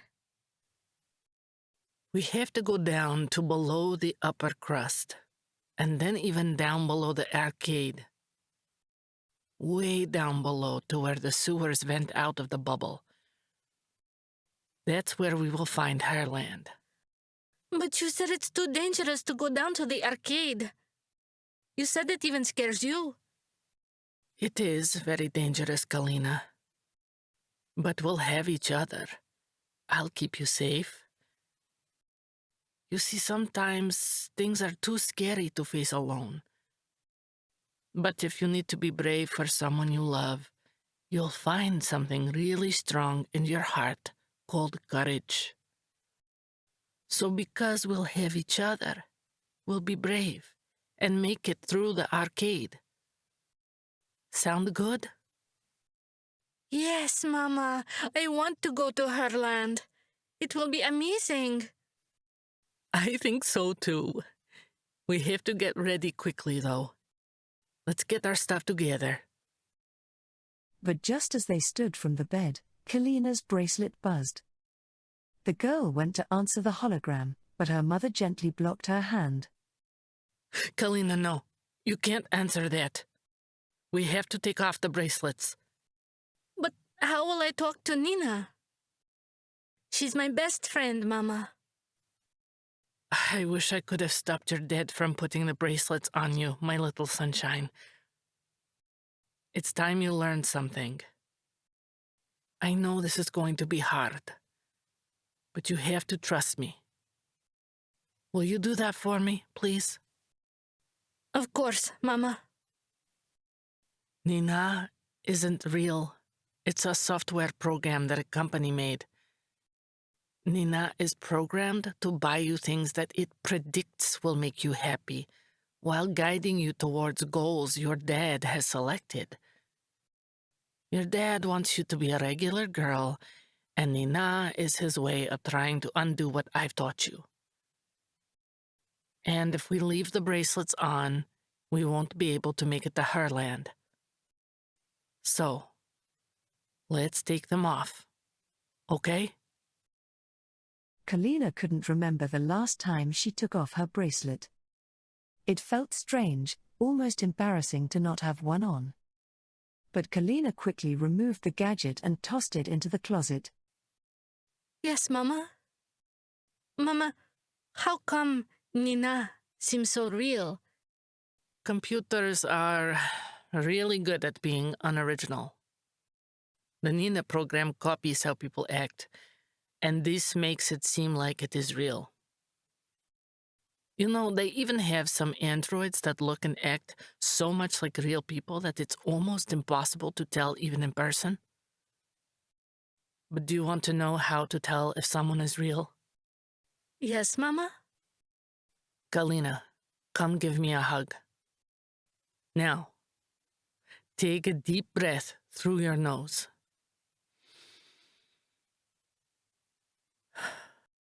You smell so nice, like my little girl.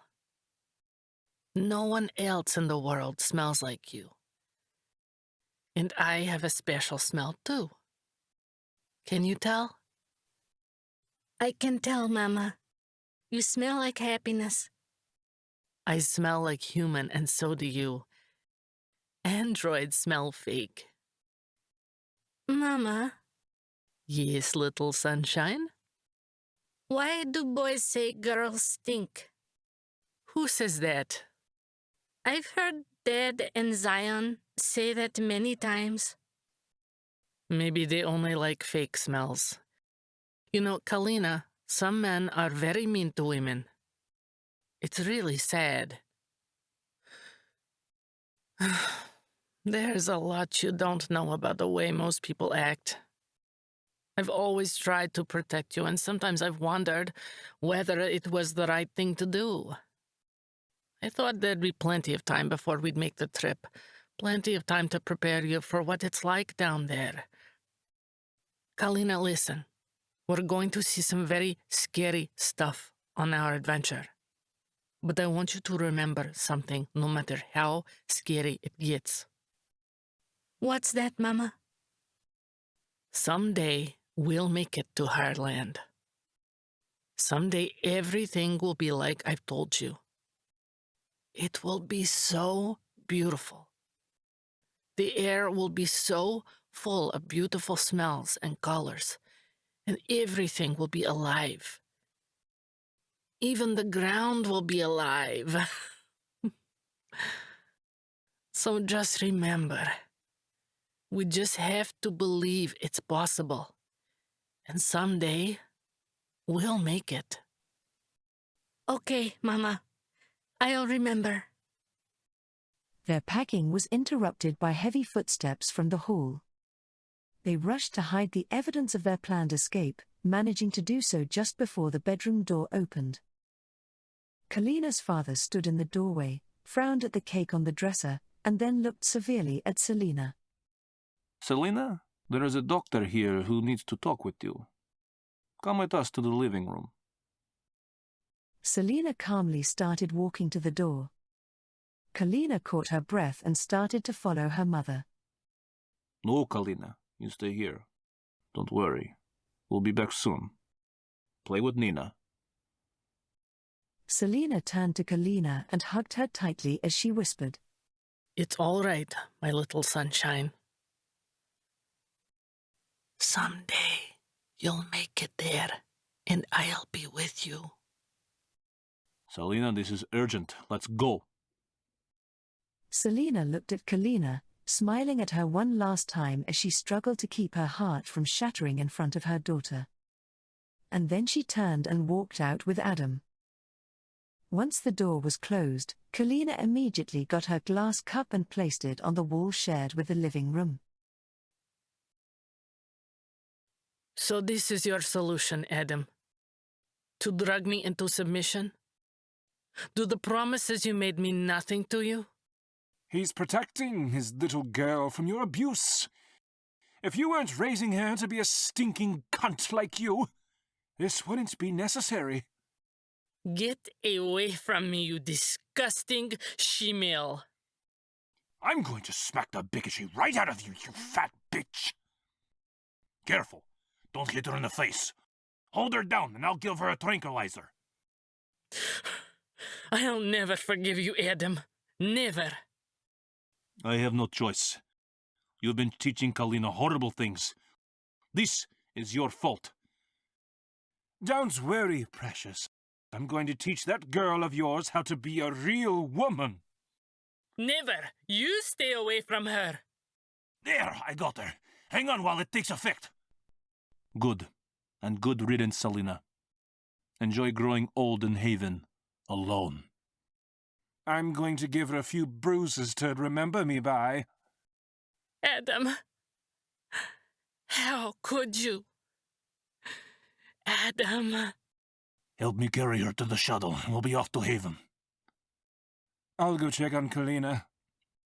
Thank you, Muffin. I'm so glad to be done with her. Kisses.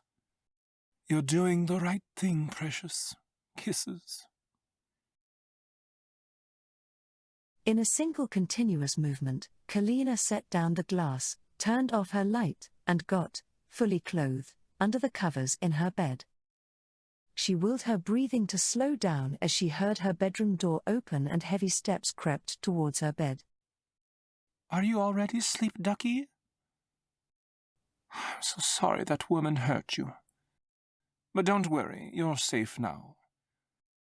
I'll be living here with you, and I'll teach you how to be a good girl, the best girl.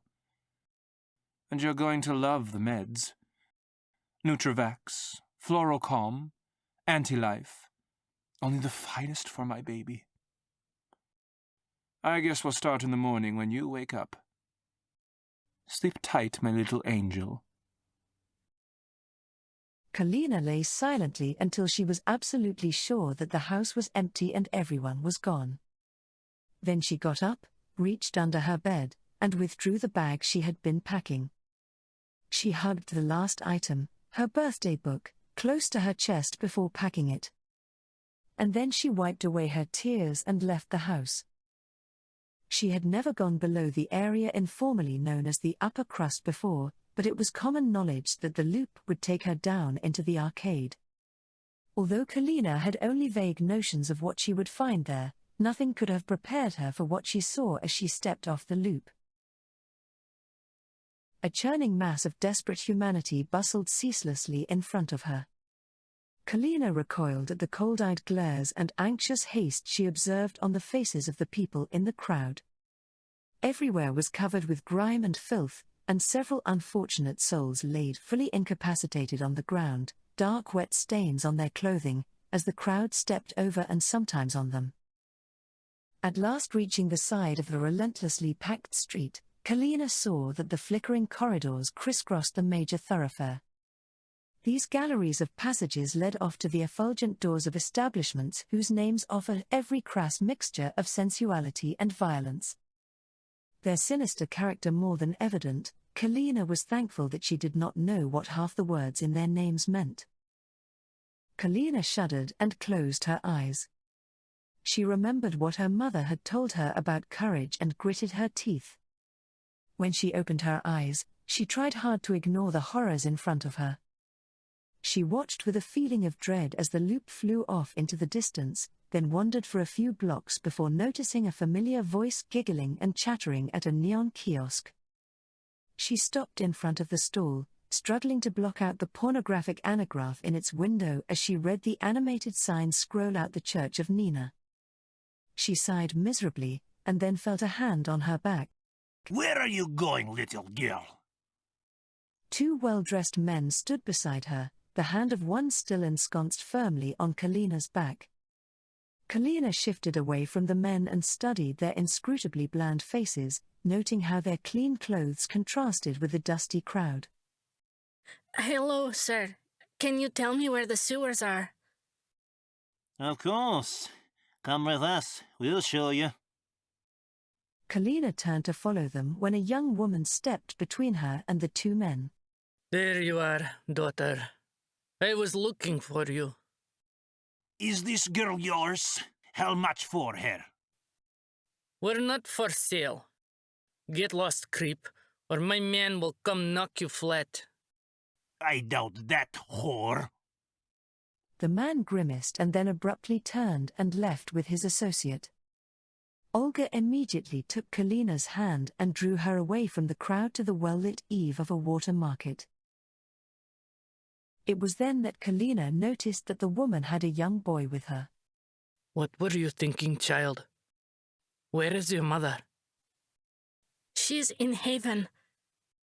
Where are the sewers, madam? Ah, poor girl. The sewers are in the dark, but it's not safe for women folk there.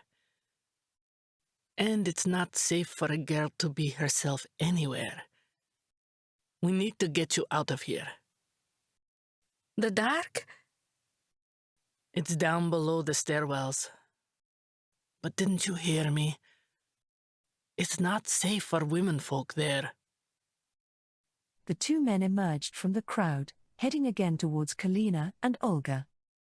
They had with them a third man who appeared to be wearing some kind of government uniform. Koellia was sure his skin had an oddly metallic glint to it. There she is, sentry. Check that woman. Yes, citizen. Olga Fyodorovna, female, age 25, suspected prostitute. Status is unprotected vagrant. Wait. You're upper crusters? I'm sorry, sirs. Surely I can make it up to you. I'll do anything you want. I knew she was a whore. Sentry, this vagrant threatened me. Submitting evidence. The man tapped his bracelet and flashed an ugly smile at Olga as he waited for the legal record to process. Requesting presumption. The evidence shows an unprotected vagrant deceiving and threatening a landed citizen. Presumption granted. Olga Fyodorovna is now your property citizen. You may use or dispose of her however you wish. A thin necklace around Olga's throat glowed with red light and Olga involuntarily fell forward as the man swept his hand back over his bracelet. Olga! Olga gasped and turned towards Koellia, staggering backwards towards the men as she spoke. Please protect him. Please. Please. Let's go, whore. The only question is whether to kill you afterwards. Before. Let's kill her before. What about the child? She looks fresh. Olga's eyes opened wide in horror. Run! Run! Sentry, check that girl. With her last fleeting breath of freedom, Olga threw herself at the sentry. A crackling shock sounded and Olga fell back limp as the smell of burnt hair filled the air. But Kalina did not see Olga's charred skin or lifeless expression, for she had already grabbed the boy's hand and run through the crowd. For half an hour the children ran between the corridors and aisles of the arcade until Kalina was sure that they were safe from the men. They crouched closely together under a broken sculpture that had been installed in the ancient decades before the arcade gave up all pretense of hospitality. What's your name? Nikita. Hi, Nikita. I'm Kalina. Can we be friends? Olga was my friend, and now she's dead. All my friends are dead. You shouldn't be my friend. What about your family, Nikita? Where is your mama? I don't have any family. The men took my mama away when I was little. I'm so sorry, Nikita. I don't understand this place, but I know everyone needs a family. I don't need anyone. You should go away. I don't want to see them take you away. Nikita, how old are you? I don't know. Nikita, I'm really sorry about what happened to Olga. It's not your fault. They're always taking people away. They make rules so they can do whatever they want. You'll be taken away.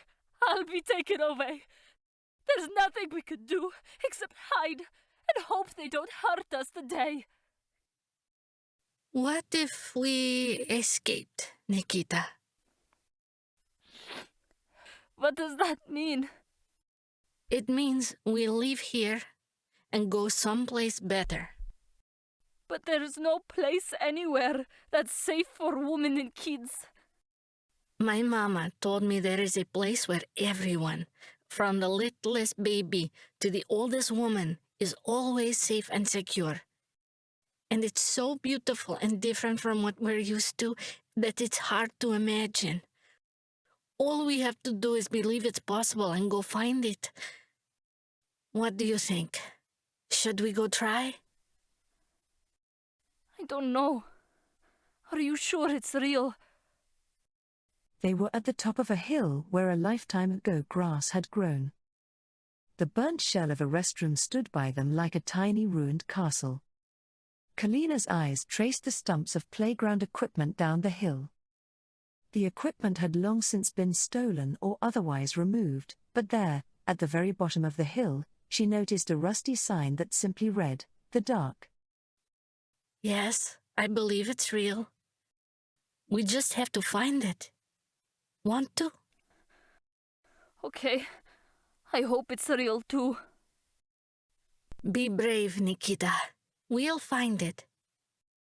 Come on, and stay close.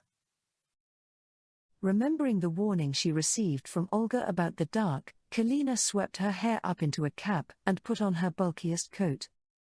Her mother had always bought her very practical clothes, and Kalina figured that from a distance she would likely be indistinguishable from a boy, but she did not want to test her theory. They descended the stairwell by the sign, trying to ignore the water dripping from the silo like covering on to their heads.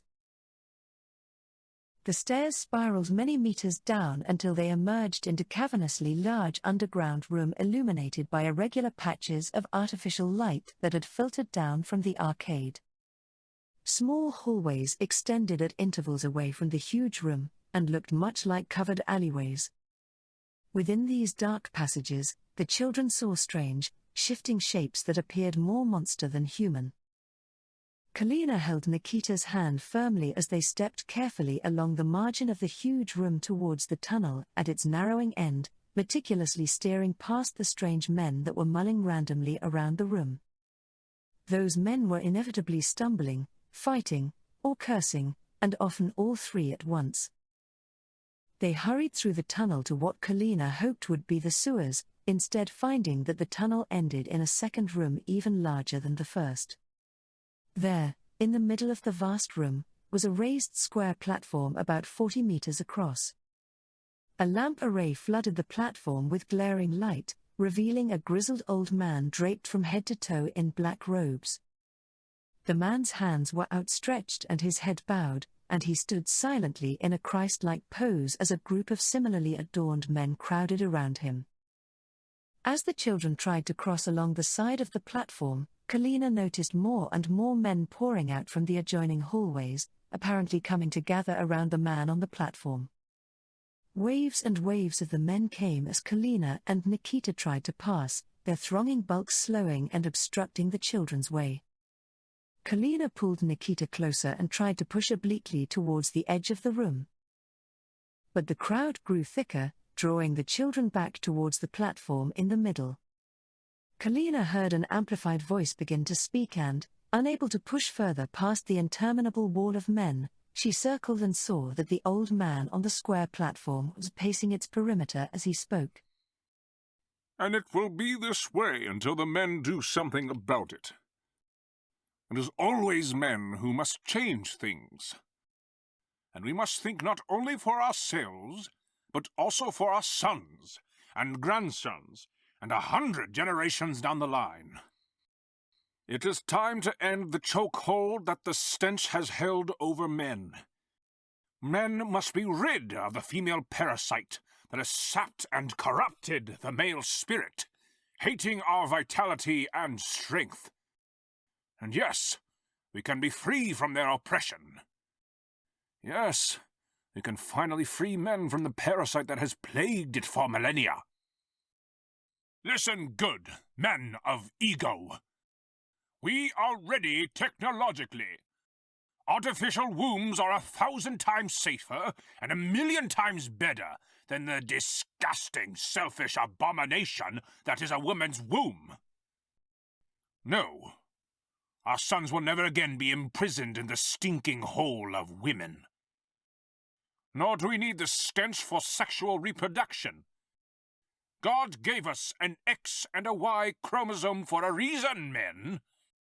Yes, thanks to the ingenuity of men, and men alone, we have evolved away from the muck that is femaleness. Thanks to men, our sons will never know women. Listen, for we are ready socially. Rationally speaking, what good are women? They are stupid, weak, smelly mutants that don't deserve to live. A healthy society would have killed the female off long ago, but men were tricked by their lies. You see, a woman's success is not based on intelligence or power of skill. No, her success is a product of a trickery of men. The female is a virus that has infected humanity, tricked it into being its slave. But ego is the cure. It will vaccinate us against the female parasite and her tricks. Listen, men, for most importantly, we are ready spiritually. I have read the texts of our forefathers and can trace the ascent of man. First we were owned by their cunts, just like the lesser animals. But in time, our vastly superior intelligence led us to try to lead them. But did they thank us for this? No, never. Instead, they subverted us time and time again, leading us into wars and unhappiness. From Eve to Helen to Mary, women have been the curse of men. All the woes of the world are their fault. Yes, I traced the ascent, and although it took thousands of years, Male brilliance made possible total independence from the stench generations ago. But even then, even when we had no need at all for them, their very existence meant the spread of their lies, and the men continued to be led astray.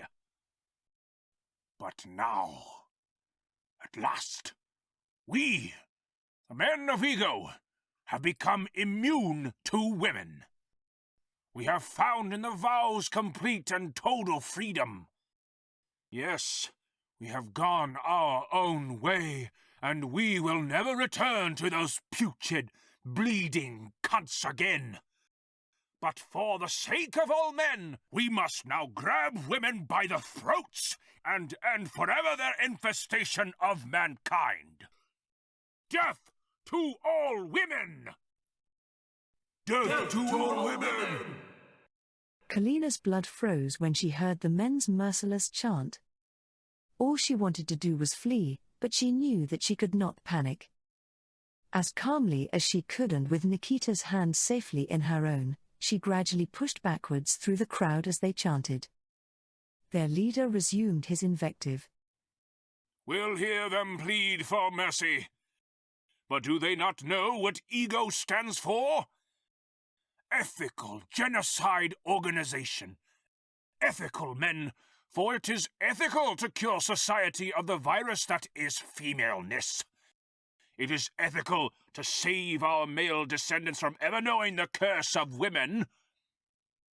But we understand men and the pleasures of power. After all, what is more male than power? Now we don't need to wonder who we will fuck. But there are times when this is not enough. You know what I mean.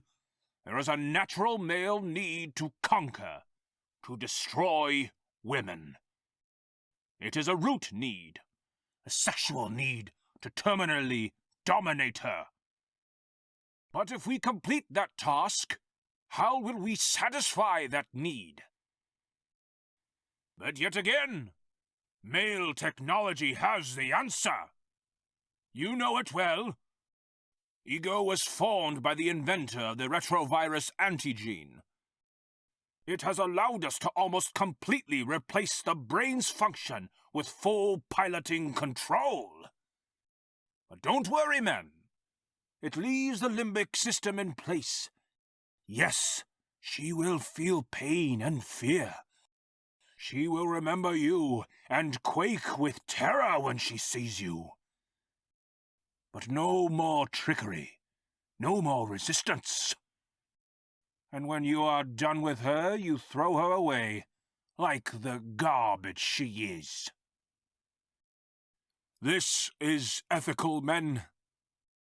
We keep our animals in cages, and kill and eat them when we want, do we not?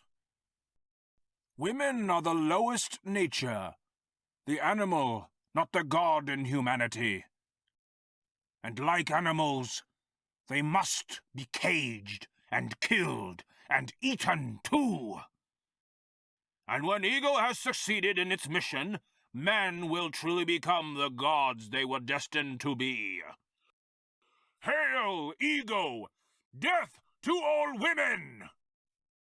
Hail, ego! Death to all women! Hail, ego! Death to all women! At last the children had reached the edge of the crowd. Kalina quickly led Nikita into one of the shadowy hallways, hoping to enjoy some respite from the murderous cult. But, after stepping several meters into the dark of the hallway, her hopes vanished when a man in the dark grabbed her arm.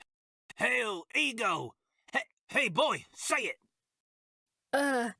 Hail, ego! The man released Kalina as she yelled the chant. She stepped backwards instinctively, tripping over some detritus on the ground. As she tumbled down to the damp stone floor, Kalina's cap fell off and her long, red hair spilled out. A second black-robed man tapped his bracelet and shined a light on her as she stood up. They've made you almost look like a real girl. It's uncanny. Let's check the hardware. Leave her alone! A third cultist stepped from the shadows and shoved Nikita to the ground. He leered at Kalina menacingly. Her? How unfortunate. Kalina's legs felt like jelly, trembling as if they were about to give out. She wished she could run, wished she could fly far, far away. But she couldn't. So instead she just closed her eyes and held her breath, waiting for the end. The man reached out to grab her hair and pull her to the ground, but before he could touch her, he stopped cold in his tracks. He gasped and gurgled with confusion as his shrouded companion stared at him with shock. His eyes followed theirs down to the middle of his chest, where a thin spike extended out, dripping with crimson doom. The spike slid out and the man collapsed. Behind him stood a gigantic beast with a scarred face that was scowling like death itself. The bravest of the cultists managed to sputter out a question at the beast. Hey, what the fuck are you? Nothing like you. The spike flew forward into the man's skull, killing him instantaneously.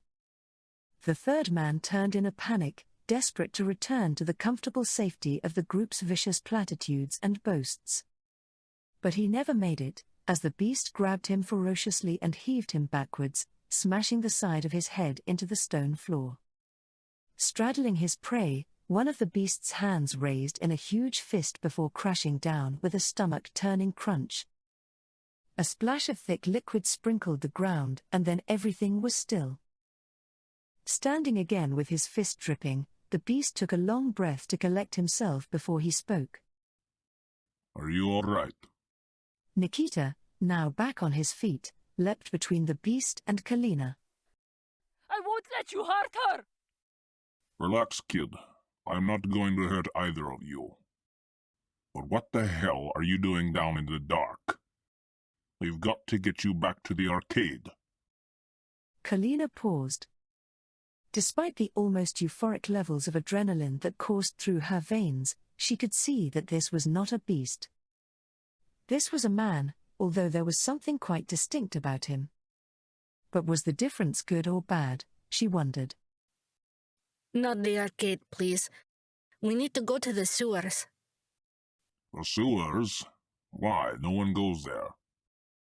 Kalina said nothing. The man looked at her closely for the first time, taking in her well-made clothes and still relatively clean hair.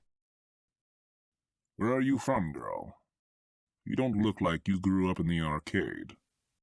Please, sir, can you tell us how to get to the sewers? I'll do better than that. I'll take you there myself.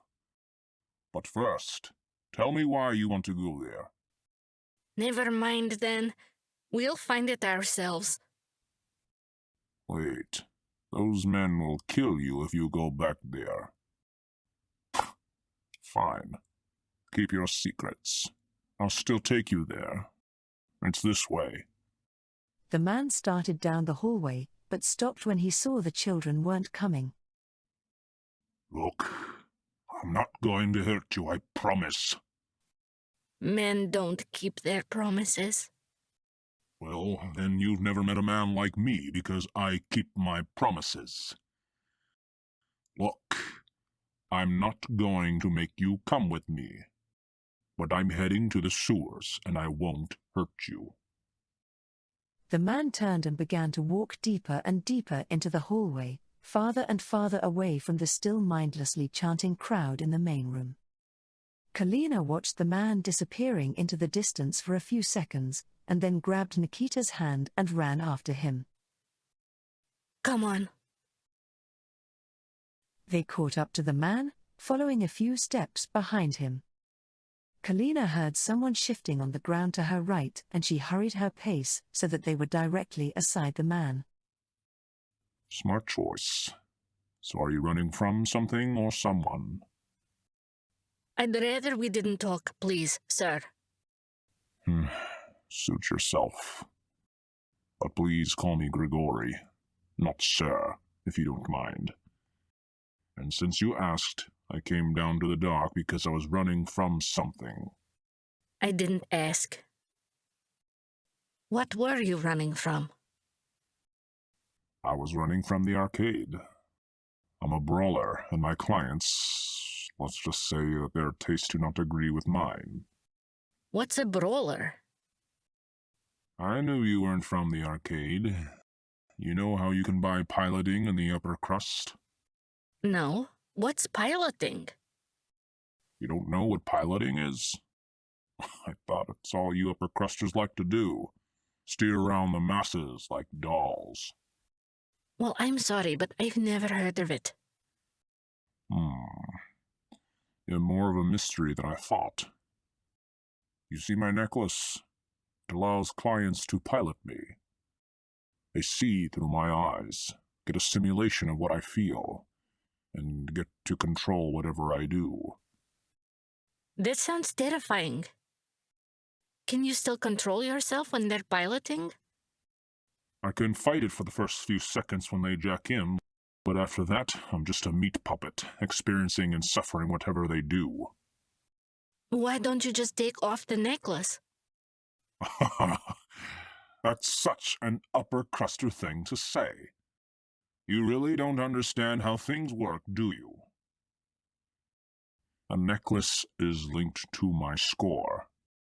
Every time a client jacks in, I earn points for what I do and from their review. I have a lot of points for a brawler, especially since most of them don't survive the first few years. If I keep getting clients, then maybe someday I'll have enough to take off the necklace. But it's just a game. Who cares about points? Are you kidding? Points are how you survive. If you don't have points, you can't buy food, clothes, medicine, a safe place to sleep, anything. Do you get it now? It's not a game, it's life. Why do people pay to pilot you? Because then they can get away with the things they wouldn't do to themselves. It's not their nose that gets broken, and they don't have to feel guilty for beating up some unlucky victim. That's what they do when they pilot you? Of course, I'm a brawler. That's what I do. When I finished schooling and got my ticket, that's what it said, brawler. So that's what I am. But if you can't control yourself when they pilot you, how do you make sure you don't hurt anyone innocent? That's why I'm down here, kid. Nobody down here is innocent. Well, except you two. Okay. I've told you my life story. Now will you tell me why you're headed to the sewers? They're supposed to lead someplace beautiful and safe. And my name is Kalina, not Kid. Is there anywhere that's beautiful and safe? All I've heard about the sewers is that they're dangerous because the Nylab stat doesn't work there. It gets overwhelmed or something, and people just get sick and die if they breathe the air. Kalina, we should turn around and bring you back to the upper crust. Obviously, you have people who have cared about you and tried to protect you. I don't know what you are facing back at home, but I'm sure that down here it's worse. There's no one left at home anymore. For either of us. I believe in Hairland. We'll make it there. Herland? I haven't heard that word in a long time. Kalina, I'm serious. You should turn back. Even if there's a Herland, you won't make it there. The sewer's air will kill you and your brother. We'll make it. I know Mama was telling me the truth. Okay. I just hope you're right, Kalina. The sewers are on the other side of that door. Kalina looked and saw a small door along the side of the hallway. The door was ringed with strange equipment that looked almost like a jar sealer her mother had kept in the kitchen. A shaft of light lit an engraved metal block above the door, revealing sewers in small, angular print. You're not going to come with us? If I step through there, my necklace will deactivate and I'll lose all my points. You might be right and you might be wrong. But I've done too many bad things for these points to just throw them away. Now you should go, and quickly, I can feel a client finishing the preliminaries. Koellia looked dumbfounded at Grigory, only then noticing how similar his necklace was to the one she had seen on Olga.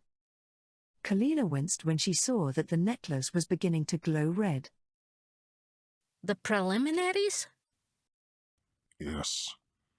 And once he jacks in, it won't be safe for you two with me. Go, and may your mama watch over you. I'm going back to that crowd.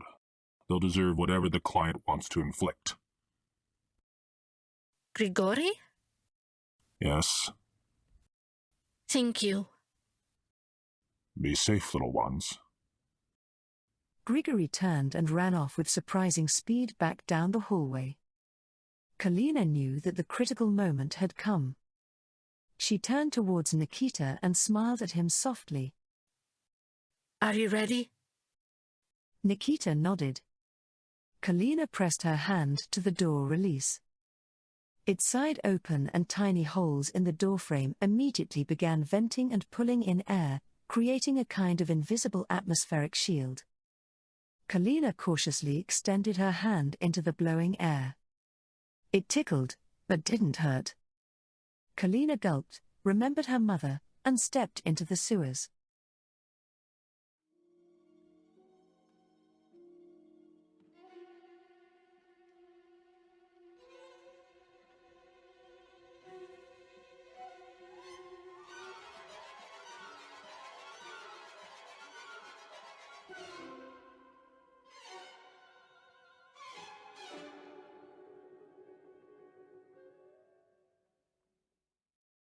Koellia pressed the emergency release button and the grill of exit water pipe slid upwards. They crawled into the pipe. Koellia felt extremely unsteady in its tubular confines, but she carefully held onto Nikita as he spasmed with a coughing fit from the changing atmosphere. The water in the pipe was surprisingly warm and very shallow. Koellia shifted her feet so they pointed downstream, then closed her eyes and gently pushed off the rim, sending them sliding down the pipe together. Contrary to Koellia's expectations, the pipe was neither steep nor short, but gently cascaded them slowly downwards in lilting, wave-like arcs. The gases had become much more concentrated in the pipe. As these vapors combined with the rhythmic, rocking motion of their descent, Koellia's awareness began to drift away. She hadn't slept since the night before her birthday, and now the young girl felt more tired than she ever had in her life. The minutes in the pipe seemed to stretch into hours and, finally, Koellia gave in to the tiredness and fell asleep. As they splashed down into the water below the pipe, they did not awaken and see the real sky, a sight they had never seen before. Instead they lay unconscious in the oozing stream coming from the pipe, Koellia's face resting perilously under the water. Had she remained there a few seconds more, her life may have been just another long-forgotten tragedy. But a giant, hairy creature grabbed hold of Koellia's collar with its teeth and pulled her gently over to her side. It nudged her repeatedly, neighing and snorting, yet Koellia kept fading into oblivion. The horse prodded her fruitlessly one last time, and then wheeled around and galloped away to get help. When 3 people returned with the horse a moment later, they immediately administered a trace of the elixir to the children. The elixir is working. They are recovering. The poor little ones. That must have been so scary for them. It will be too much to ask them to return. In any case, their bodies must be made strong. And their minds must heal as well, if they can. Koellia slowly opened her eyes, staring at the blue sky for a long, long time before noticing the people. Who are you? Is this her land? Yes, I am Arya. This is Eden, and this is Ming. What are your names? My name is Koellia, and this is Nikita. This is her land? It's so beautiful. Are you okay, Nikita? Look! Nikita was already sitting up, marveling at a butterfly that had landed on his finger. Your mama was right. She was right. Mama was right. And where is your mama, children? My mama is in that thing. Koellia pointed at the giant plastic bubble behind them, its venting pipe still steadily dribbling out nearby. Did she try to come with you? No, she's stuck in there. They took her to Haven. Haven? What is that? It's where they give people neoatropine coma therapy. She didn't want to go, but they'll never let her out. We are sorry you have suffered so much. We are thankful that you have come to us. We will make sure that you are always safe. Do you want to see more of her land? The children nodded. The Herlandians smiled and rose, beckoning for the children to stand with them in a circle. Koellia was surprised how much better she felt as she stood up, better than she could ever remember feeling before. The children and Herlandians joined hands, forming a circle. Koellia looked at Arya with curiosity, wondering what was supposed to happen next. Arya smiled gently and Koellia felt a warm current of air undulating under her arms. The current spread across her entire body, rippling across her clothes as if Koellia was in an invisible wind tunnel. Koellia's eyes grew wider as the ripples concentrated into ever faster pulses and blurred into a pleasantly vibrating field of warmth. Koellia thought she saw the horizon move and looked down at her feet, astonished to find that she was hovering slightly over the ground. How could that be when she felt firm ground underneath her feet, she deliberated. As she raised one foot to confirm that she was actually hovering, Koellia saw the ground begin to recede into the distance below her. She looked up in fright, and felt an extraordinary wave of reassurance when she met Arya's eyes. Somehow, Koellia knew, this was completely safe. Up and up the children ascended with the Herlandians until they could see a great vista of shimmering fields and forests across the reclaimed Muscovite wilderness. It's so beautiful. I can't believe that such beauty exists. It is your heritage, children. And now you can enjoy it. You are the first to escape that bubble. It is very different from here. Here, we live in harmony and peace with each other. All things are shared and all live for the common good. We understand each other, even without speaking. The bird says hello to you. Koellia spotted a bullfinch circling them leisurely, whistling tunefully as it showed off its wing bars. You understand the birds? Yes. All creatures live in understanding and harmony in her land. We are all parts of the one great mind. As the circle of people descended, Nikita spotted a woodpecker in a tree. It cocked its head quizzically while a brightly colored squirrel leapt nearby from an adjoining tree for a better look. Hello, bird! Hello, squirrel! They don't understand you yet. You must drink the elixir of life for them to do that. They landed so gently that Koellia realized she would not have known they had flown if she had kept her eyes closed. The elixir of what? The elixir of life. We gave each of you a whiff of it to allow you to breathe the living air. But if you drink a full cup, it will make you part of the great mind. You will awaken to the feelings and thoughts of all creatures within it.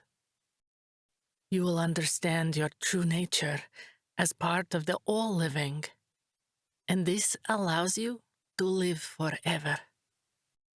I don't understand. Will it let me talk to the birds?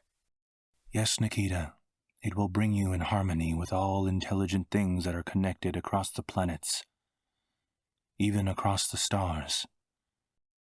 You will share their feelings and understand their thoughts, and they are yours. Let's do it! Once you do it, you will never be able to return to the bubble.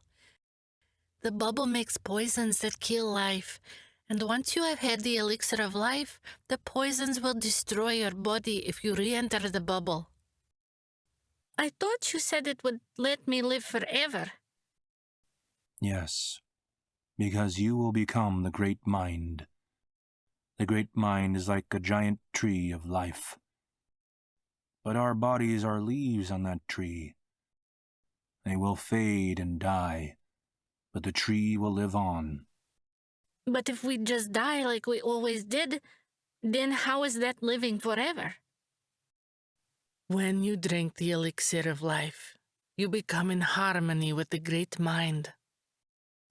You see that your body is just a momentary expression of the all-living.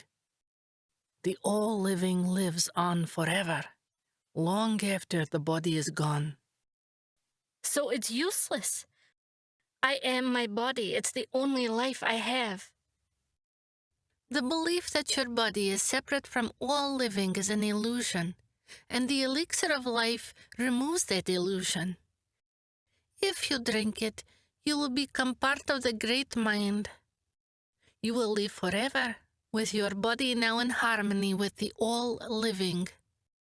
You will be Kalina, but you will also be the great mind. We know it is hard to understand. It is very different here from how things are in the bubble. Come with us and see how life is here in her land. Then you will understand better. That night Kalina and Nikita sat in their cots, their bellies and minds full of new experiences. Nikita looked very tired, but wanted to make his choice clear before falling asleep. I want to drink it, Kalina. I want to understand the animals. But if you drink it, you can't ever go back. I don't want to go back. There is nothing to go back to. I want to stay here with them forever. With a satisfied nod, Nikita hugged Kalina and turned to go to sleep. Kalina laid down as well, but couldn't sleep.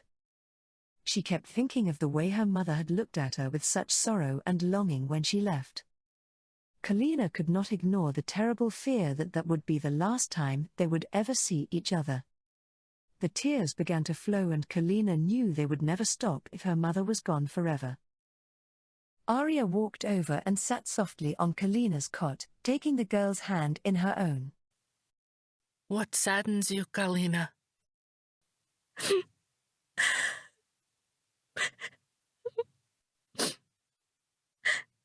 If I never go back, I'll never see Mama again.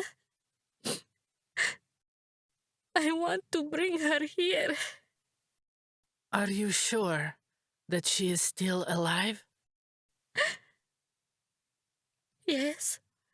My dad said she was going to grow old there.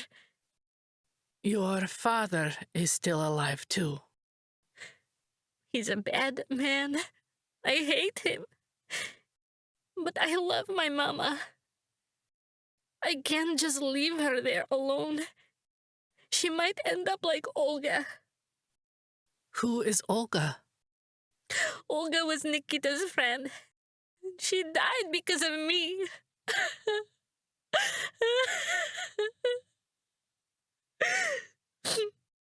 Olga helped me, and so some bad man there took her away to kill her. Why did they do that, Arya?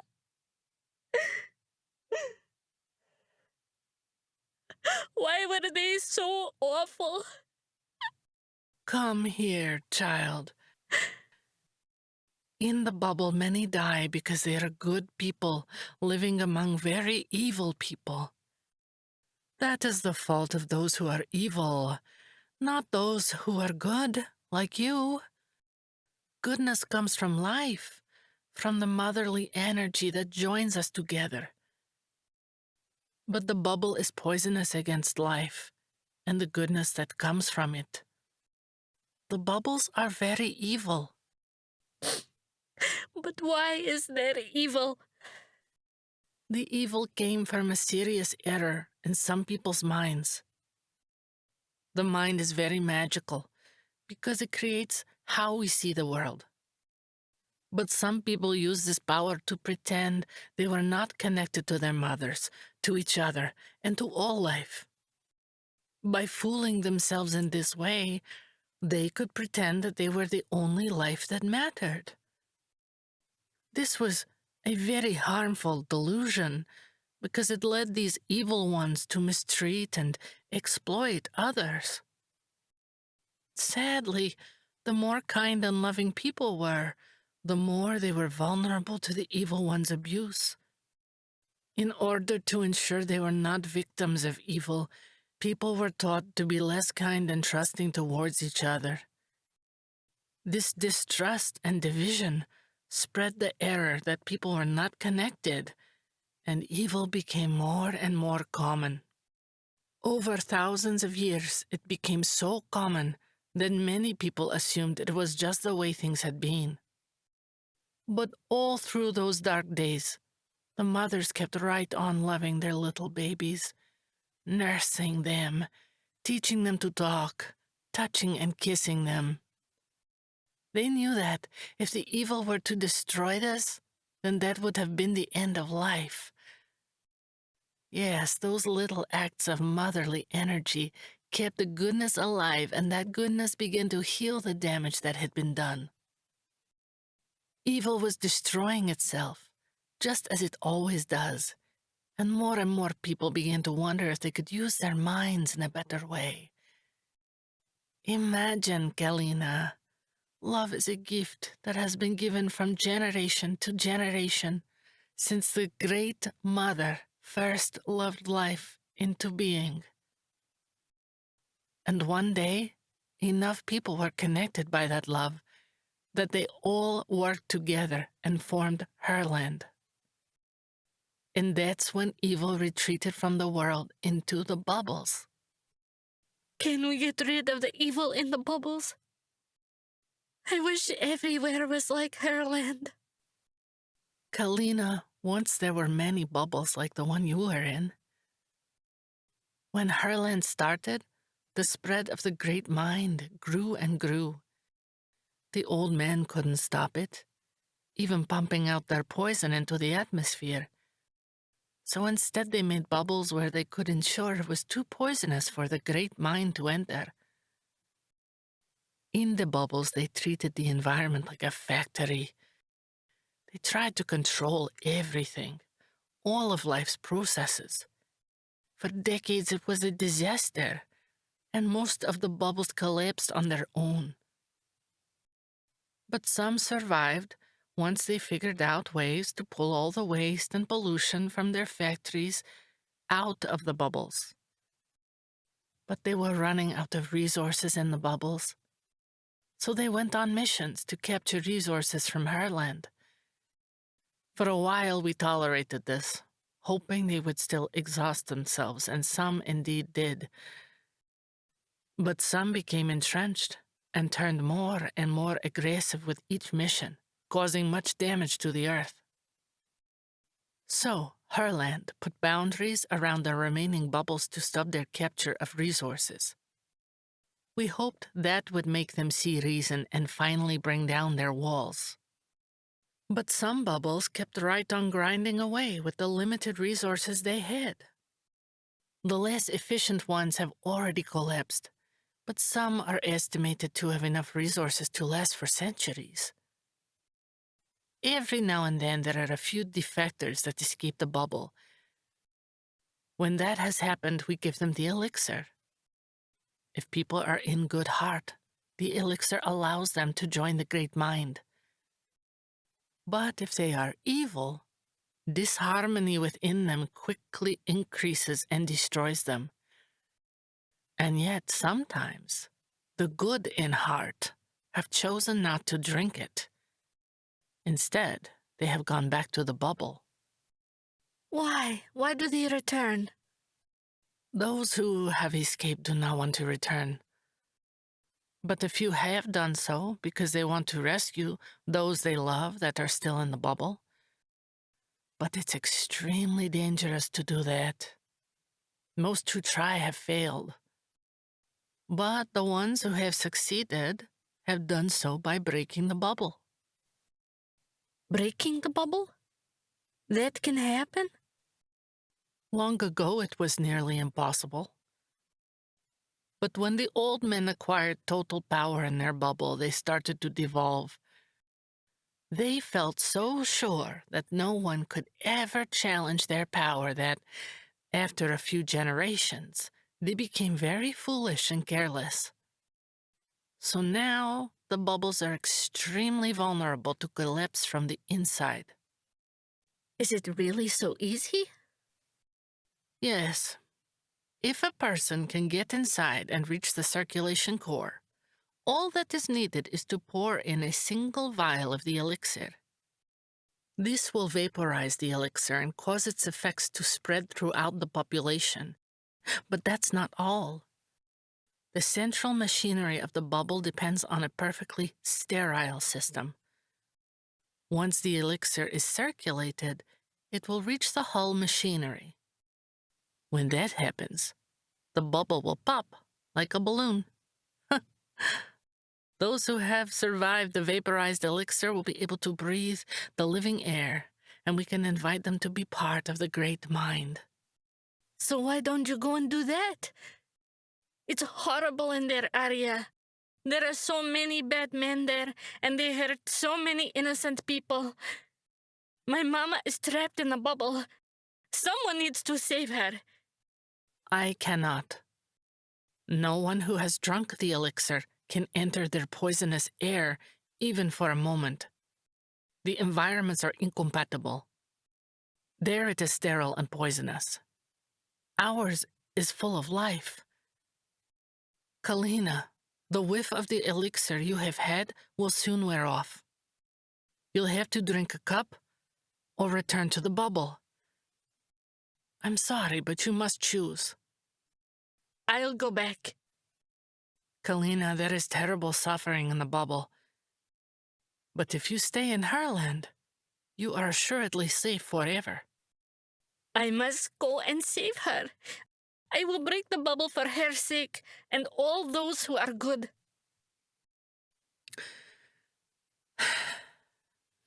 You are so young. Are you sure you can do such a big task? I believe I can do it. I believed her land was possible, and here I am. Yes, here you are. Well, Kalina, you are a very brave girl. If you need to be brave for someone you love, you'll find the courage in your heart. Your mama must be a very good person to raise such a fine child. We will help you all we can to save her. Now please get some sleep. In the morning you will be ready. Okay? Thank you, Arya. Thank you. Thank you, Kalina. I will be very happy when you return and can stay with us forever. Kalina was surprised she was able to sleep, and more surprised at how well she had slept.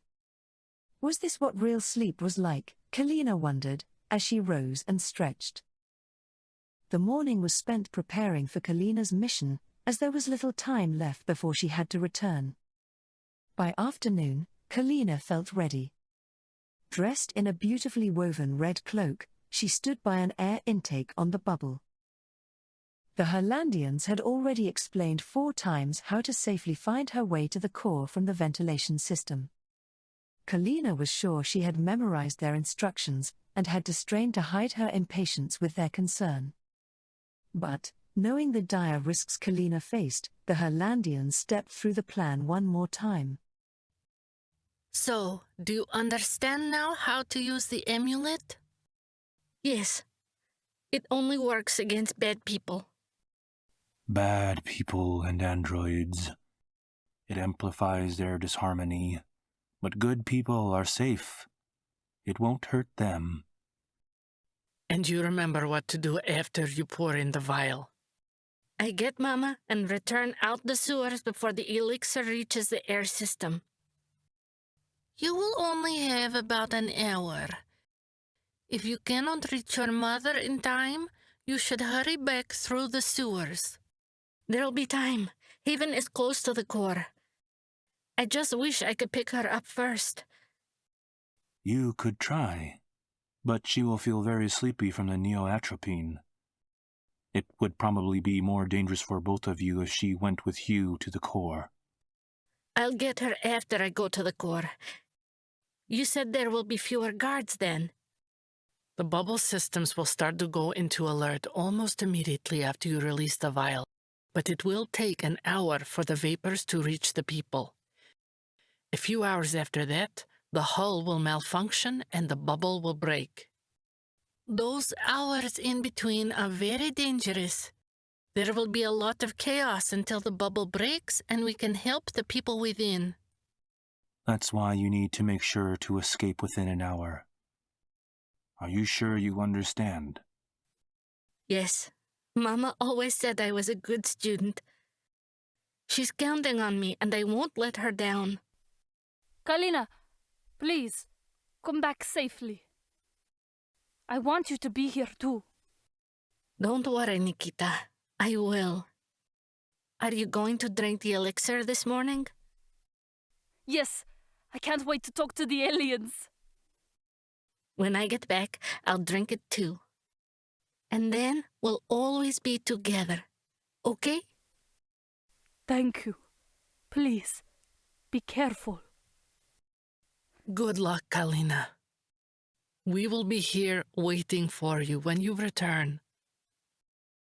Kalina hugged Nikita tightly. She looked at Arya for a long moment and then hugged her too. Kalina turned, pausing at the sight of the intake vent, and then carefully climbed down its ladder. By the time the blue sky was no longer visible and Kalina had adjusted to the artificial lights of the bubble, she could feel her body's conflicted response to the changing atmosphere. She had stayed in Herland a little too long.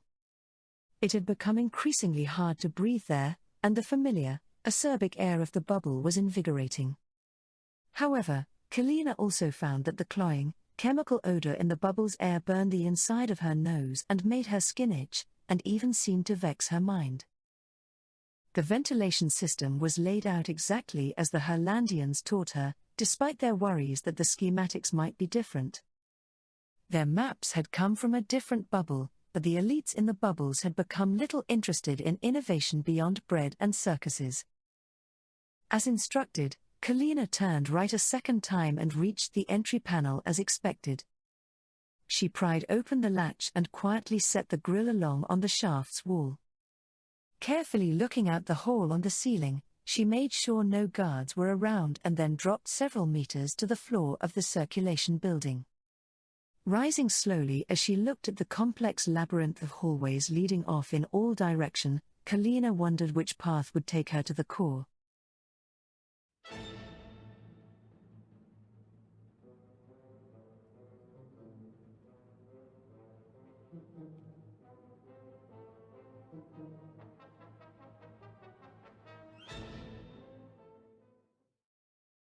Kalina's mother was bound to the bed, a drip feed of neoatropine thudding mechanically out of the machine.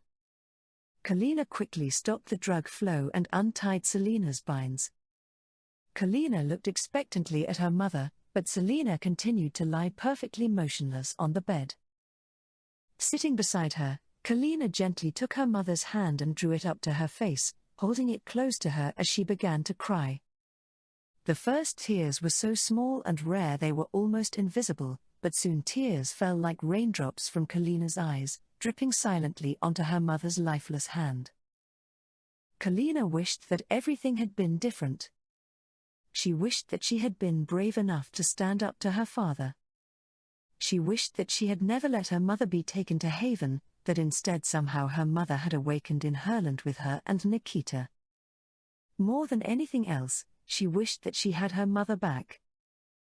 and then she felt a hand brush away her tears. Mama! Mama! Sunshine. Come on, Mama, we need to hurry.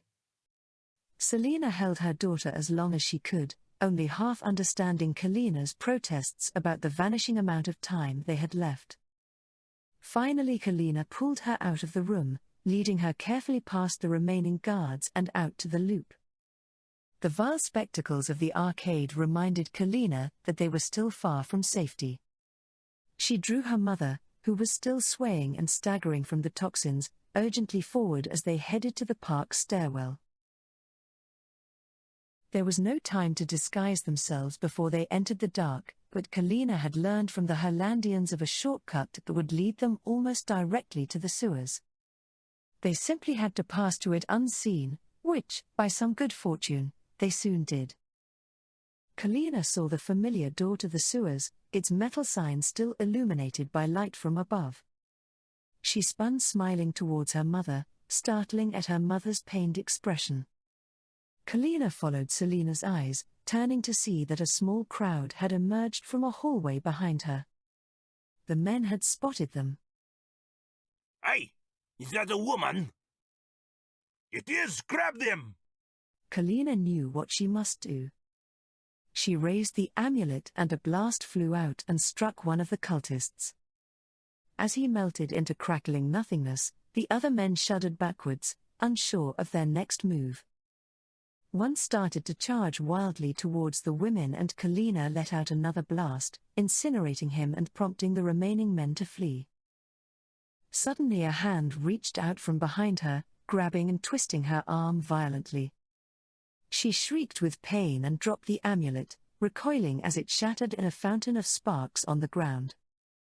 Her assailant wheeled Kalina around to him, and she recognized with terror the warped face of the cult leader. How dare you enter our sanctuary and hurt these innocent, pious men? We will teach you to fear men. It will be a lesson you will bring to your grave. Leave her alone. The patriarch struck Selena heavily across the chin and laughed as she crumpled to the ground. He writhed back to face Kalina, nodding to the men that accompanied him. Hold their legs! As the men tore at her clothes, Kalina thought how different this world was from Herland. It seemed impossible that these evil men could have come from mothers, from love, impossible that they once were innocent babies. What twisted them, hurt them so deeply that they would abominate all women, she wondered. Their eyes looked soulless, lacking any compassion, any shame, anything other than own ceaseless wants. As they held her down and spat at her face, she knew that whatever they might have once been, they were now lost to evil forever. And so, with what spirit Kalina had left in her, she hated them. Her hatred was entire and perfect, and bloomed within her into an incandescent rage.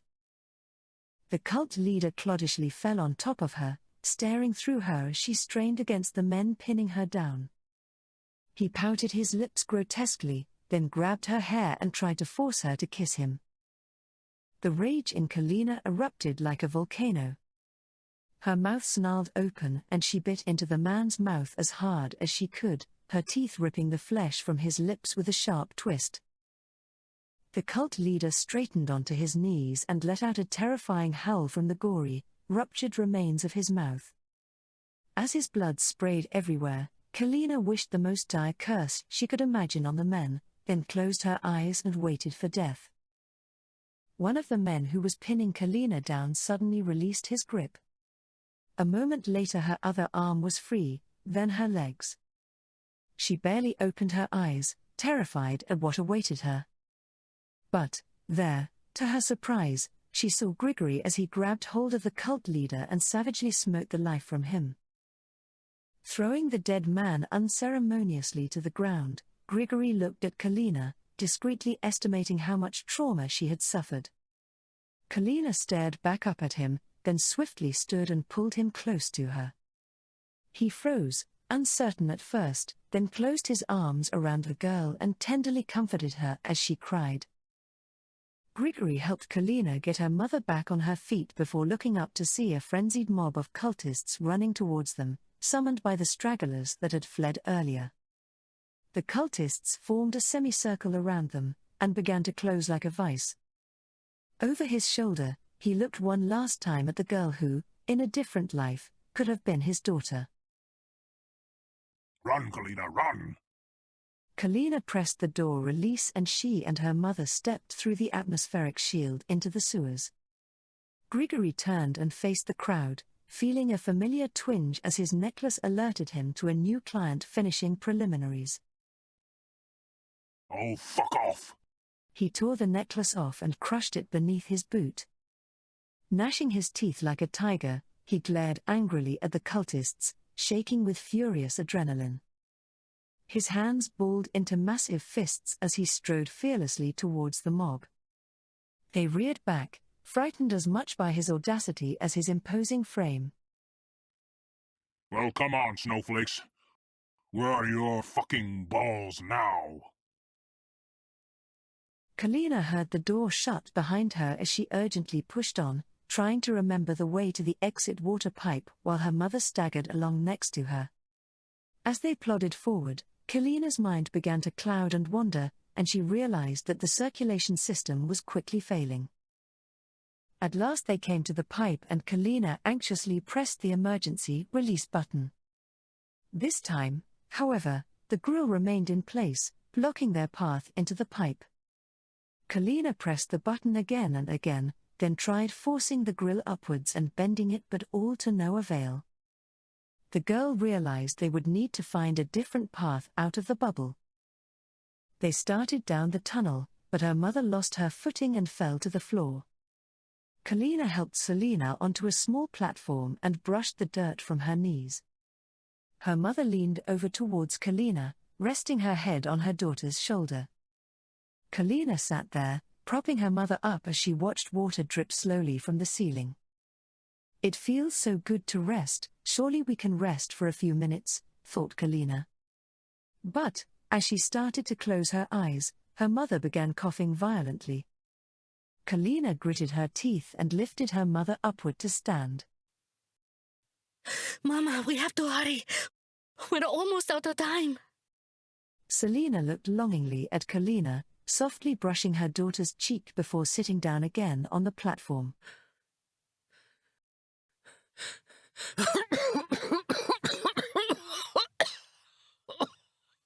Keep going.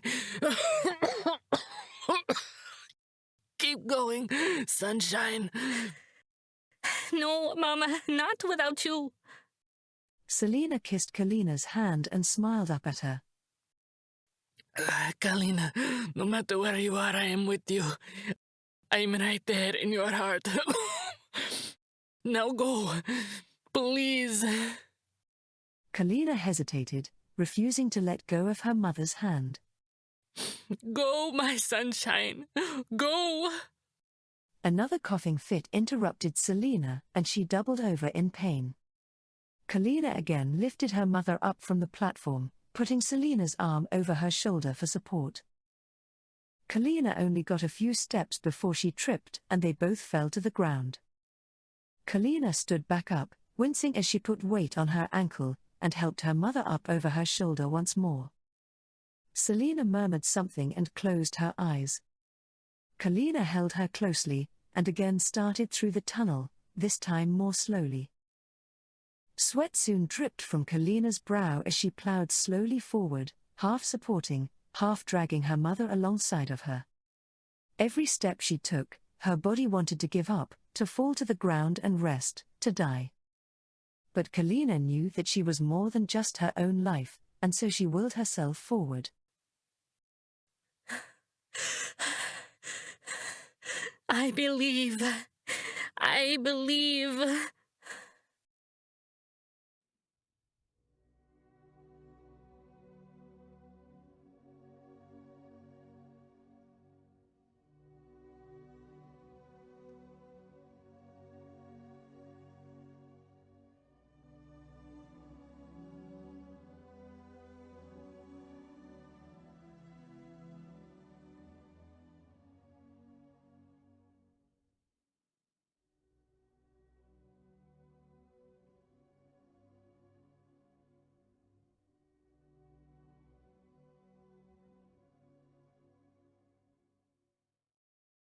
The exit water pipe looked identical to the first one and, just like before, the button did nothing.